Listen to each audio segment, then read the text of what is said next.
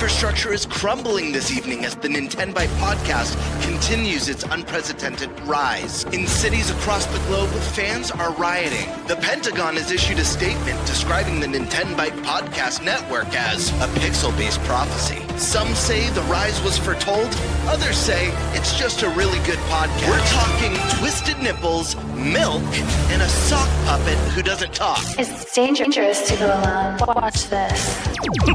Welcome to the NintenByte Podcast, bitch. That's right, ladies and gentlemen, you're watching the greatest Nintendo podcast ever! Yeah! Is that a Joy-Con in your pants, or are you just happy to see us?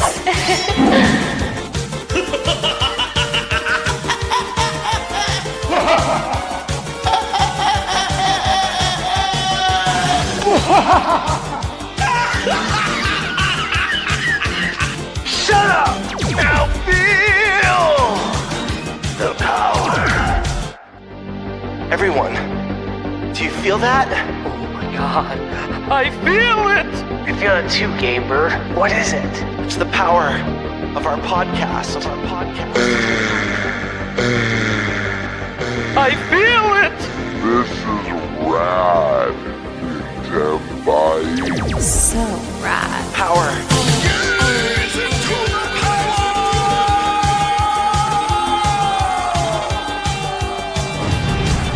Now bask in their glory.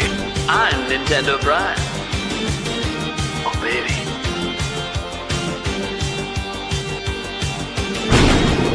I'm Thunderstash.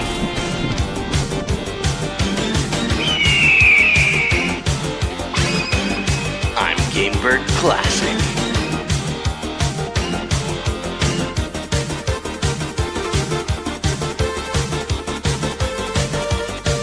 NintenByte rules. Let's rock. All right, everyone, welcome to the NintenByte Podcast, Season 3, Episode 60. We got a lot to bring your way, including an extra guest who will be here in a little bit in Shadow Fox Infinite, so he'll be chiming in here in a moment. We got a lot to talk about today, though. Tons of stuff to get into, including the big news of the day, the surprise story of the day, the one that, we kind of all thought would happen someday, probably, but didn't know that the announcement would be today. Physical games in the news today, being eliminated by PlayStation, the number one console for third-party sales. So that's going to be a very, very interesting talking point about the end of physical games, what it means, how we think this affects Nintendo long haul, because now they'll be like the only platform still supporting physicals. So we'll get into all of that, because that's just a industry shifting, regardless of how long we've seen it coming moment. And now it's almost here, so we got to talk about it. We got to talk a little bit about Star Fox. I don't know how many people on the panel have played it, but we're going to talk about it some here and give our impressions and thoughts. I'm pretty sure Birdman has. Looks like Sandstorm's played too. So there you guys go. So at least those guys can chime in a bit. I can give some thoughts based on my demo experience. Sounds like it holds up to the rest of the game based on everything I read. But then we have some leaks for Metroid. Multiple Metroid leaks. One of them including a game name. So pretty crazy. We're going to be talking about that one and maybe some of our wants and desires for that based on perhaps former Metroid games. If we think we might know which kind of Metroid game this is, we obviously don't know 100%. And then obviously we had a Splatoon Raiders Direct over the last week. Have you guys heard? So we're going to kind of give our thoughts and impressions on Splatoon Raiders now that we pretty much know exactly what this game is. There should be no questions anymore about what Splatoon Raiders is. So now we got to talk about that. So, there could be some other stuff that comes up along the way. You guys can submit in your questions and or statements that sometimes turn into entire topics once in a while with your super chats if you want during the show. If you're listening to the audio version, don't worry about it. Just sit back and relax as we introduce everyone. Let's go ahead and get to our guest first. We have the man chewing lots of gum.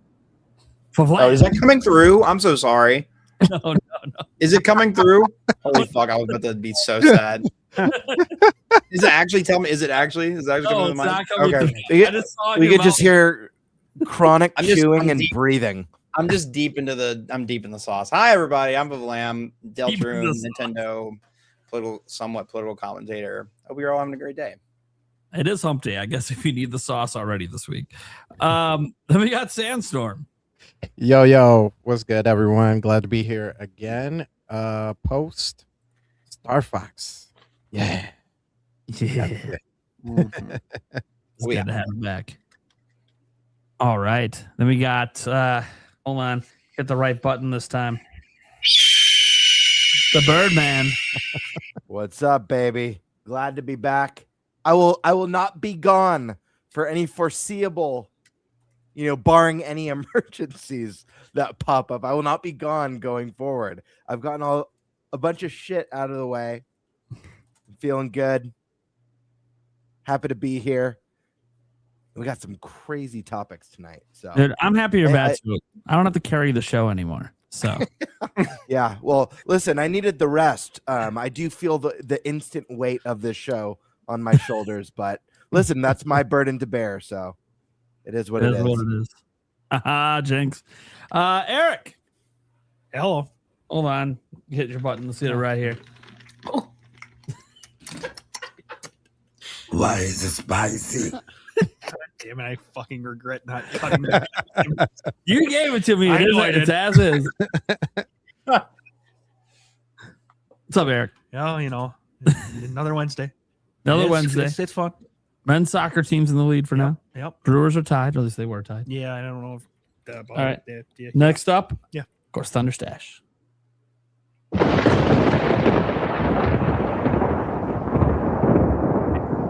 Dude, I feel like this button needs to have an animation across the screen for Back to the Future. Ooh, that'd be good. That would be sick. If I Good can make idea. that happen, that would be great. Anyways, what's up, Stash? Oh, you know, guys, busy day. Busy day in the news for sure. Lots of emotions out there. Hot takes everywhere. Man. Wild. Just we wild. live for days like this. This podcast lives for days like this. Yeah. Sometimes you just hand it to us. Like, we don't have to think about. We didn't discuss one bit what we were talking about today. It's so obvious. Yeah. Just dropping it in our laps. This is easy, I saw the news and we hadn't even talked about it, but obviously it's like, well, I know we are. Yeah, it's I'm way at the too gym. Yeah. And I'm just like there thinking about this while I'm working out. I'm just like going through everything in my head, all the different ways this is going to domino effect stuff. I'm like, oh my God. And then I leave the gym, get on X, see my timeline. I'm just like, holy shit. Yeah, dude. You know, everybody, Domino's Pizza UK is getting in on this. Everybody's sounding off, like literally. Dude, I mean, it's industry changing. It's shifting, altering. Arguably the biggest industry shift in our lifetimes since going to a disc, I guess. Probably. Yeah, it's wild. So it'll be fun to talk about, though. Yeah. It makes for a great podcast discussion, but look, guys, we all know this sucks ass for gamers. We're not beating around the bush. Nobody's happy about physical games going away. Yeah. If you are, I'd like to meet you. Actually, I'd like to meet the person who's happy about it, and not just happy because you're trying to laugh at fanboys. I don't know. I mean, legitimately, actually happy that an option was taken away. The CEOs might be happy. I would say the people who make money off everybody else and the American. I think consumer. Listen, I think it's pretty. I think it's pretty obvious the savings is going to go to both the consumer and the devs, guys. Come on. Right. Yeah, game prices are about to get cheaper, right? With physical out of the way. Oh, right? man. Yeah. Kill the middleman now, right? Like, GTA was just predicting the future by going code in the box, but what they were just trying to take advantage of the current pricing structure, because once physical is gone, we know $80 games can't exist, right? Yeah. It's not going to happen. Yeah, as a matter of fact, going to be like $100 games. $20 to $30. This is gonna be a fun conversation. We're not gonna have that yet though, because we want to make sure that Shadow gets to say on that, because I know he's gonna have a lot to say. I'm sure he's already said a lot on the internet, and I haven't bothered to check it because everyone's talking. There's so much. So let's go around the room though and figure out who's gonna do what topic. Who wants to go first today? Anyone leaping out of the chair? Being like, I'll take Splatoon Raiders. There we go. Direct. Splatoon Raiders direct. All right, we'll get that one out of the way right away. Eric, what do you want? Oh, you want Stash? You got one? What do you got? Yeah, I'll take PlayStation. All right, cool. We'll do physical that. games. Eric, what do you want? Don't worry, I'll put extra. I guess I'll put notes in there for you. I guess I'll do Star Fox review impressions. Okay, because the one that you don't need notes I have for. absolutely no fucking And clue about the you don't Metroid need leak, notes so for it. And so and Yeah. Metroid leaks I covered today, so that's fine. It works out. Then I don't have to put the notes in. I can just Yeah. read them off. All right. Good thing I left all my Metroid stuff open. I think maybe I don't know. I'll make sure. All right, guys. Screw it. Let's get to our very first topic. Gamebird, what are we talking about? Yeah, Splatoon Raiders. It got a direct, guys. We finally got a nice little deep dive. We got the full enchilada to see what this game is all about. It was, what was it, 15-minute direct, I think we had, followed by a treehouse where we got to watch them play the game. And the big reveal, and what's funny about this one is that, can we get the trailer going in the background? Yeah. Hell yeah. What's funny about this one is exactly 1 year ago. Let me pull this up. I posted a video on my channel, Splatoon Raiders, the next big roguelite. And it looks like this is them fully fleshing out that roguelite experience, expanding on a lot of the really great ideas from that DLC that we got, Side Order, but doing this into a more exploration-based and base-based little roguelite adventure games. But what did you guys think of this presentation? Did this do first off, let's go around the room. Who here is a fan of Splatoon? Or if you're not, let us know if you're not. We can start with Favlam. Are you a Splatoon fan? Did those games do anything for you? Traditionally, no. But I do think I genuinely do like the concept of this is like this cooperative roguelike, and I do want to give this a try. Because what takes it out of me is like I don't know. I don't like something that's like hyper competitive on console sticks, right? I usually save kind of the shooting games for my PC and point and click and all that. But I think that this would be is casual enough of an environment that would be still really fun, and really interesting world to explore, especially somebody who's never really like I've played Splatoon in the past. I don't own it currently, I don't think, unless it's like been a hand-me-down somewhere on my shelf. It might be somewhere back there. But I mean, I caught some clips of the direct. I thought it was pretty neat. I might play it with my friend Josie Woe. We might do a little co-op something through this. I don't know. We'll see. But it looks like it's gonna be a good time. So okay, so this one piques your interest more than like the mainline series. Yeah, it kind of just because of like the way like the nature of it being like this co-op like massive world that you're gonna be going through. Because I really like the concept. I never got to play it, but I really liked the concept of the what was it? The DLC and Side Order. Side Order, yeah, with which was like the roguelike of that time, which this seems to have the elements of that. But I liked that in concept, and I was like, man, that'd be cool if they made more of that. And well, here we are. So I'm like, you know what? This is enough for me to commit to it. Let's give it a shot. Hell yeah! So I will be buying it. When is it out? This one comes out at the end of the month. Right, July 30th. Am I right? Dude, they just time end of the month. Time isn't July. No, Stash. It's got to be on July 23rd. 23rd. Oh yeah. Yeah, I like fast. 2-3 weeks from now. Yeah, I locked in so hard on Deltarune, I forgot all other games were coming out. I was like, oh god, there's Star Fox, and now this, and then there's something every month, and then when we have friggin' Rhythm Heaven, that's this week, right? Like tomorrow or day after? Oh my god, I'm cooked. I'm cooked. I have too many games to play, and I haven't played them. Anyway, sorry. Sandstorm. What up? Do you have any history with Splatoon? Is that a series you care about? I do. So my history with Splatoon is similar to my history with insert fighting game name here.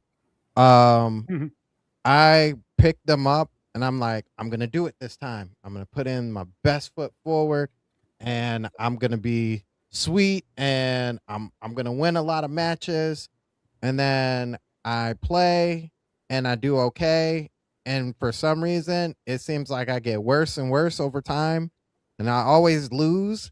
And it's like, how is it possible that I'm losing when I'm not with the same people every single time? It's got to be me.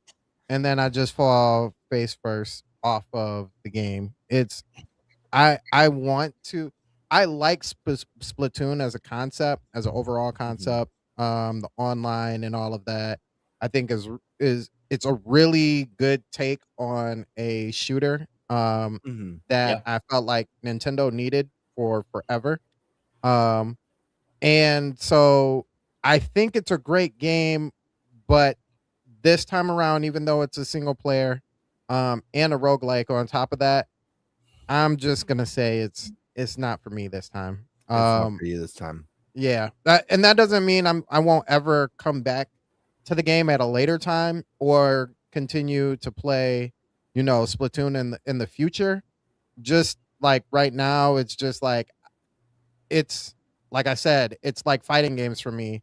Like I know I'm gonna get into this game and then I'm gonna play it and then I'm gonna die a lot and I'm gonna be like, I feel like playing something else. And probably won't come back to it for a really long time until an update comes, like some random update. It doesn't even have to be a part of like the main story. It could be something really cheesy and I'm like, oh, I got to get back in there and play for like 2 more weeks and be done again. So it's, for me, I can't spend money like that. But I'm really excited for people who want to play this game because it seems like they're getting what they really wanted. It's not just like just a rinse and repeat of the single player from 1, 2, and 3, but it's actually like a concept in its own with the whole roguelike. I like the whole salmon run feel to it, and I think it's overall. I think it looks like a really good quality Nintendo game, but like I said, this one I'm just gonna have to sit back and live vicariously through all the other people who play it. For sure. And we'll dive a little bit deeper into like some of the things that we saw here as some of the different features that this game has. Eric, are you a Splatoon fan at all? Is this a series you've given a shot? And if so, or even if you haven't, Splatoon Raiders, other than the fact that this is a game that you have in your fantasy critic, obviously I know you want this game to do well, period. Yeah. But me buying it's not gonna matter. But no, I've dabbled a little bit in Splatoon. I'm not much of a competitive person like that, so this one might actually be a little bit more up my alley. I'm actually thinking about actually picking this one up. So yeah, I know I didn't really see the one got you excited a bit. What was that? So this trailer got you a bit more excited. Yeah, I didn't see the full thing. I came into it a little bit late from with Nate's stream, and I came into it a little bit late, and I was working, so I didn't quite fully catch it. But the parts I did see, it looks pretty decent. So I definitely think this is something that I'm thinking about picking up, and yeah. Oh yeah, Stashman, history with the Splatoon series. Is it one that you enjoy? Not so much your style. And where does Splatoon Raiders fit in with that? Does it get you more excited? A little bit less excited? Yeah. So history of Splatoon Raiders, it goes back to day one. Buying this on launch day. I've played them all. I think of all the Splatoon Raiders, though, this is the one that I'm most interested in. And I would say because it's primarily a single player game. Sure. I love single player games, and you guys know I really try to limit my time that I play multiplayer games that have, no end to them, right? I only have so much time with the amount of games that I review that I can't be like hanging out playing these games that have no ending to them and just playing those for the rest of my life. I'll never get anything done. So for me, this is more exciting. I also play and review a lot of roguelikes on the channel. Sure. I've seen comparisons of Splatoon Raiders to like Nintendo's version of Borderlands, which I think is badass. And then I've also seen in a preview that it was compared to almost like Nintendo's version of a Ratchet and Clank, which again, I'm like, dude, that's awesome. Like everything that I'm hearing sounds great. Everything I saw too in the direct, you know, it's more of what we saw. We got to see a little bit more of the map and kind of how the mission structure is going to work. At the same time, like once I see enough, I'm gonna mentally tune out, and I do that by design. You guys know that. I do the same thing with movies, movie trailers. I only want to see so much, man. And then I'm like, cool. This looks really exciting. I'll see the rest of it when I actually play it and get my hands on it. Until then, I have stuff to do. Right. You know what I mean? Like I'm excited for it. I'm in. I'll be reviewing it. That's where I'm at with it. So, yeah, I would say that of all the Splatoon games, I am most excited for this one. And I had a lot of excitement going into the first Splatoon back in the day. Sure. But yeah, this one's like right up my alley, dude. It's doing all the things that I like. This looks like a blast. Hell yeah. Primal. Am I okay to go to you? Does he need a minute? I'm good. Okay. So my first question for everyone was, what's your history with the Splatoon series, and whether or not you love Splatoon? Does this, what we've seen so far for Raiders, get you more excited about the series, or not really do anything for you, or get you less excited, I suppose?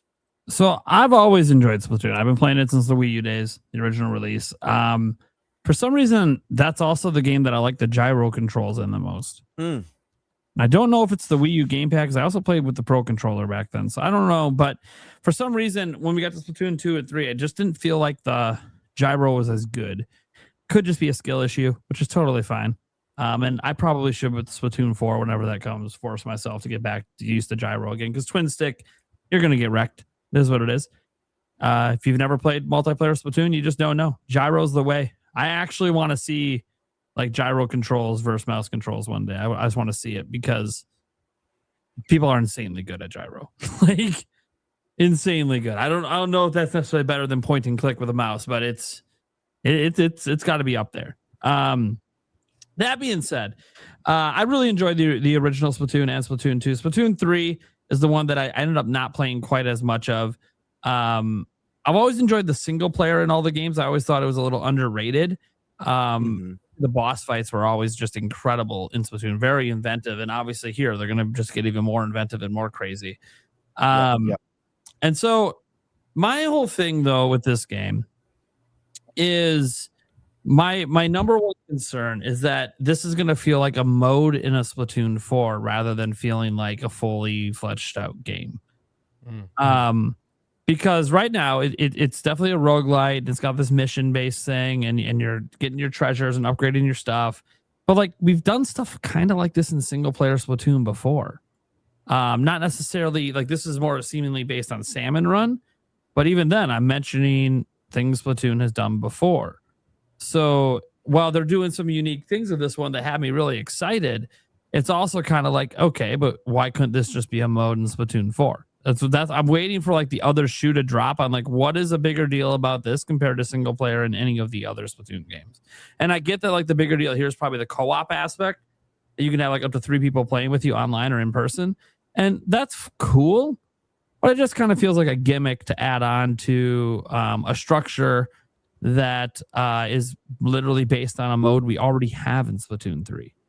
So I'm very like, everything about this looks great, and the customization looks great. And I think people aren't talking about it enough. I think it visually looks really great. Yes, the ground textures leave a lot to be desired, but Splatoon ground textures always have. The focus has been on the characters, the action, all that, and all that looks crisp and great. And they're focusing on the right stuff, and it looks like it's running at 60 FPS, which is great. I just have concerns that there's going to be enough meat on the bone to satisfy most people. Like for me, I'll be fine. But I also really love the single player, and it can justify spending $50 just to play that. I don't know that everyone can. because one thing about Splatoon is it's infinitely replayable, but this one shouldn't be that way technically because it's a single player, seemingly linear experience. Well, if it's got the roguelike elements, maybe it will have replayability. Yeah, I mean that's the thing. Like the playing together and going through missions together, like that part obviously adds some replayability. I'm just very, very curious is all. I know I'm probably going to end up enjoying it, but I'm very curious. I want to find out. I'm very curious my own thoughts if I'm going to think it's worth the money, because this is the first game Nintendo's had come out that I'm kind of like, I don't know about that, because it looks like something that should just be in Splatoon 4. So, how much like is this game? 50. Okay. So I'm in the same boat as both Stash and Prime. I've been playing Splatoon since the first one landed on the Wii U. And I personally am not like a big PvP competitive gamer, like in any aspect. I don't really play many PvP games, if at all, other than like local multiplayer, having fun with Mario Kart or Smash Brothers. That's really the most for me. However, the thing that I love about Splatoon, and this is kind of just speaking to Nintendo in general, is their way of taking a stab at a genre and creating something truly unique that's different than what everyone else is doing. Yeah, Prime. Sorry, I just wanted to make sure I point out that is this the first game company in history to properly label easy mode? You're as easy mode, right? Yeah. Just noting, they're not even avoiding it. They're straight up going, "Nah, you play in this mode, you're a fucking tourist. Get out of here." That's so funny, dude, man. Sorry, but I just no, you're good. You're good. I just love Nintendo's ability to create something so unique and different and kind of go against the grain. Splatoon, when it came out, was so different than anything else on the market as far as a competitive shooter, playing as squids and covering the base with ink, and that having like that being the determining win rather than kills, and swimming through your ink. Just very, very cool. So I've been there since the beginning, and I've actually really gotten into them. Obviously they're not games that I play forever, like Stash mentioned, getting stuck, but they're ones that I'll sink. I've probably sunk maybe 30 to 40 hours into each one. I've done the single player, plenty of competitive, and my favorite mode in 2 and 3 was Salmon Run. I've always hoped for a better single player version of Splatoon since the get-go, because essentially the way single player works in these games is a tutorial. It prepares you. You don't get to pick your weapon or your loadout. Each mission puts you with a specific weapon. The level's designed to kind of train you how to use that weapon, and the boss fights really exist to help you with your maneuverability, your mobility, and how you utilize the weapons you have. They're fun, but again, they're meant to teach you. Getting something like this finally is extremely exciting. I did play Side Order. I really liked it. For what it was. And I'm on record on this podcast of saying numerous times that I'm not the biggest roguelike or roguelite player. I'm kind of burnt out on them. However, I will say, I feel like in recent years, that genre's catered to my taste a lot more, because they've been adding more and more permanent progression. And that's something I feel like in early roguelikes was missing, and something that I see very, very strong in this game that has me very excited. There's a really cool crafting system here. They've got all the different gadgets that you can unlock and level up, the trinkets and charms.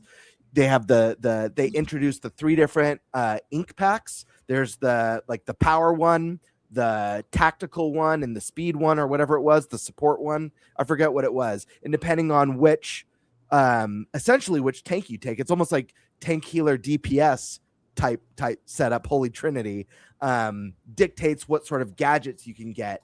And I think there's going to be some really cool dynamics here, whether you're playing single player or with friends and choosing your loadout. And to me, I feel like on the surface I could see your complaint, Prime, but I actually feel like this game looks really, really packed with content. It looks like there's going to be some really cool, unique enemy varieties. They've got the bosses, and then there's the mega versions of the bosses, and then there's like almost like the shrines where you're going down levels. And they said some of them might just be a few terrain levels, others might go down and down and down, and you'll never know when it's going to end. As well as different types of raids. And there's even a monster hunter mechanic where you could be fighting like a raid boss in this game. And if the boss is too tough, you could like shoot out the flare to call out someone. And they're going to be incorporating an incentive system to where if you answer people's distress calls at boss fights, you get rewarded, you get compensated for going out and helping people in areas where they're stuck. I feel like I don't know. I feel like they're cooking something really special here. And I also think maybe there might be more to some of like the base updates. You know, we got a little tease of that in this direct of like adding the crafting stations and adding these different areas. We saw in the initial trailer for this game, you know, some of the fishing. Is there going to be some sort of a fishing mechanic? There, it looks like there's mini games, like an NES inspired mini game that exists within this world. So I think there's more than meets the eye with this one. I think they showed off a lot of really great jam-packed content. And if I'm being fully honest, as someone who's been more, I used to not like roguelikes at all. I became roguelike curious for a while. I'm pretty amped on this one. I think it looks really good. And to add to that, we got a bunch of previews that came out. A bunch of outlets got to go hands-on with this. And you guys can correct me if I'm wrong here, but most of what I saw was pretty overwhelmingly positive. I don't know if you guys heard any saw or heard any negative previews for this, but sounds like they're cooking with Splatoon Raiders. I don't know. That being said, I'm really excited. I'm more excited now than I've been this whole time. I think I have a full grasp of what kind of game this is. And even though it's a genre that hasn't fully grabbed me in the past, with some exclusions, obviously, like love Hades, really loved Absalom, the roguelike beat 'em up that came out this year. But yeah, I don't know. I think there's a lot here. I can't wait to see what more this game has to offer. But more importantly, kind of like Favlam touched on, experiencing Splatoon in a more single player setting with a friend or with friends is really appealing to me. I think this is a really cool world. I think there's some really cool backstories and lore here. Maybe we'll finally get to go a bit deeper on that, go below surface level on that with this one. But yeah, I'm excited. Okay. We got Shadow's here now. Hey, what's going on, gentlemen? How y'all doing? What up? Good. Hey, what's up? We're Shadow. We're talking Splatoon Raiders, the direct. My question for everyone here was, what's your history with the Splatoon series, if at all? And are you excited for this one? Did the direct or any of the trailers do anything to get you excited, or are you less excited about it? I'm kind of feel the same. When I first saw it revealed, I kind of knew what it was, a single player Splatoon. Typically I played Splatoon more single player anyway. The first game I played more online, and the second one was kind of fun, but I dropped out of it quick because of other games coming out around the time. Sure. And Splatoon 3, I never really got to play multiplayer effectively that much. It was pretty much just me playing the single player game and the DLC. So yeah, I definitely this is something that was right up my alley anyway. It was something that I was going to enjoy. So the time I saw the first reveal for it, I was already interested. And then I didn't get to see too much of the direct. I saw maybe like the first 10 minutes of the direct, but it was more of the same for me. So I already knew what I was getting into. So yeah, I enjoyed it. You're already sold on it. Oh yeah. I was a big fan of playing it on Wii U originally. So that's always going to be good for me. So yeah. I like what I saw. I didn't see as much as you guys did, but I did enjoy what I did see, showing how you use the abilities you have to get to new areas and whatnot, and use the different abilities to to jump over or move around or whatever as you clean up. Well, not clean up, but you know what I mean. You change the materials on the ground so you're able to traverse. So that's more of what I want. It doesn't look interesting, but when you play it, it's addicting. Absolutely. And I don't know about you guys. I don't know how you all felt about Salmon Run.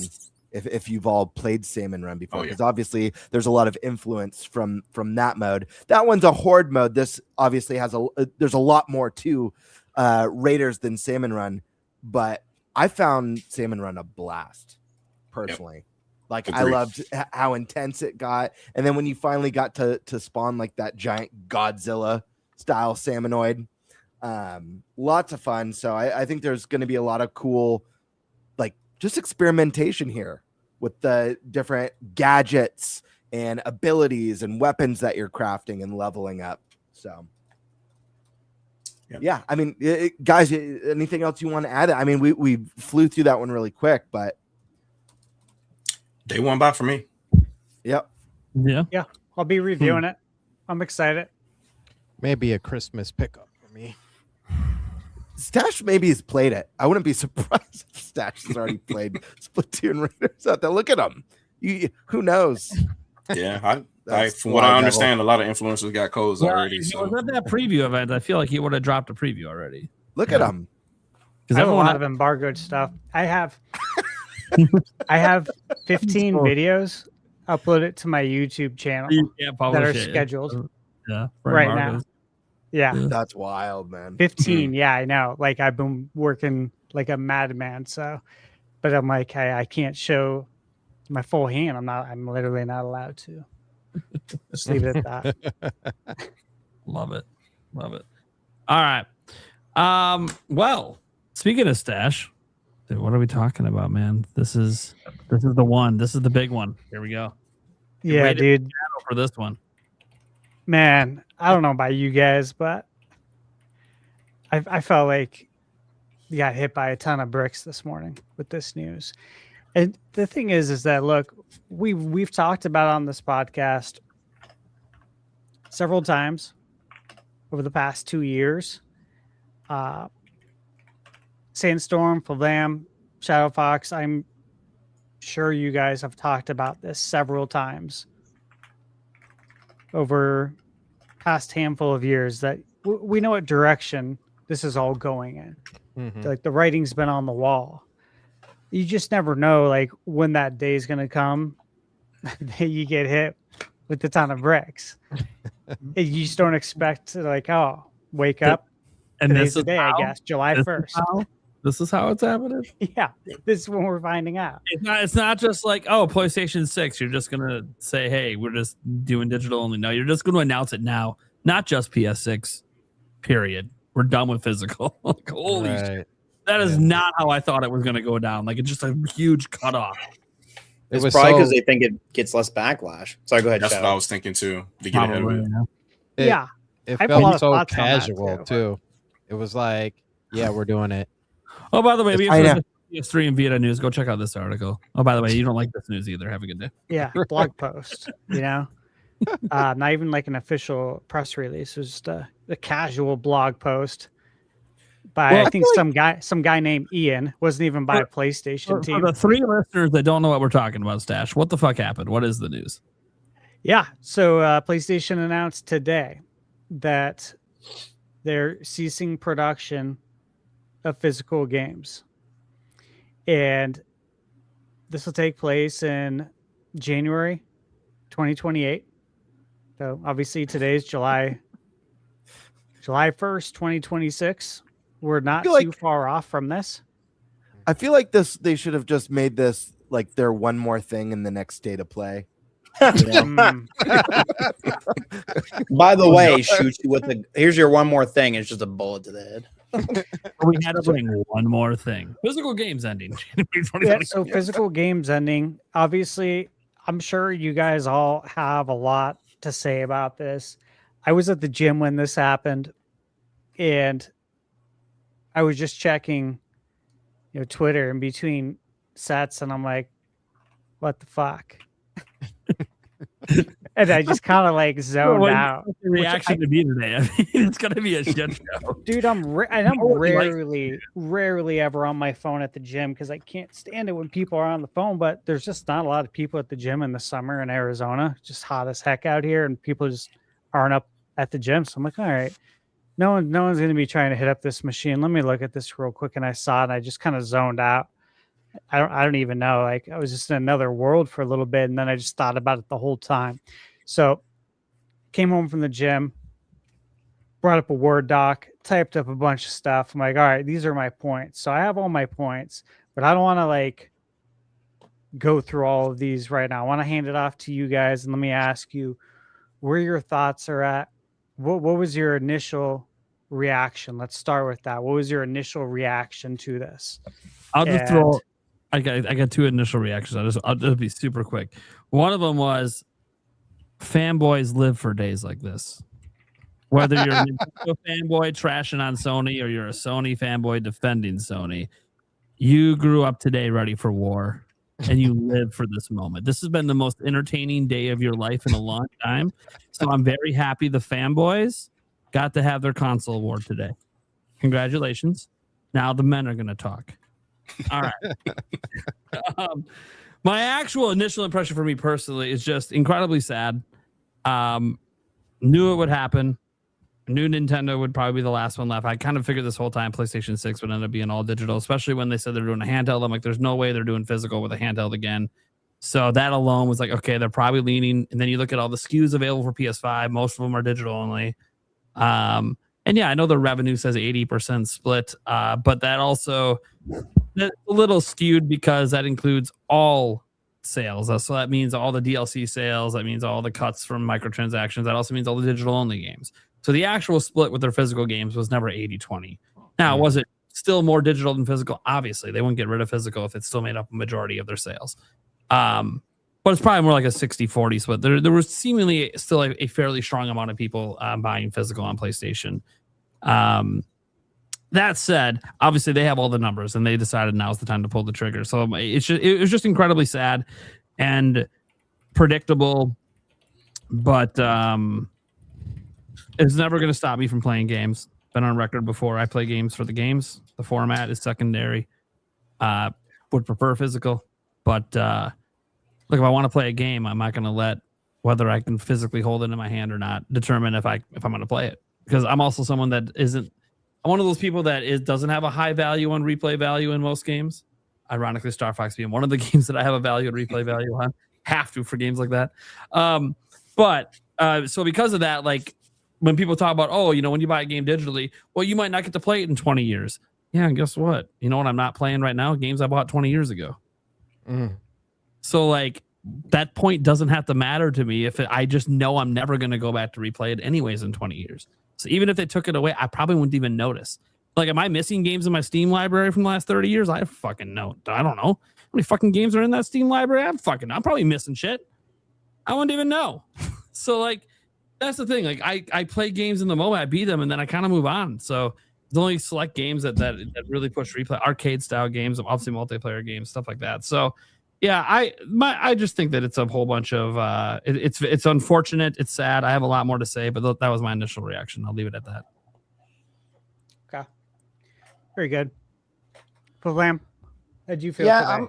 I'm gonna push back on that because you're also a youngin on the show. I think that while I agree with the sentiment of like sometimes you. Like I'm obviously like every game I have on my shelf, I've played at least once, but I'm not regularly playing them and whatnot, right? But I think the sentiment of saying like it's not as big of a deal, I don't necessarily agree with, just because like I think this is a bigger, and I know you said you have more to say. I'm sure there's more nuance to your take, right? But this is such a much bigger issue that goes even well further beyond the gaming industry at this point. And there's the saying, you'll own nothing and you'll be happy, going into subscription-based models, going into things. And that's with not just physical media, but also it's slowly turning into our physical hardware as well. Like these AI companies and stuff want us to basically rent hardware from them instead of buying our own hardware and having the ability to run games and stuff like that's where this is all heading. Is we own nothing and we have to pay for access to things that we had readily good access to many years ago or currently. And I just it's very sad to see. I'm sure we all feel that way, right?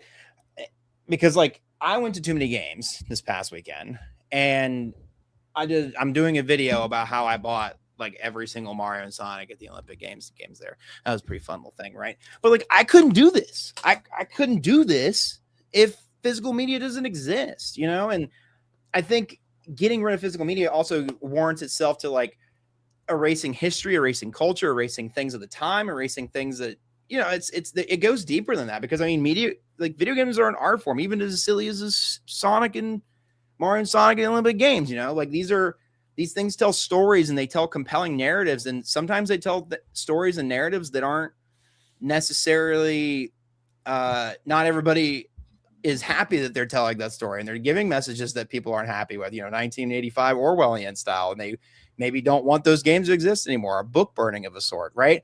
But that's just one of many reasons why, like, not having these physical media, not having at least having the choice to buy secondhand and to not have to pay the full price and for the access to a game is so important. Yeah, I mean, it's just really sad to see. And I would just encourage any viewer or listener right now. There are several boards and organizations that are actively ready to fight this and make legislation to fight things like this, and right to repair and right to own. And I recommend and hope that you all will support them, like the Internet Archive, like the Consumer Reports and Advocacy, and also like political candidates like Lena Khan, who fought for ownership and fought against what's the word? Like big companies from having these fees and having these ways of like, okay, you don't have any ownership of you or of your stuff, of the things that you buy. So if you just look into what your local community is doing and who is on the side of the right to repair, that's the biggest law right now, and like movement for this kind of stuff, which right to repair mostly refers to hardware, but it is a broad stroke that can definitely fall under our umbrella physical ownership. So I mean, it's very serious. It's I know we're the Fun Nintendo Game podcast, but this is a very serious issue, and it requires a very serious response. I feel like I think it's something we should genuinely like fight tooth and nail for, because if we don't, we're going to lose it. So anyways, that's my piece. That's my soapbox. Sorry to get a little political, but I mean, I feel like it's quite warranted. Yeah. Sorry, yeah, man. I believe that was Lena Khan. I believe you're talking about the Consumer Financial Protection Bureau. I think she was part of that during the previous administration. Yeah. And she fought for a lot of like ownership rights and whatnot. And I just use her as an example, though, is like find people and candidates and people who will organize your community that are similar to her positioning and similar to people who basically align with the right to repair movement. And I would just really encourage you all to do that, because again, it balloons way bigger than video games. The right to repair movement started with farmers and tractors to wanting to repair their John Deere tractors so they could keep making a living and not have to pay John Deere to update the software on their tractor. So anyways, that's my bit, I know, but I mean, it's genuinely really important. I would encourage everybody in the chat and everybody to at the very least look at it and support any kind of archive groups, or if you want to get politically involved and support groups that support right to repair, please do. I would greatly encourage it. Great advice. Thanks, man. Yeah. Thanks for sharing your perspective on that. You have a unique perspective because of that. Thank you. Yeah, of course. Shadow Fox, interested to hear your thoughts on this. I mean, just as an aside to that whole right to repair thing, I mean, there's a reason why, other than profitability, which you never really had for a real long time, but there's a reason why Radio Shack was taken away as a major chain. It's gone, and it's really hard to find parts for any old electronics anymore, specifically very, very old tube TVs and radios and stuff like that. If you want to repair those things and bring them back to the way they should have been, it's hard to find transformers and things of that nature to convert those old signals.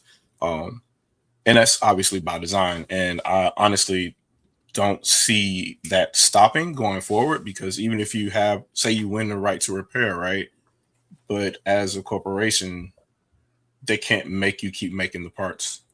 So that's one of those things where if they just all of a sudden every factory shuts down, either you have to find a way to either make your parts, which means you need better, stronger filament if it's for anything that's mechanical in nature, or or electronic in nature, because you can't exactly print metal precisely right now.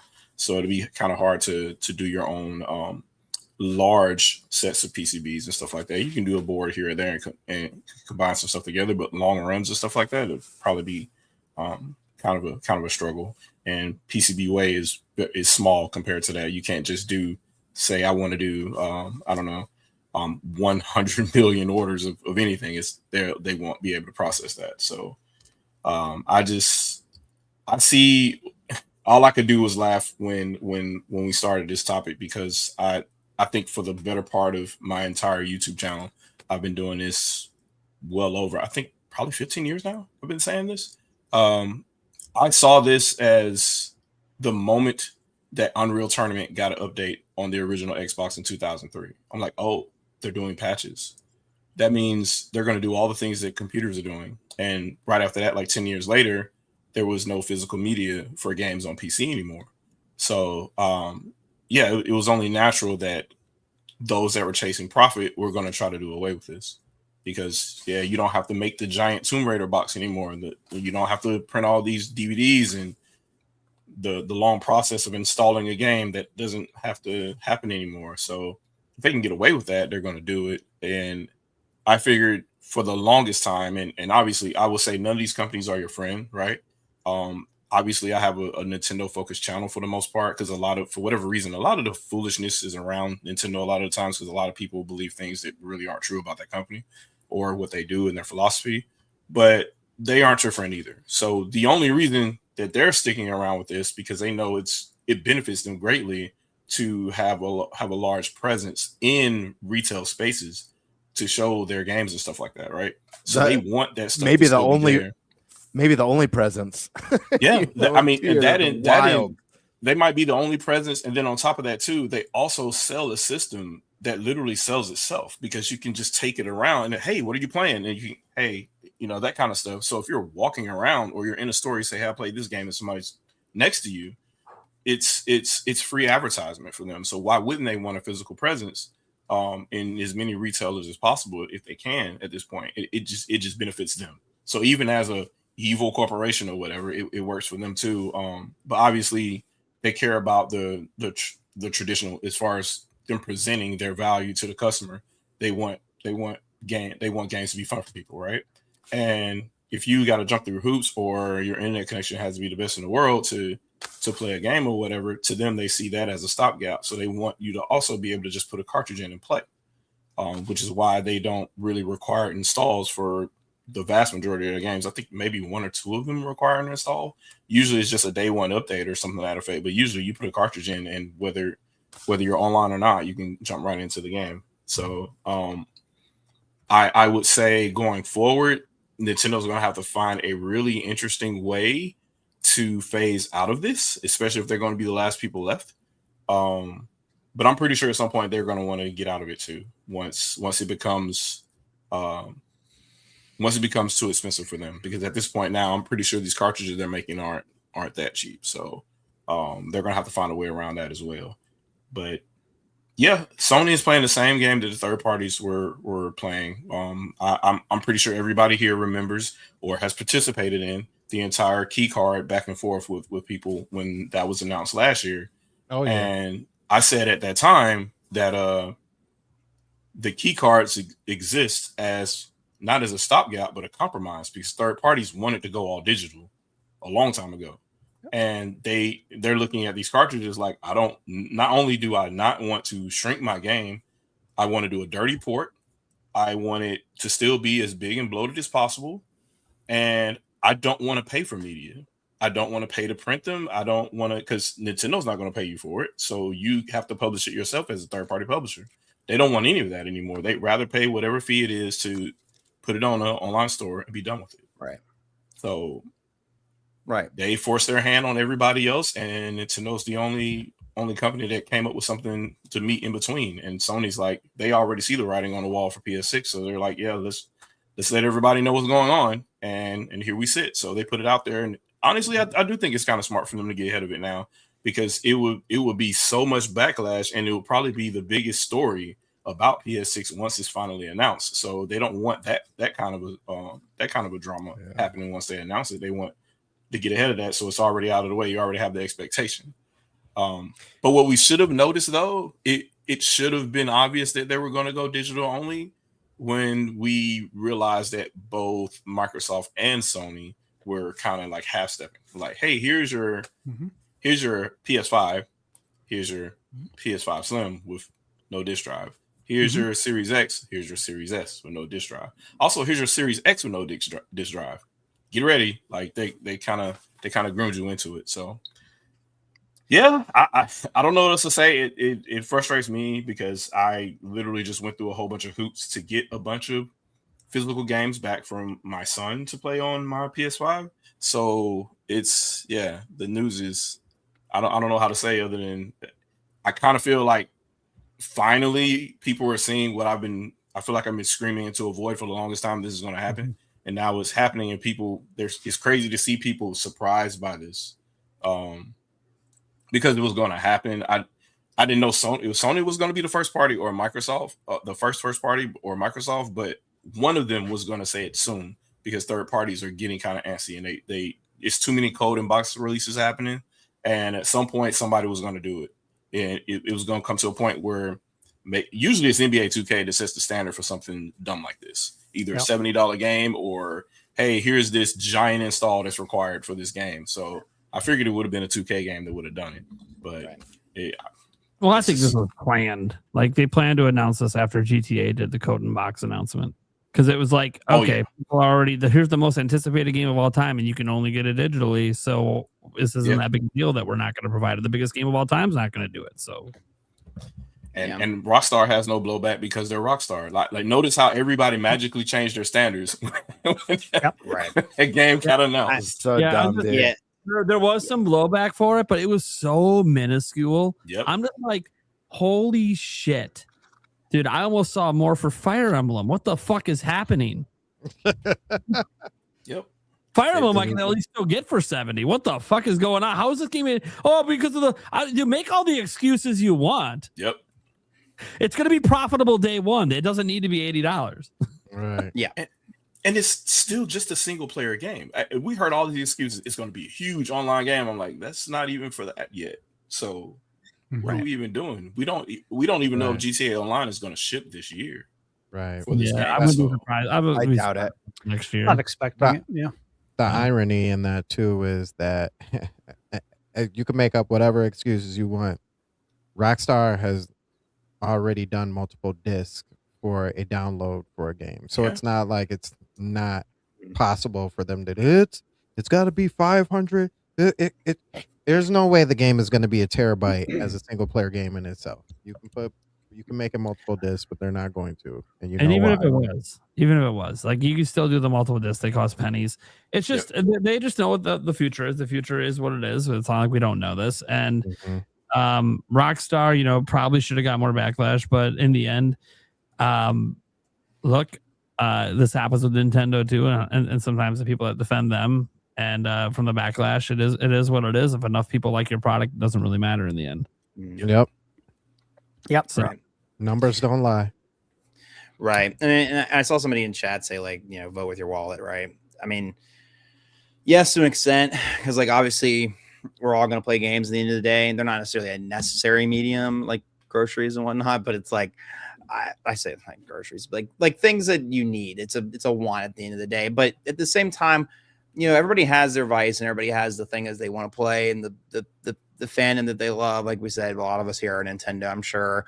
I don't know. I just want to stress the importance of just like that these companies are incentivized to do this, kind of how Shadow was saying, like they're going to be incentivized to do this. And even if Nintendo is not doing it out of the kindness of their heart right now, when does that kindness fall? Or what happens when if and when our economic conditions in this world right now get worse. You know, like companies are going to do what they need to do to survive, and without regulatory agencies that exist to hold them accountable, and politicians and whatnot that hold them accountable, this is obviously beyond video games, then they're going to do what they want. And so that's why it's like, it's important to vote with your wallet. It's important to vote literally with vote.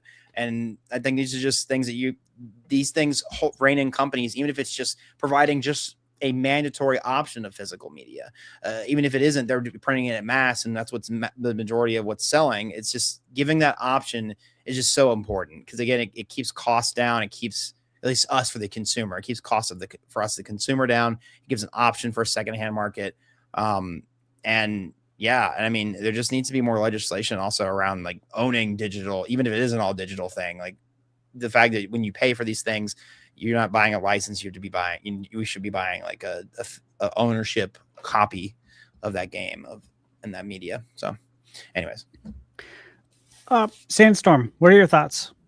So first off, because I got to be the one. I gotta go in kid mode.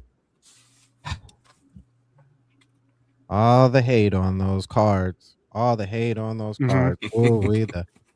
the hate was real on those cards. Nobody is gonna buy game key cards. It all has to be on disc.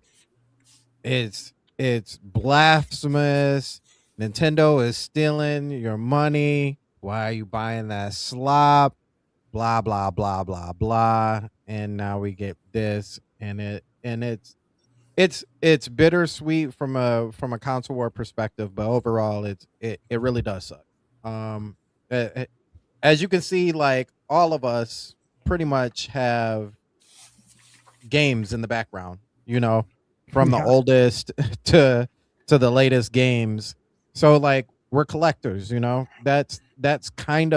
that's what's really kind of just dying is like the collection, being a collector of these games, and just not even necessarily playing a game. Like I don't have to play a game to enjoy a game. I can just pull it off my shelf and be like, man, those were good times. Like we were really enjoying this generation or that generation. So it's unfortunate that we're here. I was hoping that it would be not this well, Nintendo's already in the 10th generation, but I was hoping that it would be the 11th generation that this, finally started to happen. But like Shadow said, the writing was basically on the wall. As you can see, more and more developers don't have problems with, one, not putting everything on the disc, and two, starting to put the codes in the box and everything. For a Nintendo fan or anybody who's like who is borderline on getting a Switch 2 in the first place, we still have physical media, and that's really cool. We just got the announcement of Oblivion coming Perfect August 11th. Yeah. Full game on the disc. I don't know if somebody like tipped them off and was like, you got to say it. You got to say that too. But yeah, it was absolute great timing. To know that the full game is on the disc cart. But it's just it's crazy to me because we're in like a struggling time already. It's almost like being in, for those of you guys who are old enough to remember or actually feel it, it's almost like being in the recession and then somebody being like, oh, the recession is going to be, it's only going to be a couple more years. And then you find out something else and you're like, the recession's not going to be over in a couple more years. Like the fact that we're going through this RAM situation and price increases with components, and then you find out that Sony, like Prime said, the biggest third-party seller, is going all digital. You got to ask yourself, like, what is the price? What are they going to put in the PS6 as far as memory. Like, how is that going to look for them? Because at this point, a terabyte is like, it'll vanish faster than you know. So are we going to get a 2 terabyte? They'll go the Apple route. Terabyte? They'll say, "Fuck you, buy more." And that's off a cloud, deadass. That's probably what's going to happen.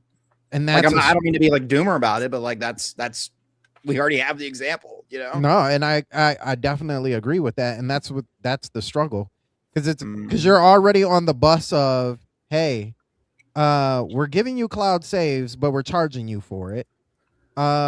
You can get some discounts, but we're charging you for those too. And if you really want to play our old stuff, we're going to charge you for that as well.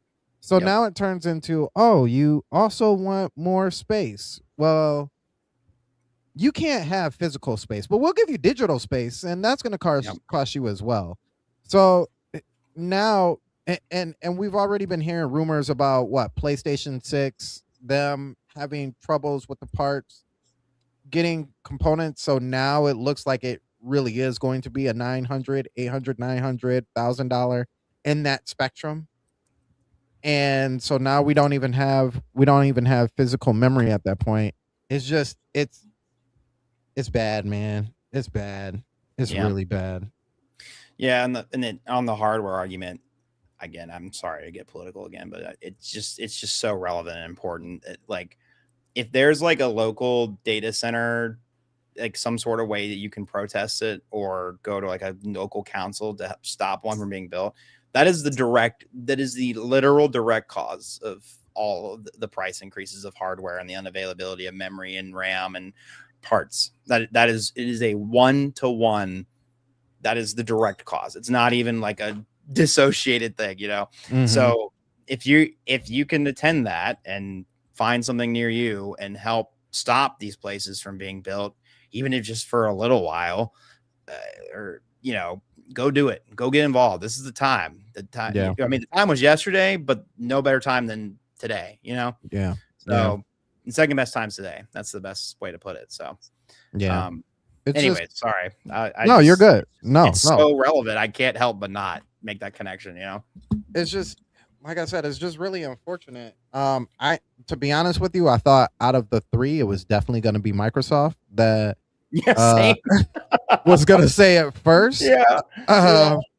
It sounds like more of a Microsoft move than anybody. But with Sony doing it first, like Shadow said, they kind of put all the bad news or the worst news out in front.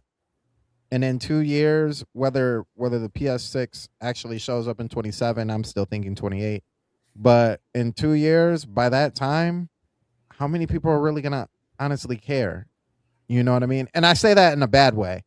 But how many people are really gonna honestly care when Sony goes, hey, look at these graphics, shiny. Look at Grand Theft Auto now, shiny. Look at this first-person title, super shiny. Maybe I'm different than the average person, but I graphics don't impress me anymore. Like, it can look as realistic. Yeah, no, I don't think. I think there's an excellent animated something I saw on TikTok or somewhere once. It's like, I'm gonna make these people fucking sit down and play an old video game until they realize it's about the game, not about these stupid fucking graphics. You know what I mean? Like, yeah. I mean, don't get me wrong. Like, I'm sure that's like one of the appeals of GTA is that it has that really cool art style but it's an art style. It's realistic. That's the point, right? Yeah. But if the game's not fun, it could have the most realistic grass, the most realistic tree. I think a great example of a game that is boring. I'm not trying to say it's super boring, and I'm sorry for people who like this game. Oh God, what was that game that came out? Fuck, it just lost me. It was at PAX East and West, and it was like an open world adventure game, and you I think not something blood. I could be wrong. I'll look it up. I'll look it up here in a second. But anyways, the point being, you need it. That's how forgettable it was. The point being, it should be fun. The point of games is fun, and it doesn't matter what it looks like. And it's the art style. Crimson Desert. That's exactly. Oh, Crimson Desert is great. I think it's a great example of a game that spent way too much time on graphics and looking good and beautiful, and not enough time on being fun. Which it is it has its moments, but Yeah. anyways, yeah. And I will say this too, because I don't think this actually gets pushed hard enough. But this is all our fault. This is purely all our fault. So something that I've learned, and I'm gonna tie it back. Something that I've learned as a parent, that I didn't even really think about until my kids got older, and I'm like, dang, that was really my fault. We this generation, my generation, we course correct our kids. Generally speaking, because I'm pretty sure y'all are better dads than I am, but we course correct our kids, but we don't teach them really how to say sorry. Like, I actually made that mistake. That was my bad. I'm sorry. And so now that my kids are older, they've been course corrected, and they do something and they're like, oh, and they fix it, but they don't say sorry. And I'm like, why aren't you saying sorry? And it was like, and I had to reflect on myself, like, oh, it's because I never really taught you that doing something wrong also means you have to apologize for doing something not right, right? So when we were playing games as younger individuals, and this goes back to my kids, we were playing games as younger individuals. Growing up, I, at least generally speaking, would be like, yo, this game is amazing. And did you see the graphics on those? Like, this looks cool. That looks cool. And this looks cool. And that looks awesome. And I'm playing, and it feels like real life. So all these things that I do to describe the game, and of course the games are fun, right? All these things that I do to describe a game, I've also taught my kids. Like, this is fun. Did you see that? Oh, look at that. That's almost like, oh, did you see that? The lighting on here is so now the generation, and I think it was more than just me, because a lot of younger individuals are this way. Now kids are like, graphics, frames, graphics. And you're like, what about the gameplay? But the graphics, though, the graphics have to be just right in order for me to play this. Like, I can't play this without the graphics in the frame. And you're like, but is it fun? But the graphics, though. And so now we're kind of living in this like karma, I want to say. And it's the same thing. It's the same thing with like buying stuff digitally, unfortunately, because I'm looking and even thinking of my Switch, like my library. I'm like, dang, a lot of my stuff is digital.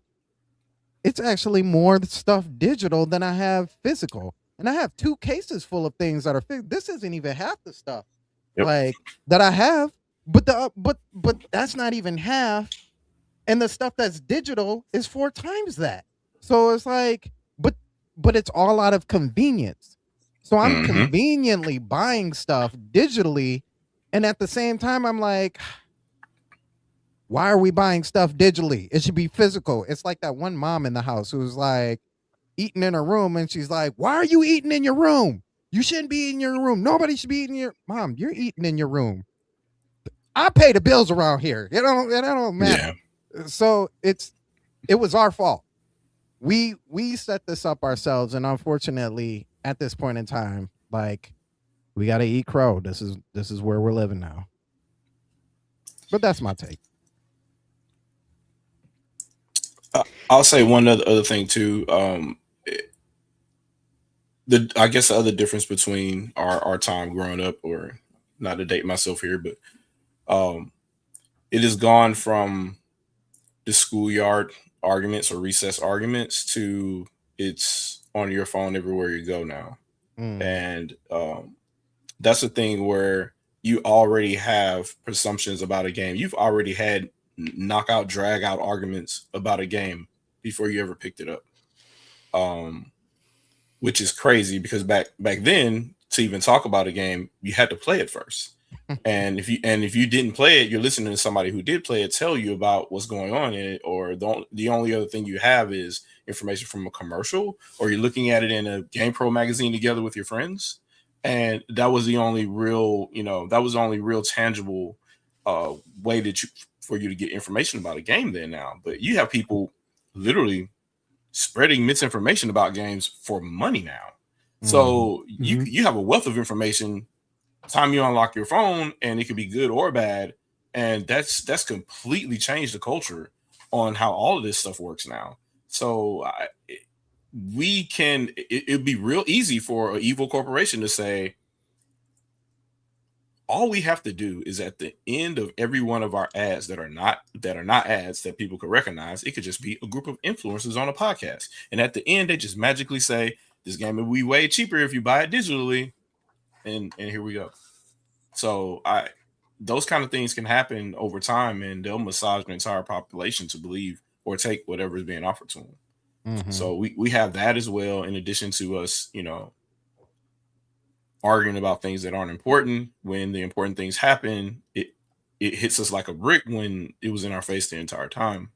So I screamed up and down about one situation that happened a long time ago.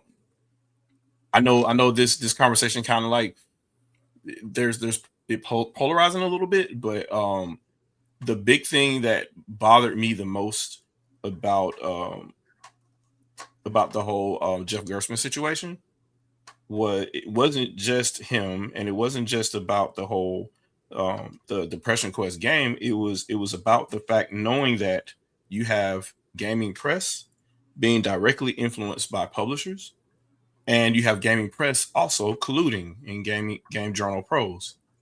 So it was already happening back then when IGN was still selling like magazines that you could print out as PDFs back then. So it was happening way back then. So what's happening now. It's all corporate.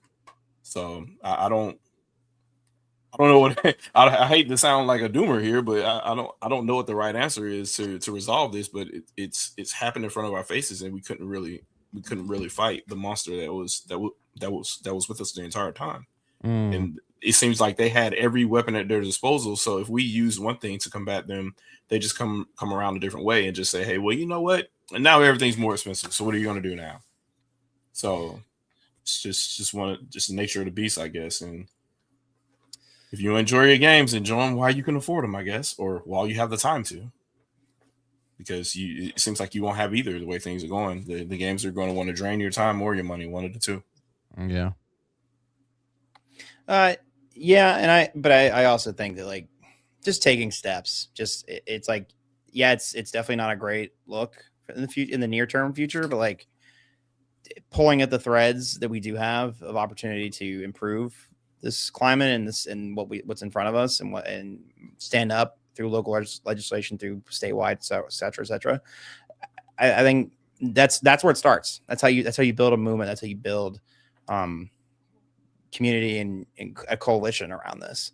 And I think there's a lot of people who feel the same way we all do and want our wallets to stay that way. So as always said, not to counteract the doomer, but I just want to try to leave it out on a positive. Like, oh yeah, yes, it looks bleak, but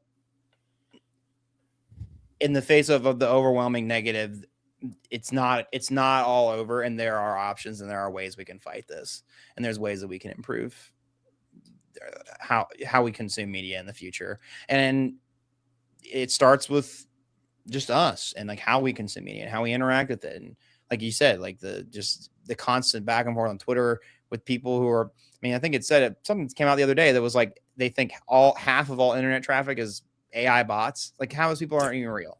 Like, genuinely. And it's like, so be conscious of your digital diet and your digital and how you consume digital media and how you do these things and how you get involved, and spend less time. Obviously it's easy to preach this and harder in practice, right? But just be conscious in like how you interact with those things and what you decide to give breath to and give life to. Anyways, yeah, Prime, you have your finger up. Go ahead. Obviously, a lot has been said since the last time I talked. I'm not going to get into everything because I'll go off on my own little Well, rant. we still haven't had Birder, Eric, or I talk. Yep, I know. I know. That's why I'm still keeping this brief. As I said, I'm not going off on my rant. 30 minutes later. No. I just wanted to note like this interesting thing because it's been brought up multiple times about trying to fight this and trying to this and that. I don't think most people want to fight it. I think it's happening because this is just what a majority of consumers prefer. And I think sometimes we get caught up in the corporate greed sense, not realizing that this entire generation grew up with instant access to your apps on your phone since 2007. This is what they want. They don't want physical stores. They don't want to switch out cartridges. They don't want to worry about their pets and dogs chewing it, eating it, borrowing it. This is what they want. This is what the people want. Like, it's very strong backlash today because we are currently, the average age of gamers in the US is 37. It's the average age. We are right in the heart of the primary consumer group of video games. So we're going to be very loud about this because we grew up with physical. But we're not the next generation of consumers. And they don't give a shit. So I think sometimes when you're talking about fighting things, like right to repair is different. It's about a physical item that you should have the ability to fix because it is a physical item. We're not talking about right to surface your disc. You can do that. No one's stopping you from resurfacing your disc. You're talking about right of ownership, and we've never owned software. And that requires such sweeping changes in law that will likely never happen because then that means we own Windows. That means we own iOS. That means we own Android. It'll never happen because it's software. And it's literally always been the same licensing this whole time. All that's happened is because physical is going away. People are becoming more and more aware that we don't actually own the software we buy. We just own licensing keys. And that's like a worldwide thing that'll never change because it protects the companies. And I know we can hate on the companies, but Nintendo owns Mario. I don't own Mario. But if suddenly I completely own that copy, anything with that Mario in that game, I now do own. And I can do anything I want with it. And they don't want people to do that. They want that ownership to stick with the company who made the software. So that's why just like a general point that I don't think anything's going to happen. And I don't think most people want things to happen. I think we're just extremely loud because we're the biggest consumer group. Most consumers aren't talking about this. I was literally at Walmart today with my kids grocery shopping in the electronics section, watching people talk about video games. Not a single fucking person mentioned that physical games are going away in 2028. Nobody cares. They're not watching. They're not paying attention. Like, I'm not saying nobody. Nobody's a strong word. I did say that word. I did say nobody. Not nobody. I just think it's a very strong, financially stable group of people saying this. But for the most part, it's just it's just water under the bridge. Even us. Think about us on this panel. We all own digital games. Is there one of you guys that doesn't own digital? And why'd you get it? It seems like Sandstorm for convenience. Yep. I'm not going to feel guilty for buying a digital game for convenience. Why should I feel guilty about saving my time? Oh yeah, sales. No, that's not the argument I'm making. At all. Because like physical games could go away. I know you're not making that argument for Lamb. I'm not trying to put it in your mouth. I'm just pointing out that like there's this general sentiment around video games that like we need to save this. We need to save, but why? Consumers are actively showing that's not what they're interested in. Like we could talk about digital sales and being shoved down our throat. Well, guess what? Nintendo didn't get to 50-50 on their own game releases. 50-50. If you go look at the stats, it's 50% digital, 50% physical. Nintendo didn't twist our arms to do that 50% digital. That's because customers wanted that convenience and they valued it over what physical offers. Nothing we say about physical with ownership and being able to play your games in 20 years. These people don't care about that. Yeah, touche. They're not going to be playing this shit in 20 years. They're not going to be playing it in a year. Most of these games. It seems true for me, by the way. I'm one of those people. So that's why, like, I don't want options to go away, but they're going away because how we choose to consume. It's not just like Netflix wasn't shoved down our throat. We chose to do it because we liked it better than buying things individually. Like right, and yes, corporations took advantage. Of course they did.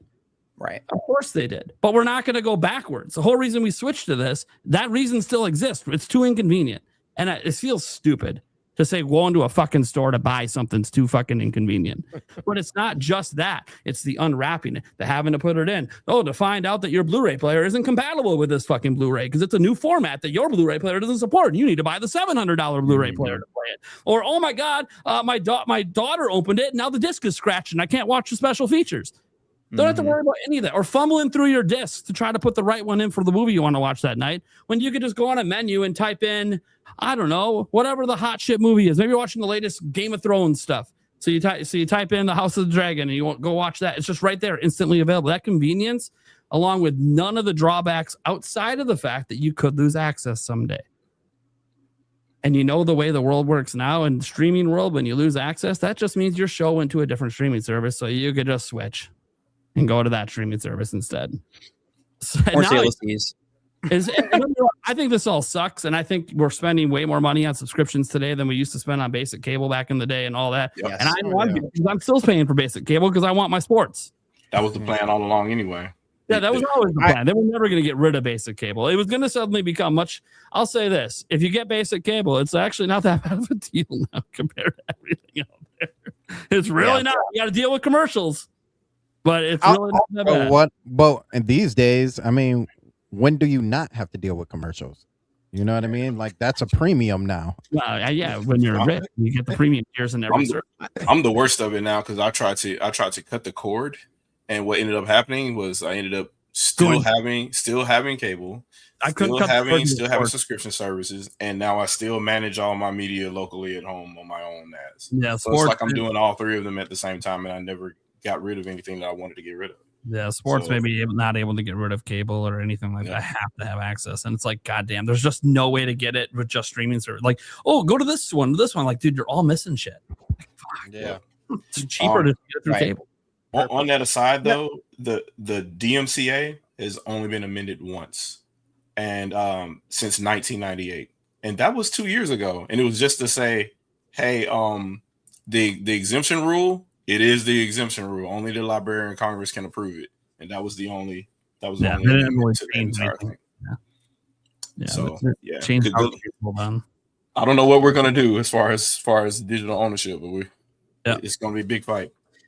Yeah, and I guess I just want to do one counter thing. I know that it's going to require a lot of change and a lot of work, but that's what I'm trying to say is take the steps to start that change, because you are like as cheesy and reading rainbow ass as it sounds.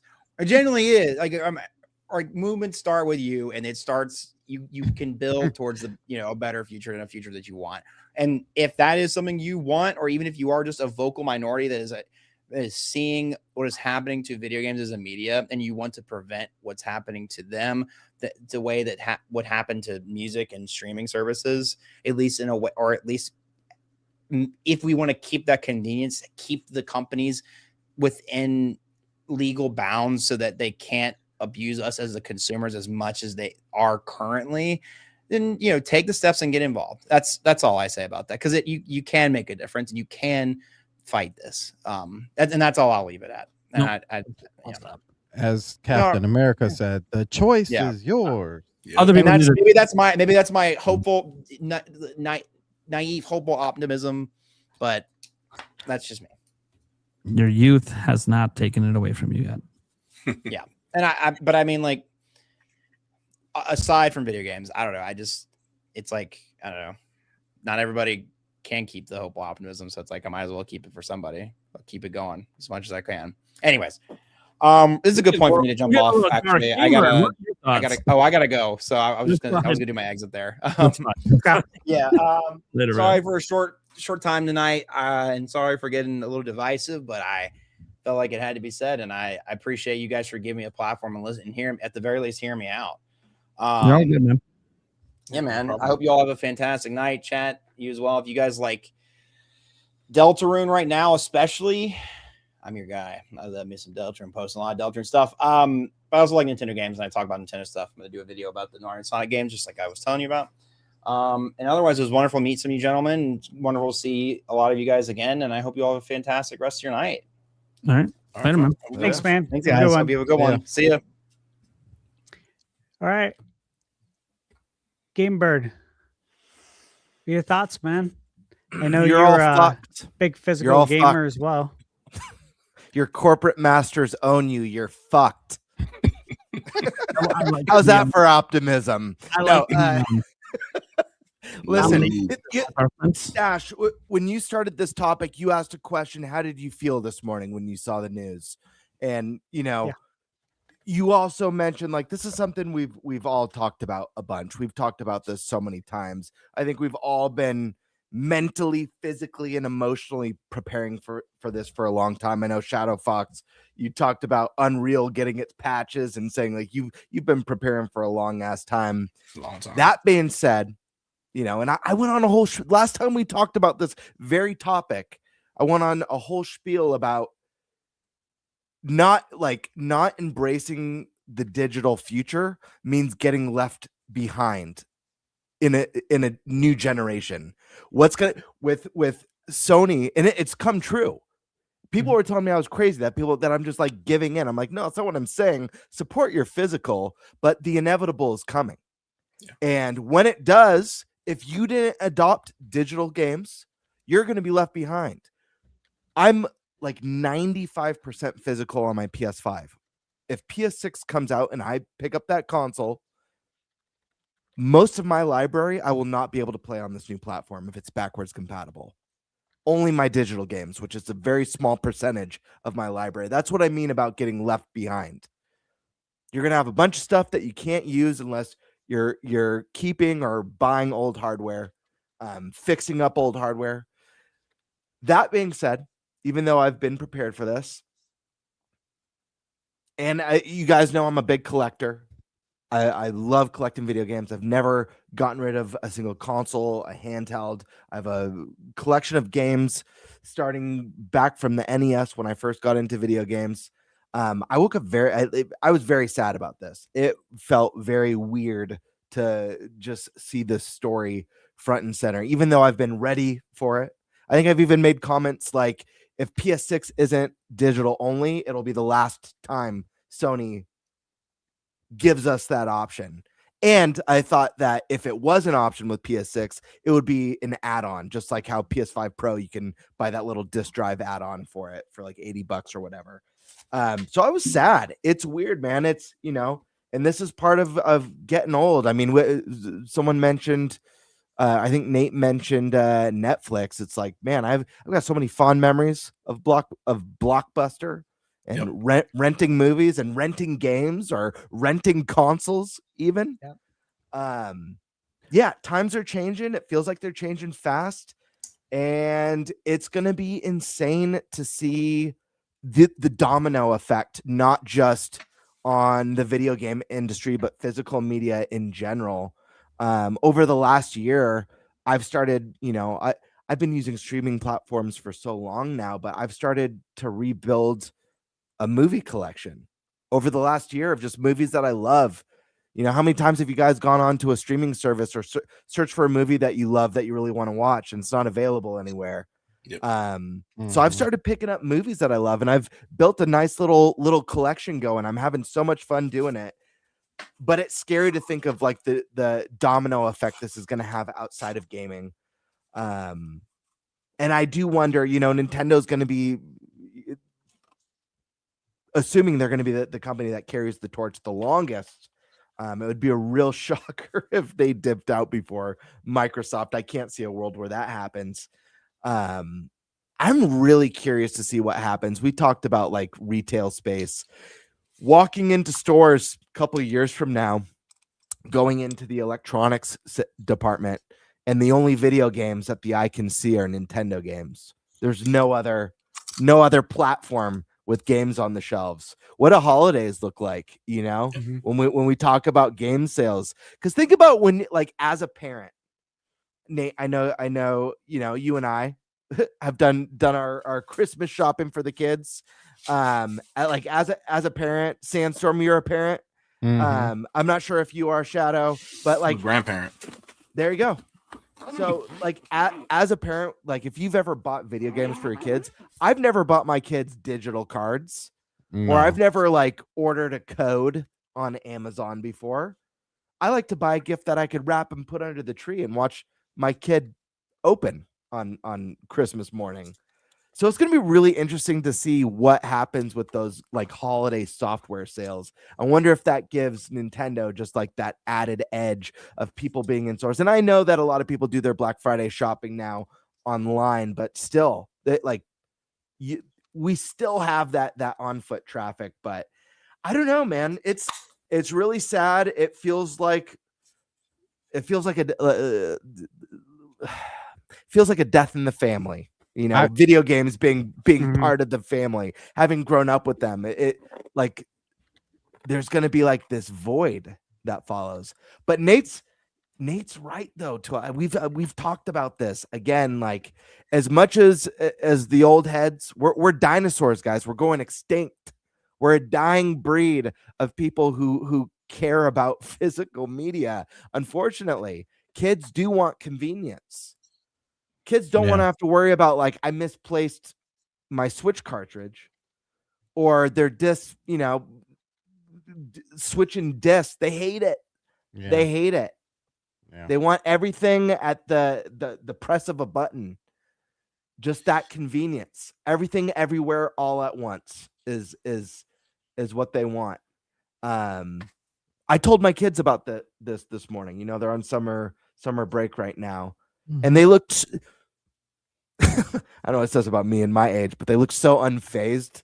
I had like a look of like deep concern. I was like more sickly pale than I already am with a look of deep concern. And they're just like blank, expressionless as I'm telling them like this horrific news. And then they just go on with their day. I don't even think they added no words of comfort, No, that's insane. I can't believe it. That's crazy. It's like, okay. They don't have a comparable experience. Like I'm pretty sure everybody here is old enough to remember you having, whether you bought the game or somebody else bought the game, you have the anticipation of going to a store, Toys R Us, Best Buy, or whatever at the time, and you go pick out the game that you want. Tell my age, they had cards out there, and you walk it out to the front, and then they bring you the game. Yep. And on the way home, you're opening the case, you're smelling it, you're pulling out the manual, reading the manual till you get home. Yeah. All of that was an event for you until you played the game and whatnot. And you would go back and read the book read the manual while you're playing the game and stuff like that. And back then you kind of had to read the manual to know how to play the game because they didn't have a lot of in-game tutorials in a lot of those early games. So it was an experience on its own. And I don't think with today, you play Call of Duty, you just follow the guy that says follow over his head. And that walks you through the first half of the game for you. Yeah. So how many people here bought games growing up based on cover art or the screenshots and description on the back? Oh, absolutely. 1,000. You know what I mean? 1,000%. You just be browsing. You didn't know what shit was. You're like, dude, this game looks sick. And it was just like a badass cover that was hand drawn. That's how I discovered. The irony is that is actually how I got into Call of Duty, or not Call of Duty, how I got into Grand Theft Auto. My first ownership of Grand Theft Auto was San Andreas. And my mom, this is what we talk about casual consumers back in the day. She just saw the front and it said Grand Theft Auto. And she looked at the back and there's like nothing really actually bad on the case, besides the sexy lady on the front. And she's like, she hands it to me, and then next thing, I'm playing this all night and day on Christmas. Next thing you know, she's like, what is all this swearing? What is going on? Why are people being shot? What is going on here? And I'm like, this is Grand Theft Auto, Mom. And she's like, I thought this was a racing game. I mean, it is kind of. Yeah. Make it look like one for a moment. But yeah, I think, for me, it's sad. It's the end of an era. It feels like a death in the family to me. And I say that, tongue in cheek, but question, Game Bird. Yeah. What do you do now? Because like you said, physical, you would wrap it up real nice. You would set up. A lot of us parents would like maybe hint to the kid you're getting a new console by throwing some games out there, and they're like, "What are these games for?" And then you hand them a console, like, but like, do you just like print the cover on a piece of paper and No, stuff you it in don't. a stocking. Like, Now it's just a PSN card in the stocking, and that's it at this point. You know, Unfortunately. yeah, it's just things have changed so much, and I don't know. It's times are different now. My, two of my kids are not even that into video games. It's like they've got their Fortnite, and Yeah. like that's a game of the generation. They don't really need much more than that. My youngest, I'm trying my best to, introduce to like all these, like, really, like, I have him playing Ratchet and Clank right now for the first time. Rift Apart, it's his first Ratchet and Clank.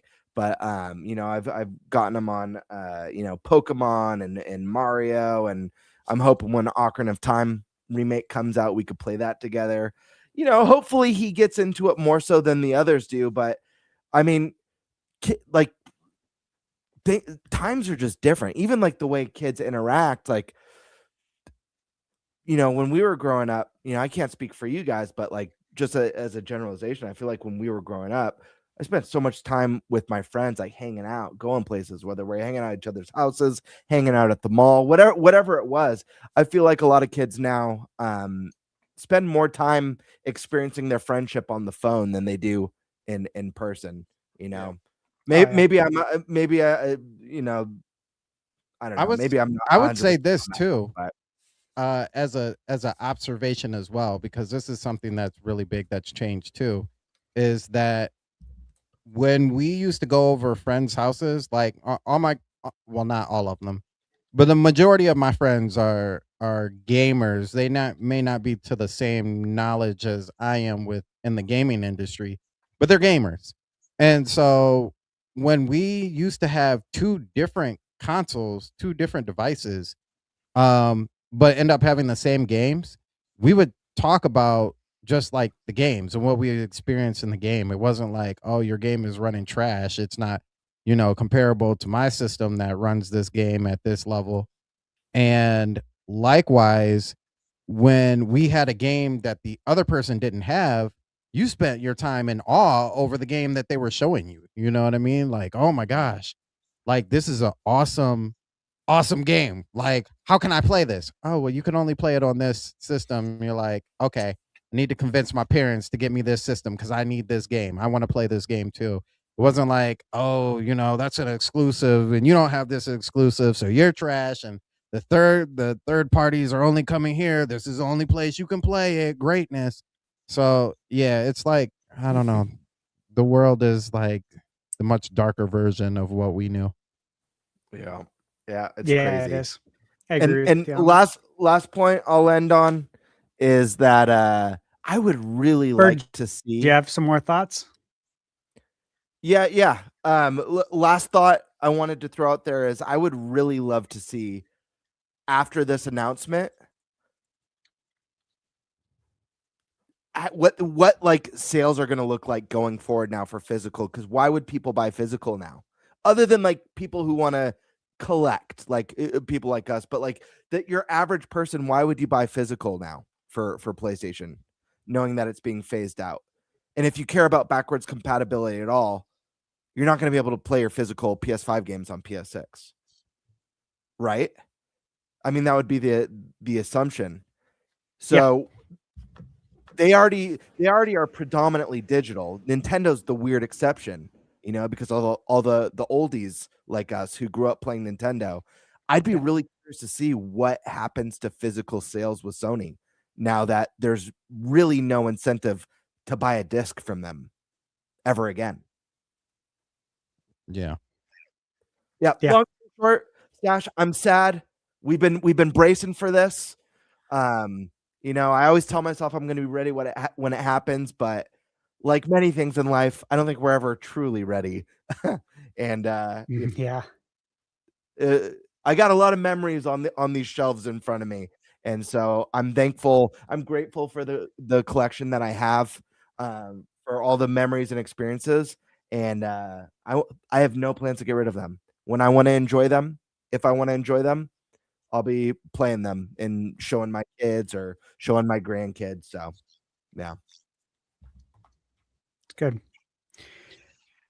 Eric, what are your thoughts, man? Yeah, I know. I didn't even know this happened until Nate texted the group and was like, "Well, Sony just gave us a topic for the podcast." I'm like, "What the hell did Sony do?" And I saw it and went, well, "That sucks." And then I had to get back to work. You know, it sucks mainly for us, our generation. But yeah, I just have this weird ass feeling though that even though Sony's gonna be the first to kill off physical, and Nintendo will be the last one. Watch when Nintendo finally kills off physical, they'll get the most shit because they're actually ending physical games. Mm-hmm. Definitely gonna happen. I wonder if in my lifetime Nintendo doesn't want that reputation to be the one that ended it, so they just the rest of my lifetime they just keep physical. Switch 3, Switch 4, Switch 5, all still physical. Nintendo doesn't want the reputation of being the one to kill it. Yeah, I don't know. And people would hate them for that too. Just let go of this. Is this name physical? What's wrong with you? Wasting shelf space. Yeah. You're damned if you do, damned if you don't type of thing. You know, it's. Yeah. I don't know. I don't really have much to say because we all knew this was coming. We all just were kind of hoping that it would be another day later than sooner. Push it back another generation. Yeah, right. You know, I had that faint hope that they would sell PS6 without a disc drive, but still let you buy a disc drive. Mm-hmm. Well, that hope is gone. You're right. Well, I mean, actually, you know what, Nate? People who are actually probably happy with this are used game stores because now you're going to have to go back and buy a PS5, a PS4, type of thing to play all your old games. Sure, there might be a temporary boost in satiation, and then 15 years from now, that boost is gone and they're fucked. Right. Because all they have to sell new is Nintendo games. Right. That's assuming Nintendo's still even doing physical 15 years from now, which they might not be. True. So. What would be funny is if retail stores changed the name of the gaming department to the Nintendo department. You know, you go into, excuse me, where's your Nintendo department? And it's just like an entire. I saw the funniest thing today. Because you know how like some of Microsoft's games that they're coming to Switch 2 suddenly have physical versions when they didn't have physical anywhere else. Indiana Jones and Oblivion.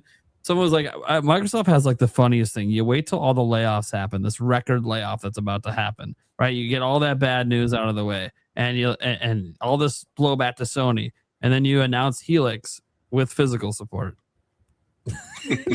just to fuck with people. You're just fucking with people at that point. That's all you're doing. You're just fucking with them because your games aren't on the disc. So like, they go cartridge too. They're just like, hey, we need some sort of goodwill. We'll take the goodwill of the physical collectors, even though we don't release physical games. Right. We just needed that goodwill reputation hit because we fired half our fucking employees. Like, okay, yeah, that's gonna do it for you. That'll make up for it. GameStop would become Retro Stop. They already are. They're rebranding all their stores into GameStop Retro right now. True. Pretty much, yeah. All right, Stash, your topic, your thoughts, man. What do you got? All right. So bear with me, guys. I got a lot of thoughts here, but at least I wrote them out, so I won't be giving you a lot of ums throughout this, okay? So, for starters, I think Sony timed this just right. They obviously announced it on the backs of Rockstar, announcing GTA 6 as digital only just a week ago. And my opinion, you cannot tell me for 1 second that this was not coordinated and planned in conjunction. 100%. 2, no better time to announce this than right now, before the Microsoft layoffs become fully confirmed. So this way, your negative news gets buried by Microsoft's layoffs all before holiday weekend in your biggest market, the United States. This always happens. again, Puff Lamb talked about it earlier, politics, but they always pass bullshit bills on a Friday before a holiday weekend. Always. Same thing happening here. This is how your negative news gets brushed under the rug. And now Microsoft can basically, Sony can pass the baton back to Microsoft. Start shitting the bed again. Nintendo, don't answer the call when Microsoft calls. Okay, we don't need more shit. We don't need a third certification right now. It says Microsoft. Don't answer. Don't answer. Well, they might be finally bringing over all the rare games. No, it's a trap. Third point that I had on just my initial thoughts was, Ed, I don't know if anyone's talked about this. This is just what I'm thinking. I think Sony's predicting a down market for PS6 due to the uncontrollable nature of the pricing of the components. And in all my years managing, there's no better time to institute a negative change, a negative impact to, the staff, to the business, in this case, to the consumer, than when you're predicting a down market. So in turn, because of this change, right, Sony no longer has to spend money on the software production and can make a good amount of money on their direct consumer from the PlayStation Store. So they're not taking a negative in that. And then as far as the memory components, again, Sony owns Blu-ray. This is a controllable for them. The memory, that's not a controllable. But hey, we own Blu-ray. Let's just stop making them. If we stop making them, we can make more money on software, right? And again, obviously by announcing it now, it plants a seed in every consumer's mind. It should, if you have any common sense, to not be surprised when PS6, of course, is announced as a discless console. And even when PS5 Pro was announced and said the disc drive was going to be sold separate, the writing was 100% on the wall then. When the generation started in 2020, the writing was on the wall when you had both options. We've known the split for digital physical. I've brought up the split several times here. Sony's at like an 80-20 right now, physical to digital. Microsoft is at about it. Last I checked was a 92-8. In my opinion, Microsoft is already out of the physical game. So when we say we thought Microsoft, would be the first one to do it, in my opinion, they were. They're out of the game. I talked about this last year on the podcast. I went to Best Buy. Went there to go pick up a pre-order. They're taking down all the Microsoft shit. I told you guys about this. I have pictures of it. I asked them about it. Yeah. We're not going to be carrying any of their physical stuff. Sam's Club did this over a year ago. You guys remember that? People shared it all over. I don't even shop there. I go to Costco, but same thing with Sam's Club, man. They stopped carrying it a long time ago. So Microsoft, I don't even count them. They don't have their shit together. I don't take them serious right now. They're out of the physical game. So to me, this has always been between Sony and Nintendo as far as how this was going to all pan out. I think something Sony's going to do is with the PS6, they will say that by not including a disc drive, we were able to lower the cost of PlayStation 6 in an effort to try and earn themselves a win with the consumer. And I think a lot of the sheep will eat it up and believe it, sadly, but that's predictable. Here's some of the concerns that I have. These are really like my concerns and observations coming into this is that obviously, guys, previously we had the option to buy physical or digital, and prices were always going to be different unless it was at launch. Many times, and I'm sure you guys are the same way, I could go to the store, right? Maybe I need to grab something at Walmart. I don't like going to Target at all. I've talked about this before. Mhm. There's a bunch of drones in there, NPCs everywhere, zombies, dude. I'm like, I don't want to go in there. Michaela will be like, "You want to go to Target with me?" I'm like, no. You know the answer. Of course not. However, when you go, can you check the video game section for me? See if there's anything clearanced out. Because you guys know sometimes Target does some crazy clearances. So, and I'll see someone post about it on X. I'm like, shit, wonder what mine looks like, but I don't want to go there. So if she goes, I'll have her look. But the point is, like, you could always find a deal on physical. Walmart, Target, Best Buy, Black Friday, of course, even though that's kind of a sham now, unfortunately. And you can find games for like 10, 20 bucks. And then you look on the eShop or the PlayStation store and they're like full price, 60 bucks. Meanwhile, the store's got to discount it. Every once in a while, that would work in the opposite direction, right? Mhm. Every once in a while, the game's cheaper on the eShop or the store than it is in retail. But for the most part,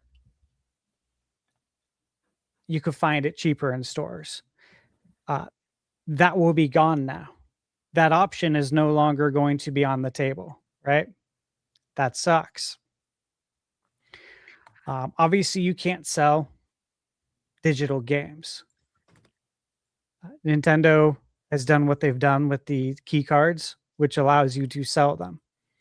What I'm talking about is with Sony, with Xbox. Like, you can't sell digital games. We know this.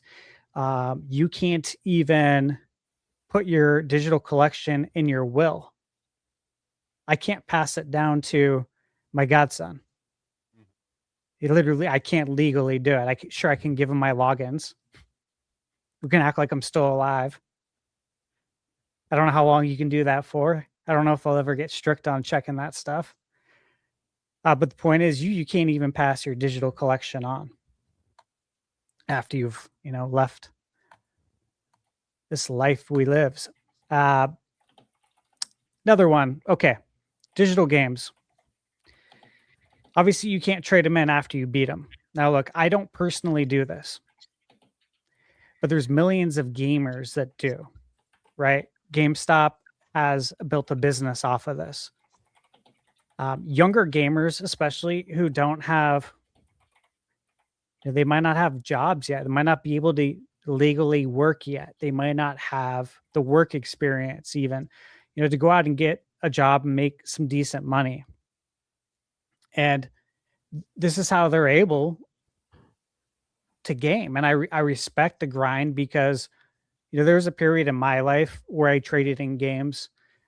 Granted, it was a short period, and it was short because I didn't like trading in my games for pennies on the dollar. Thought it was complete bullshit. I didn't like that at all. It was not a good feeling. So, what do? You figure out how to make more money, right? Because you're not going to stop gaming. However, man, that option, that won't be around anymore. Next thing is, I expect GameStop to run very aggressive promotions for the next several years so that they can build up a massive stock of physical games and set the market value. I expect GameStop to get in front of this immediately. And I expect eBay sellers to look at GameStop as like the official pricing comp, kind of like Beckett. I don't know if you guys collected sports cards back in the day, but you always had the Beckett would list the price, or Zillow for real estate. I think GameStop wants to get in front of that and set the pricing and be the comp for everybody. And that's how they're going to make a lot of money. That's how they're going to stay in the game. Literally. That's how GameStop will stay in it. Obviously, when GameStop eats up all the physical inventory, it's going to force the mom and pop stores to close earlier than they probably want it to. thought I had is I wonder how much this is going to increase my current physical collection and value, both short and long term. That's something to think about for anyone who has a physical collection. It was discussed that retail would stock game cards, just like when you go to the grocery store, and they sell gift cards there. Like if you need to get a present, birthday present, a gift for somebody, and you're like, oh shit, I forgot to do it. Well, I can always stop at the grocery store, right, and get a gift card. They're saying retailers are going to do that. And of course, Best Buy is already doing that.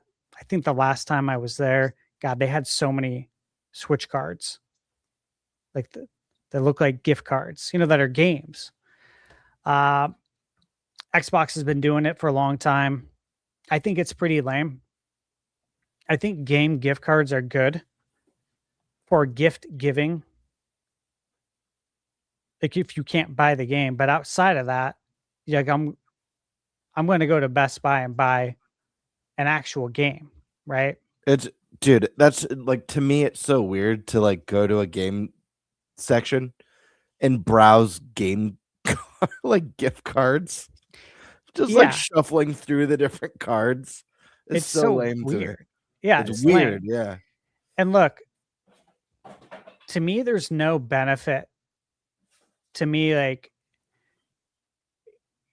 getting ready, leaving the house, leaving the mountains where I live, hitting the road, driving with all the NPCs on the road that are looking down at their phone, driving like shit.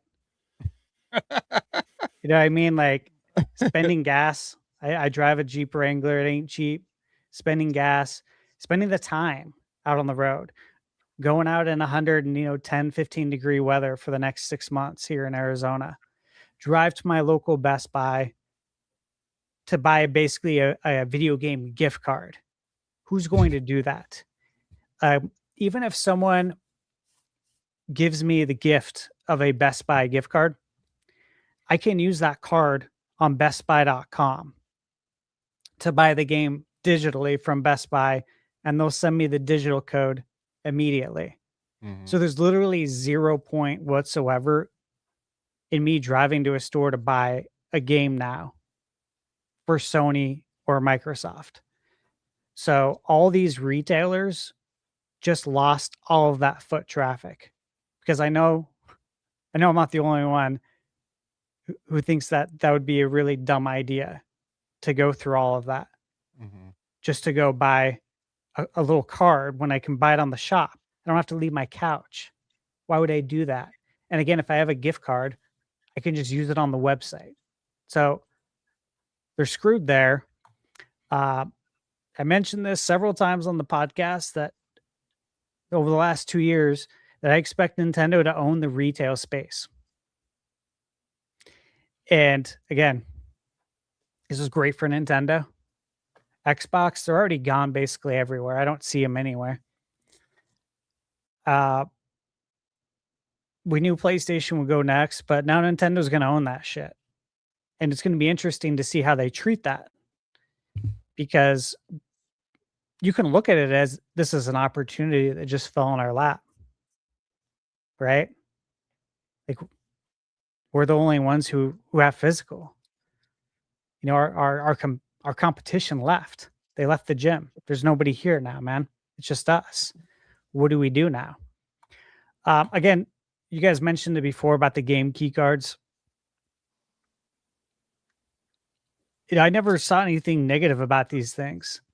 Like, I get it. You want your full game on there. I get that. I get downloads suck. I get that there's people in areas where you don't have good internet. Totally, I get all of that. But this was a meet in the middle thing. It's always been about the publishers. Okay. They don't want to pay all the money to get those games to retail. It's always come down to the publishers. I don't want to interrupt you, but Yeah. real quick, I just want to say it's just really strange how a publisher does not want to do their job that they exist to do. market and produce the game and manufacture it so it can be on shelves. That's literally their job. But you can continue. Yeah. And I agree with you on that. I think it's crazy. But somewhere along the way, the suits really took over the gaming world and started making a lot of decisions. Yeah, the people who don't even play video games. It's like, I worked in corporate management for so many years. And so many employees didn't respect people in corporate. But they respected me, and the reason why is because I worked all the positions. I know how to do all of it. I did your job. I excelled at it, and that's why I'm here now. So I get it, and I get that all these other people that I work with, like, facts be facts, I get it. They don't know how the fuck to do your job. They don't know anything about it. And if they sat in your chair, they'd get their asses handed to them. They'd quit. Honestly, it's too hard. Sometimes when you go up, things get easier. So I totally get that. But that's what you have now a lot in video games is the suits making all the decisions. That all they do are they're looking at the money. It's like with sports, man. And they're just looking at all the numbers, the analytics. They're building a team off analytics and nothing else. Very similar. And that's not the complete answer, obviously. Another thing I thought about though, guys, is that as of January 2028, the only time you'll be going to a midnight launch will be for a Nintendo game. Oh yeah, that's wild. I was thinking about that, and like I talked about this just a couple weeks ago that I was excited at the prospect of pre-ordering GTA 6 physically so I could attend the midnight launch, kind of document it because it's such a huge moment for gaming. And I thought it'd be fun, nostalgic, and it would guarantee a great turnout of excited gamers. It'd probably be really good energy, good vibes. It'd just be a fun way to celebrate 13 years of waiting for the next GTA. And obviously that's not going to happen anymore. So I expect the next game that will generate enough pre-orders to justify a midnight launch would be for Ocarina of Time. Yes. It's really exciting, right? Oh, I'll be there, baby. I'll be there too. But I was thinking, okay, well, after that, one more piece of business out of me before they shut down. Well, I thought about it too. I'm like, all right, after that, then what? I'm like, well, 3D Mario. Smash Bros. I bet Smash Bros. Yep. Smash Bros. Yeah. Like those three feel good. If it's physical, Kingdom Hearts 4. Yeah. That would be one. Good call. That would be one of the physical, yeah. Pokemon. Yeah, Pokemon. Oh, absolutely. Oh, that's one that I feel like would be one of the games, period, to go last and go digital is Pokemon because they know it sells so well. It's crazy you say that. I feel like because it sells so well, they'd be the ones to be like, let's go Game Geek card right now. Because they did it with Pokopia. Like, they don't care. Right. They know people are going to buy their shit no matter what. Yeah, true. So but I hope I'm wrong. I hope Wind and Waves is not a key card, please. Please no. Yeah, I hope so too. Please don't say Pokopia was starting a trend, please. So I think Nintendo owns the midnight launch. Go from January 2028, and again, this is going to happen fast. Time flies. It'll be here before we know it. 2 points left. I'm done. Best Buy. I remember when they stopped selling CDs back in 2018. Mm-hmm. I remember when they announced that they would stop selling movies in 2024, and I said, "Shoot, it means we're getting so wild, dude. We're getting that much closer to video games." That was my immediate concern and thought, and my talking point was like, "Oh, the Grim Reaper's coming, man. He's about to knock on that door too." And I had said Microsoft is basically there. Sony will follow suit. and Nintendo would be the last of the Mohicans when it comes to physical gaming. And here we are, exactly as it was foretold. And I think, guys, that the takeaway from this should be that if you want to continue to have options on Nintendo, you have to give Nintendo a legitimate reason to continue producing true physical games. Because if you don't, Nintendo, they'll have to listen to the consumer and stop producing physical games too, which gets to my last point, which is how Sony worded this shit. They said in the blog, this is a natural direction of Sony Interactive Entertainment to adapt. Like, this is such PR speak, this whole shit. Made me sick. I called out this exact fucking Made me line in my sick. video today. I'm like, oh my You God, fucks. Sony. Yeah, like, makes me sick. But they said to adapt to consumer trends as the general preference for digital media significantly outpaces physical disc. This transition will enable us to align more closely with how you prefers to access and play games today. Like, it's so hard. I'm like, dude, we already have digital access. What you did today didn't change shit. Dude, working so long in corporate, I have a hard time like hiding my body language, which is something I had to work on working in corporate because I was told I need to work on that. Yeah. Because I'll be in meetings where stuff like this is being drawn up, and like it just makes me sick hearing this shit, especially with just how it's worded. Because as they're slowly zero bending fucks- you zero over. fucks given fucking Yeah. statement. It's we're shoving this in your face. We know you ain't gonna like it. Fuck you. I just hate Just PR speak to begin with. The word salad shit. That's what they do. We see so much of it. We're just listening to you. We're doing you a favor. We're enhancing your ability to buy games digitally. How? You've done nothing to enhance.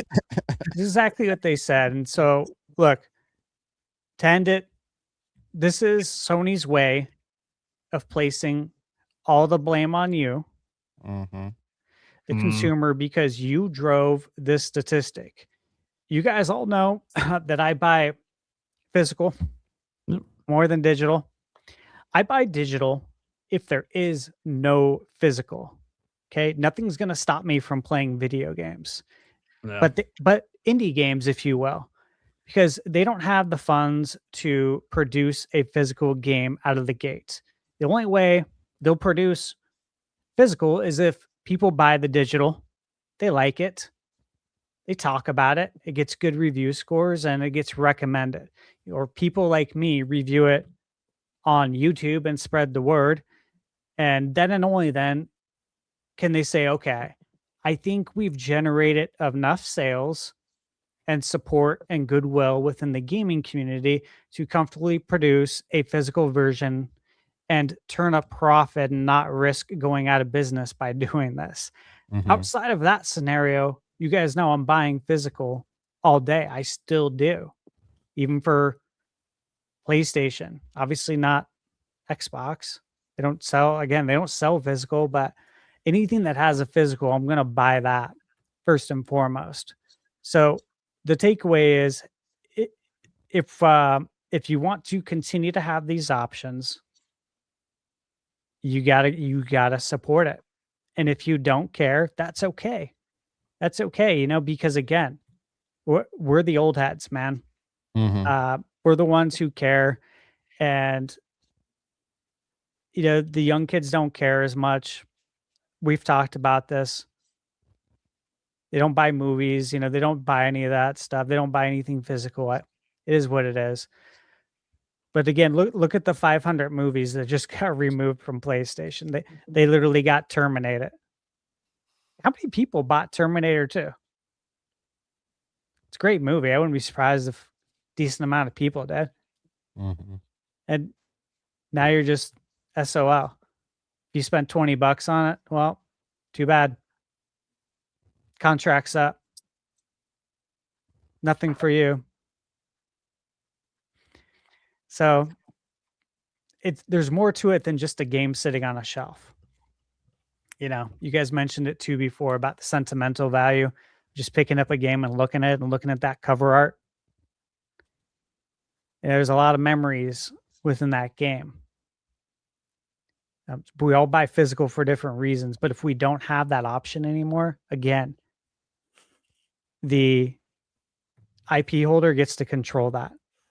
You know, like everyone buys Ubisoft games, right? After what, 2 months, 6 weeks when it goes on sale.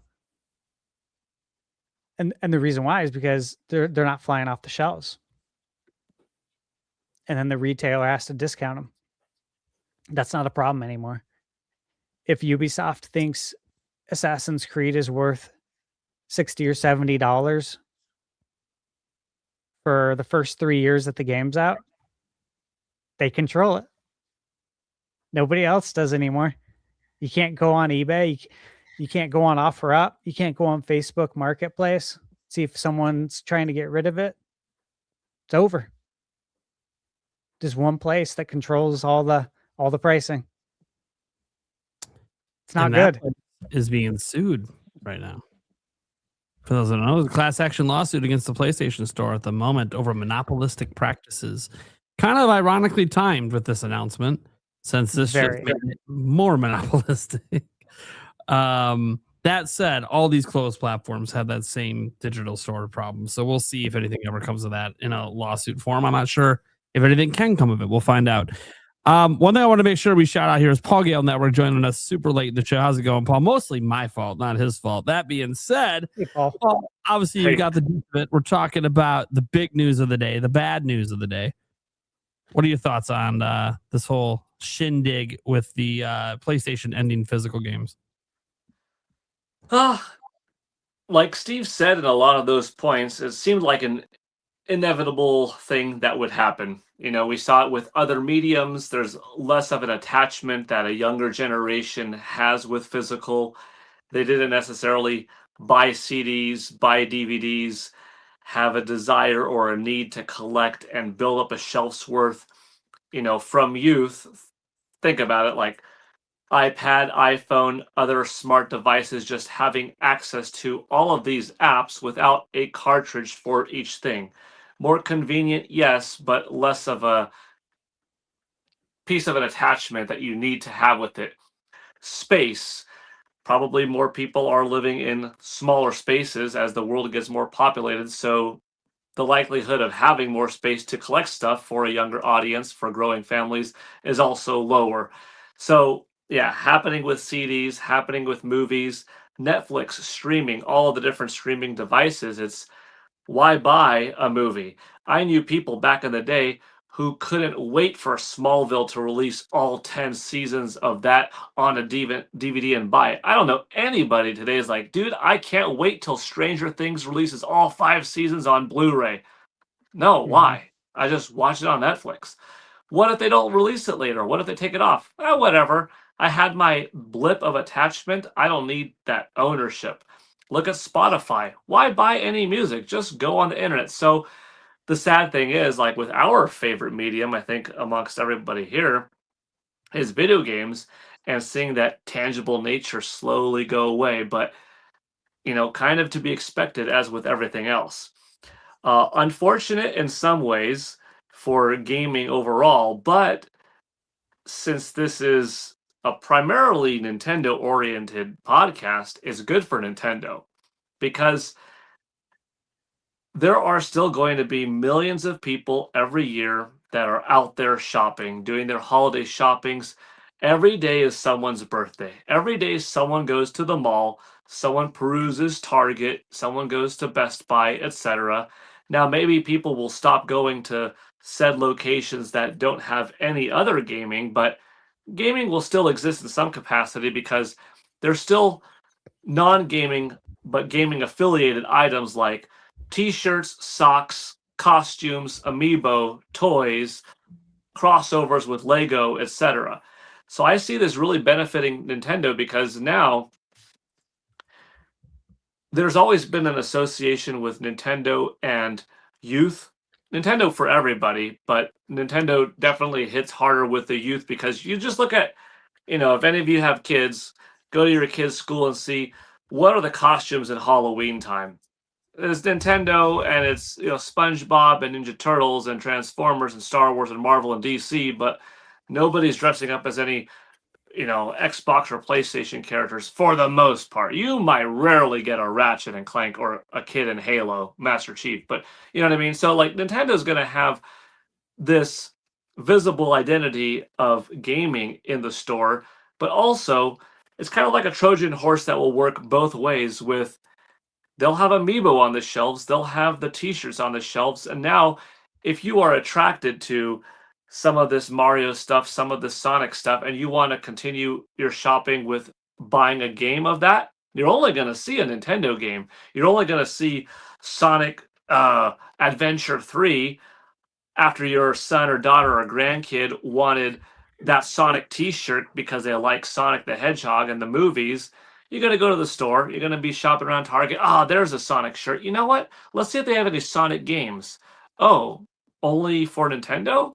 Yeah, ma'am, misters, whatever. They exist on other platforms, but you can only buy a Nintendo Switch 3 cartridge of Sonic Adventure 3. Oh, well, I don't know if he has that. Well, actually, he has both. Well, I guess I'll just get that one. How long will Nintendo last? Will they hang on in there forever and always in physical? I hope so, but part of me wouldn't be surprised if, they eventually go digital only as well.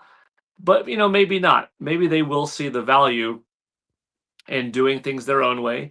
They've, marched to the beat of their own drum many times in the industry when it wasn't the most popular thing. And sometimes they've bet on themselves and it's worked out in the long run. You look at IP and how they bet on themselves. And in some ways, they really could have used more support during that N64 third-party era. But in other ways, all the first-party games that they've banked on, they're always and forever exclusive to them, which makes like an SNES Mini or a Classic Edition more compelling than a PlayStation Classic Edition because those games are available everywhere now. So it's not like you need that PlayStation Mini to experience those games. They're available, elsewhere, whereas Nintendo keeps it in-house, right? So that's a little bit of deviating from the topic, but this does help Nintendo for as long as Nintendo still, does physical because they're going to be in the mine site more in stores. There's probably plenty of analytics going on the outside, though. We're really not losing much of our sales, and we're pretty sure that most people will just jump ship. Like, Sony's not going to tank in software sales all of a sudden. There will be some people, and I've seen some folks online very adamant, I will not buy digital-only gaming. Count me out. Like Thunderstash said, though, I will never also, like you said, I will also never stop gaming. There will be nothing that ever prevents me from my medium. Like, dude, as much as, and I have kids myself, so all of my collection, yeah, it means something to me to show them my old cartridge, my old instruction booklet, flip through them, show them the different disc sizes, give them a history lesson because I'm a historian. I mean, I'm a gaming history guy.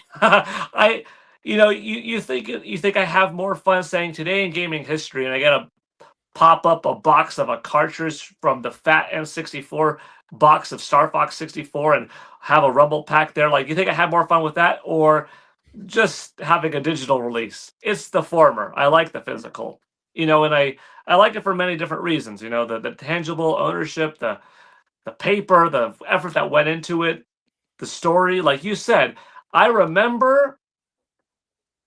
bet I can recall every single game that I own physically, where, when, from whom, what birthday or approximately birthday that I got that from. And that's in the hundreds from multiple decades. Like, yep, that one, my cousins got me. That one, my friends got me. That one, I got 2 copies of, but I traded that one for a Super Soaker XXP 175 because I didn't need 2 copies of Street Fighter 2 Turbo. And like, those things are just locked in my brain, and they're all associated with physical.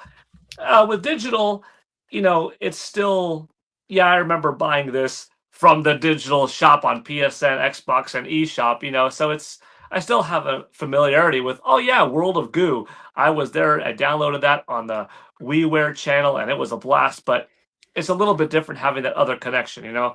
But I love gaming so much that in some ways, I'm only saying this, not that I care, not that I don't care, but I could care less if it goes digital only in the future when it comes to uh, disabling me from playing. I will play forever. Yeah.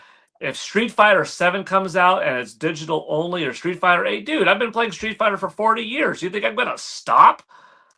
You know, if Mario down the line, or another Final Fantasy, or a new Ninja Turtles game, or something like that, like, okay, I'm 42. I plan on living about 60 more years, okay? That's my goal. If the future Zelda, like 5 iterations down from now, 30 years old, and I'm like a 72-year-old, you know, grandpa gamer, comes out, you think I'm going to refuse myself 70 hours of entertainment with my kids or grandkids just because, well, that's digital and I don't stand by that? That is the most stupid thing that I could do for myself, is prevent myself from having fun. I will just have to switch gears and say, you know what, Paul? You're renting this for $70, the game, or $80, instead of pure ownership, because they might take it away. And that sucks, but is the value still going to be there for the amount of fun and the payment that you have it? I've already had that mindset in my mind with movie theaters for a while. I like going to the movie theater, but there are some people that said, I'm not going to go spend $20 to see a movie in the theater that I don't own, that I only get to rent my time with for 2.5 hours and watch it. I will wait for that movie to come to VHS, DVD, Blu-ray, ultra high def disc, so I could own it for the same price and have it forever. So that's kind of like this. Just think of it like this. Digital is not as bad as this, but digital is going to the movie theater and not having complete ownership of it. You just get to watch it, but it's still worth it. Physical is the DVD movie that you get to watch. But I would say, like I said, the digital ownership is actually better than just going to a movie theater, because you do have it. And if anybody says, yeah, but you might not have it forever, look what PlayStation did. Yeah, but and so you have to go in there with that knowledge of, hey, this isn't completely permanent. It might be taken away in 10 years, 20 years. That stinks for the money that you put in. That stinks maybe for the preservation. It stinks for the passing it on, because maybe you can't even pass on your email or your code to your future generations. It's just gone if they take it away, like PlayStation did the 500 movies that you mentioned earlier.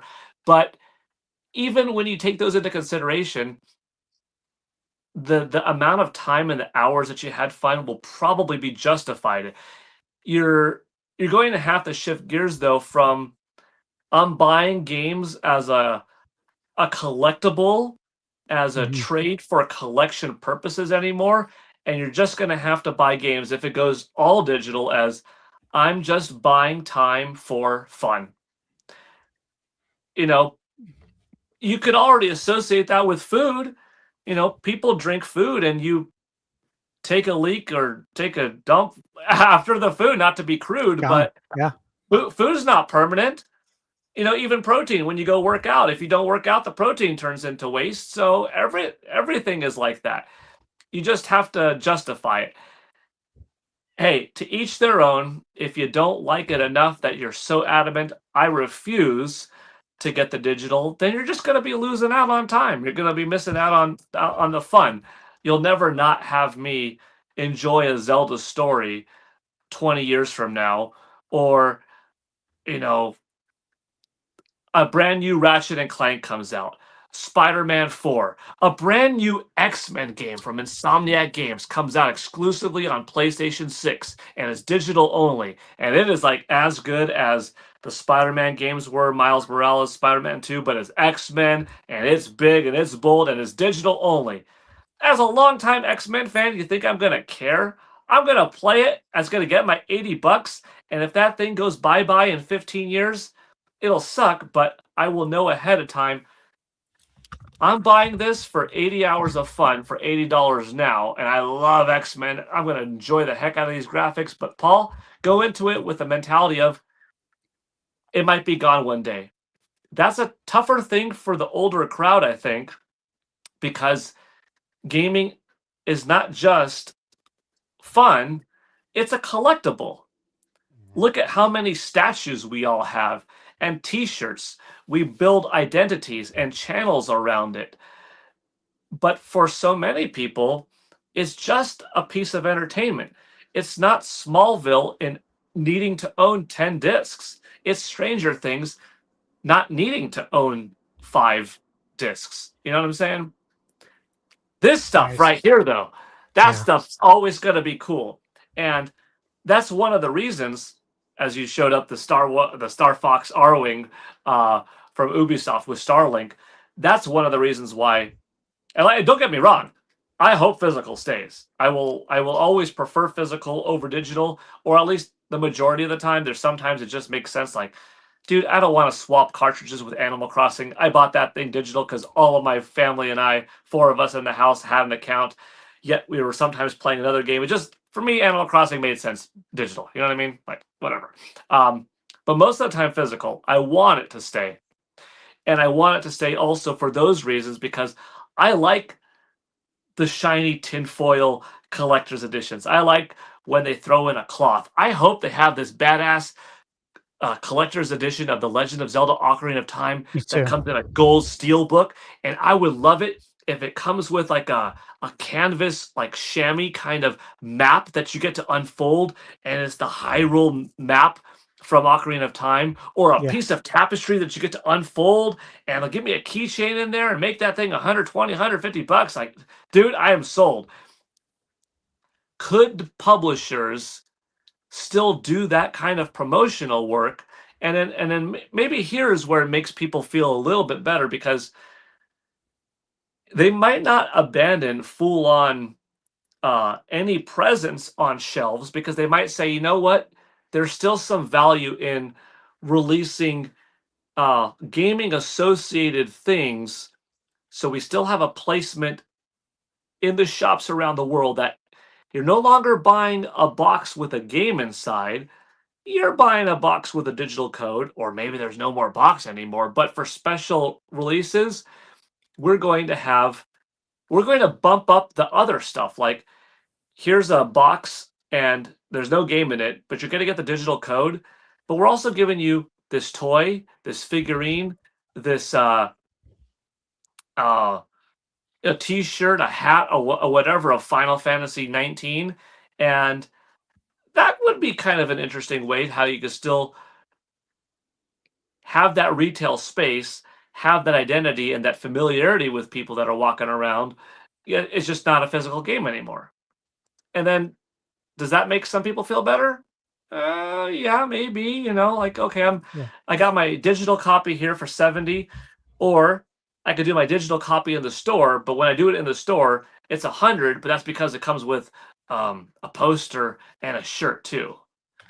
Oh, it doesn't solve the problem of, I want my damn physical disc or cartridge that a lot of the generation still holds on to. And I get it. But it does soften the blow a little bit, because you're getting some extra swag.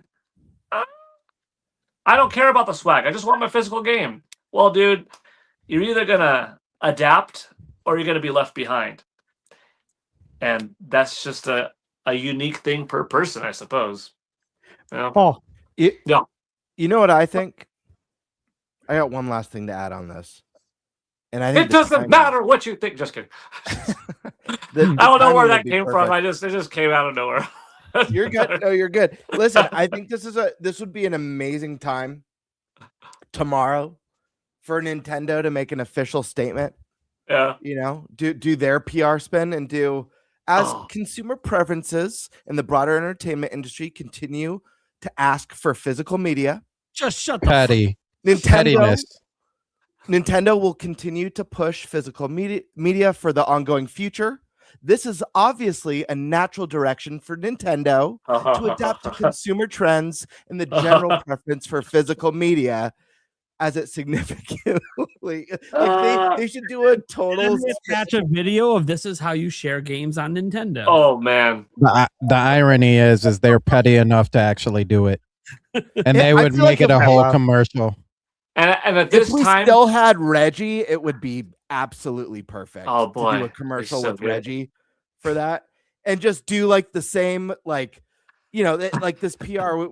Stash, you were complaining about this like PR statement. It's so like grooming PR speak. people. Yeah. Yeah, it's so manipulative, saying like this is a natural direction for Sony to adapt to consumer trends. yeah. This is your fault, people. This is what Makes you me wanted. sick. Don't be mad. You asked. So I by the think way, it's time really we'll- funny for your Nintendo. ability to buy games digitally by removing them physically. By the way, we didn't do anything to your digital purchase. By the way, we did literally nothing, but we enhanced it. we Nintendo enhanced kinda it went by full circle, making too, it 'cause the they're- only option. You do enhance it by making it the only option. Literally enhanced it. It's still the You know? option.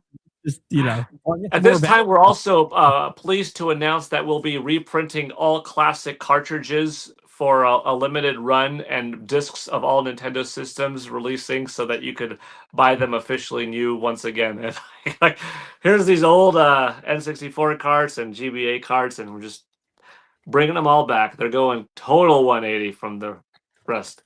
Well, it's like I said in a tweet earlier. Be fine. today.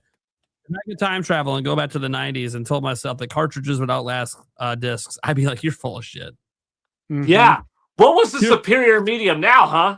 Yeah, we have the answer now, don't we, bitch? You know, and in reality, it's over. Cartridge was always the winner because cartridge, you could just cram more megabytes in it. It just cost more, but it technically is limitless. Disc has a limit. It just took me 30 years to get that console war right on the What's playground, up? baby. I got to go back to my EGM and look at that Final Fantasy VII ad where it said you would need 1,500 cartridges to play this game, and here you just need 3 discs. Yeah, don't worry, 1997. 29 years later, I'm looking back at you and saying, hey, cartridges here, baby. I'm just looking at Angel Studios since we were talking about Grand Theft Auto at some point earlier today, and they write the engine. And their wonderful job they did with Resident Evil 2 on that same platform that had a cartridge that was so limited. Turns out if you know what you're doing, it doesn't matter what medium you use. So yeah, Final Fantasy 7 could have been done too with DivX or whatever kind of compression tool. The console war ads. 512 megabit cartridge. Part I of have me one missed question for you guys. You did that. What's up? And you know, the reason I want to ask this, I think I know the answer, but you know, the audience, they may not know. And a lot of people today, a lot of people on social media, be it on YouTube or X, and it's people who have YouTube channels, won't name names, but they made declarations that they will not be buying a PlayStation 6. Kind of like, well, I guess this is it. You know, it was a good run. I'm done. There's a lot of people who said this. A lot of, again, channels that are on YouTube that are geared around gaming, but Watch them live stream picking the system up. And we're holding you to it. We will be there day one with you. They're going to be live streaming day one picking the system up. Come on. Here's my point: is the sentiment here is that there are other people as well on X that are not on social, you know, not on YouTube, and you know they're saying they're out, and it got me to thinking that it comes down to a distinction here, okay? And some people might be offended by this, and that's fine. Be offended. Not meant to candy coat it here. I think gaming, with this decision of what you want to do, it comes down to like two groups, right? People who game as a hobby and people who game as a passion. This is their love. I fall obviously into that category. But it seems like for the people who are ready to bow out now, you know, you fell into that category, which is okay. It's a hobby for you. Collecting was part of the hobby. But now that collecting's out of it, you're out too, you know? Yeah, I guess you didn't love it that much, right? Because you're not going to play games anymore. You're not going to continue to support the future of video games. And that was the distinction I had noticed, is that, well, it comes down to whether you do it for a hobby and for fun and to pass time, or you do it because you genuinely love video games and you're passionate about it.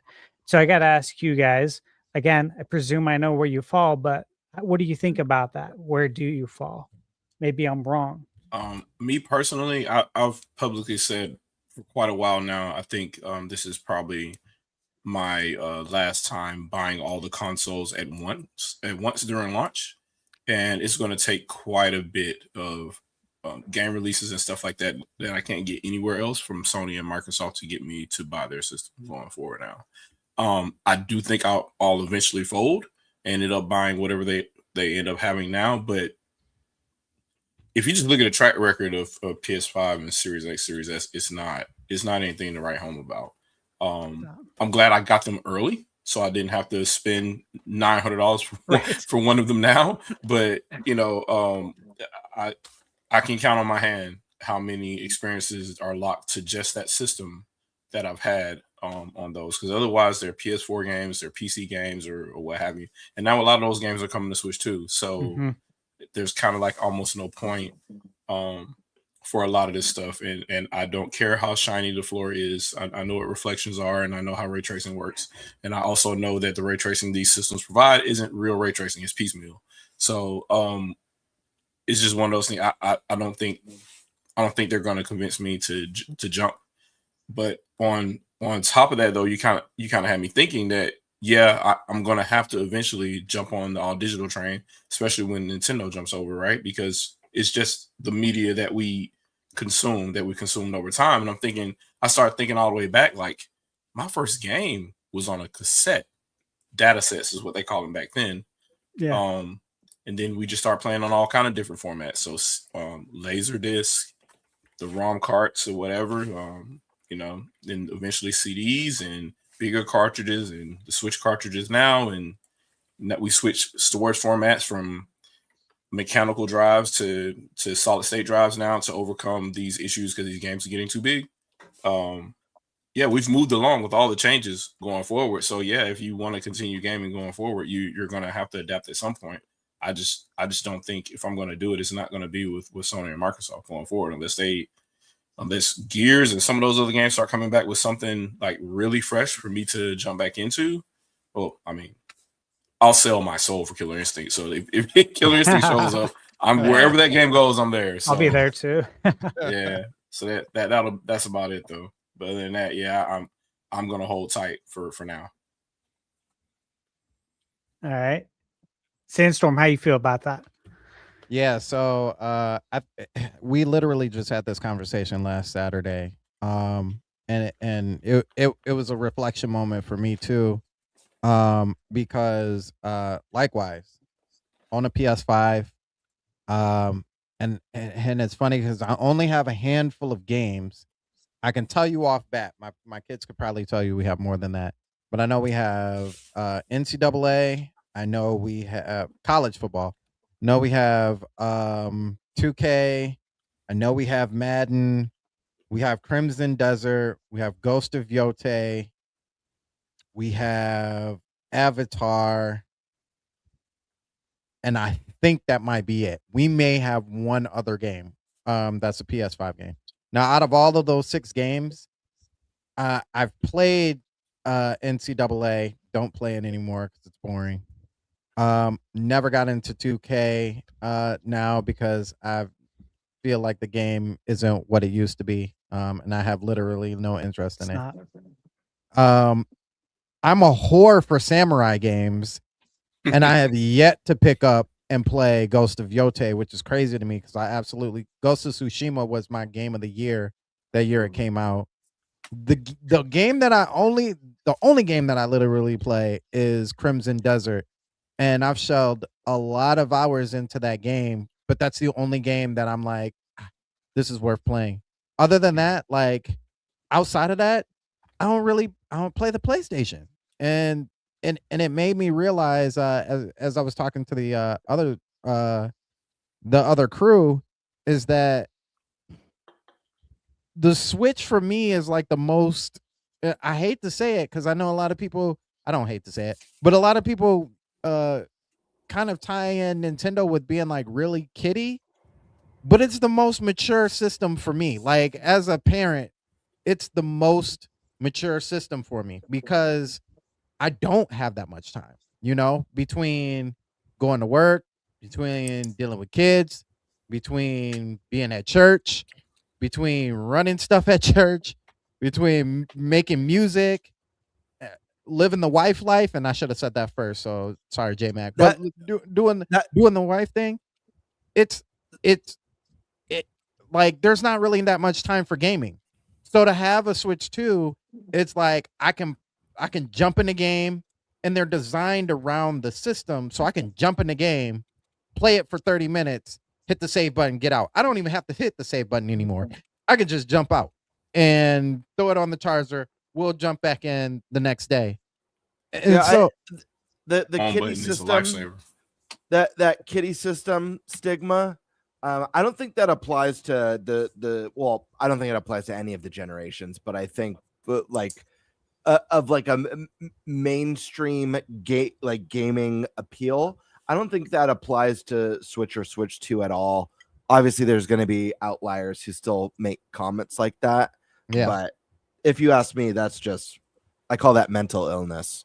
It is. So, and it's just, and so like now, it's